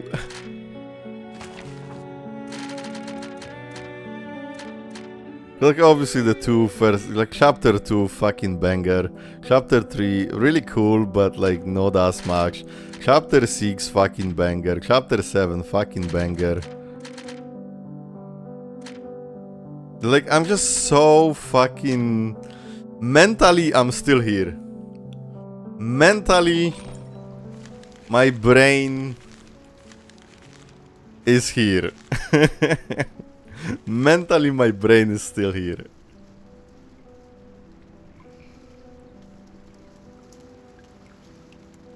Happy I could understand this one better than 5. I have a weird feeling I understood more from chapter 5. Make a comparison that Blue Epoch made themselves in Coming Aleph is ChatGPT in all of the worst ways. Marcus Beck have made chapter 6 all-time favorite. Oh, nice. Even though the latest chapters come close. I like chapter 4 and the politics 4. I liked chapter 4 for the ending. When so, oh my god, 2196 Jesus. 7 before 6. I'm not sure if from hindsight I didn't like 6 more than 7. And I apologize. 6, 7. Ah.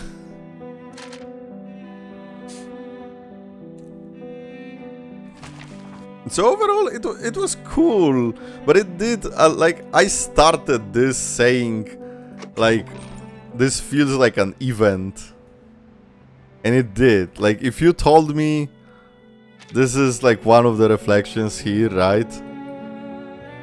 Like, if this is Haunted Highway about Tuesday and Argus and Kimberly, I would fucking believe you, right? The stars are so bright. What do you think of And this? you have the two characters, Aleph and Recoleta. Them almost level 56. So yeah, okay, I think I'm not gonna good thing Amana is sleeping dreaming of Among Us, yeah. So yeah, like there wasn't anything bad with this chapter. I don't know why am I like fucking galloping all over the place around it. I liked it. I really do. But there is nothing like one thing besides Aleph that I can point you to tell you what I liked. I liked that Urd was there. I liked everything that was there with Aleph, and I like that Vertin and Sonetto are here. But even though Vertin and Sonetto are here, I feel like they didn't do really anything.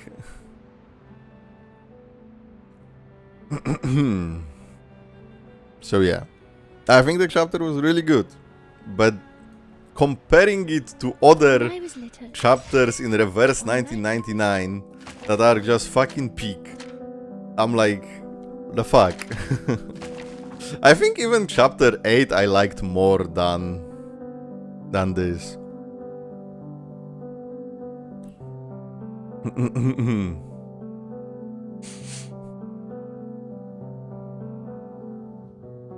I don't even know about the jailer. Like, she was just kinda there. Well, okay, before I start flip-flopping and being influenced, or, I don't know, start hating it more. I'm kidding. Arc of chapter 8 to 10 is about Vertin following Earth. That's chapter 9, she takes the role of an observer. 8 was a bit actiony for me. I like the story, but there isn't much of it. No, I really liked chapter 8. I really liked this. I really like the Xeno stuff. I really like Lopera. I went in this one, in those 24 notes, I went from being absolutely fucking scared and terrified by Kimberly to fucking loving her. Yo, comparing these two, if I had to say what I didn't like about Chapter 9 was Recoleta being a fictional character and all the literally bullshit. And if I had to say what I didn't like about Chapter 8, I don't know. I don't know. I don't like that we left Sotheby in the favela. And everything else in Chapter 8 I liked. Versus Chapter 5 didn't hit you as well? Man, we are on the complete like fucking opposite sides. Because Chapter 5 was pretty cool. It wasn't... I feel like the conclusion then in Vereinsamt was way better, right? But I think this was a really good setup. Yeah, Chapter 8 was really good. Okay. Well, thank you guys so much. We've been talking for almost 9 hours. I'm gonna shut up because trying to explain everything that happened in the past 9 hours while I am tired and it's midnight is not the best idea either. So yeah, I'm gonna end it here. Next time we are probably playing the Midnight Whistle event and then, I don't know, Series of Dusks. And will the fucking last evening be released by then? Fucking hopefully. I'm no joke gonna start playing Wuthering Waves before I catch up with fucking Reverse. Anyway, that was super fucking loud. Thank you so much for watching and see ya later. Yo yo.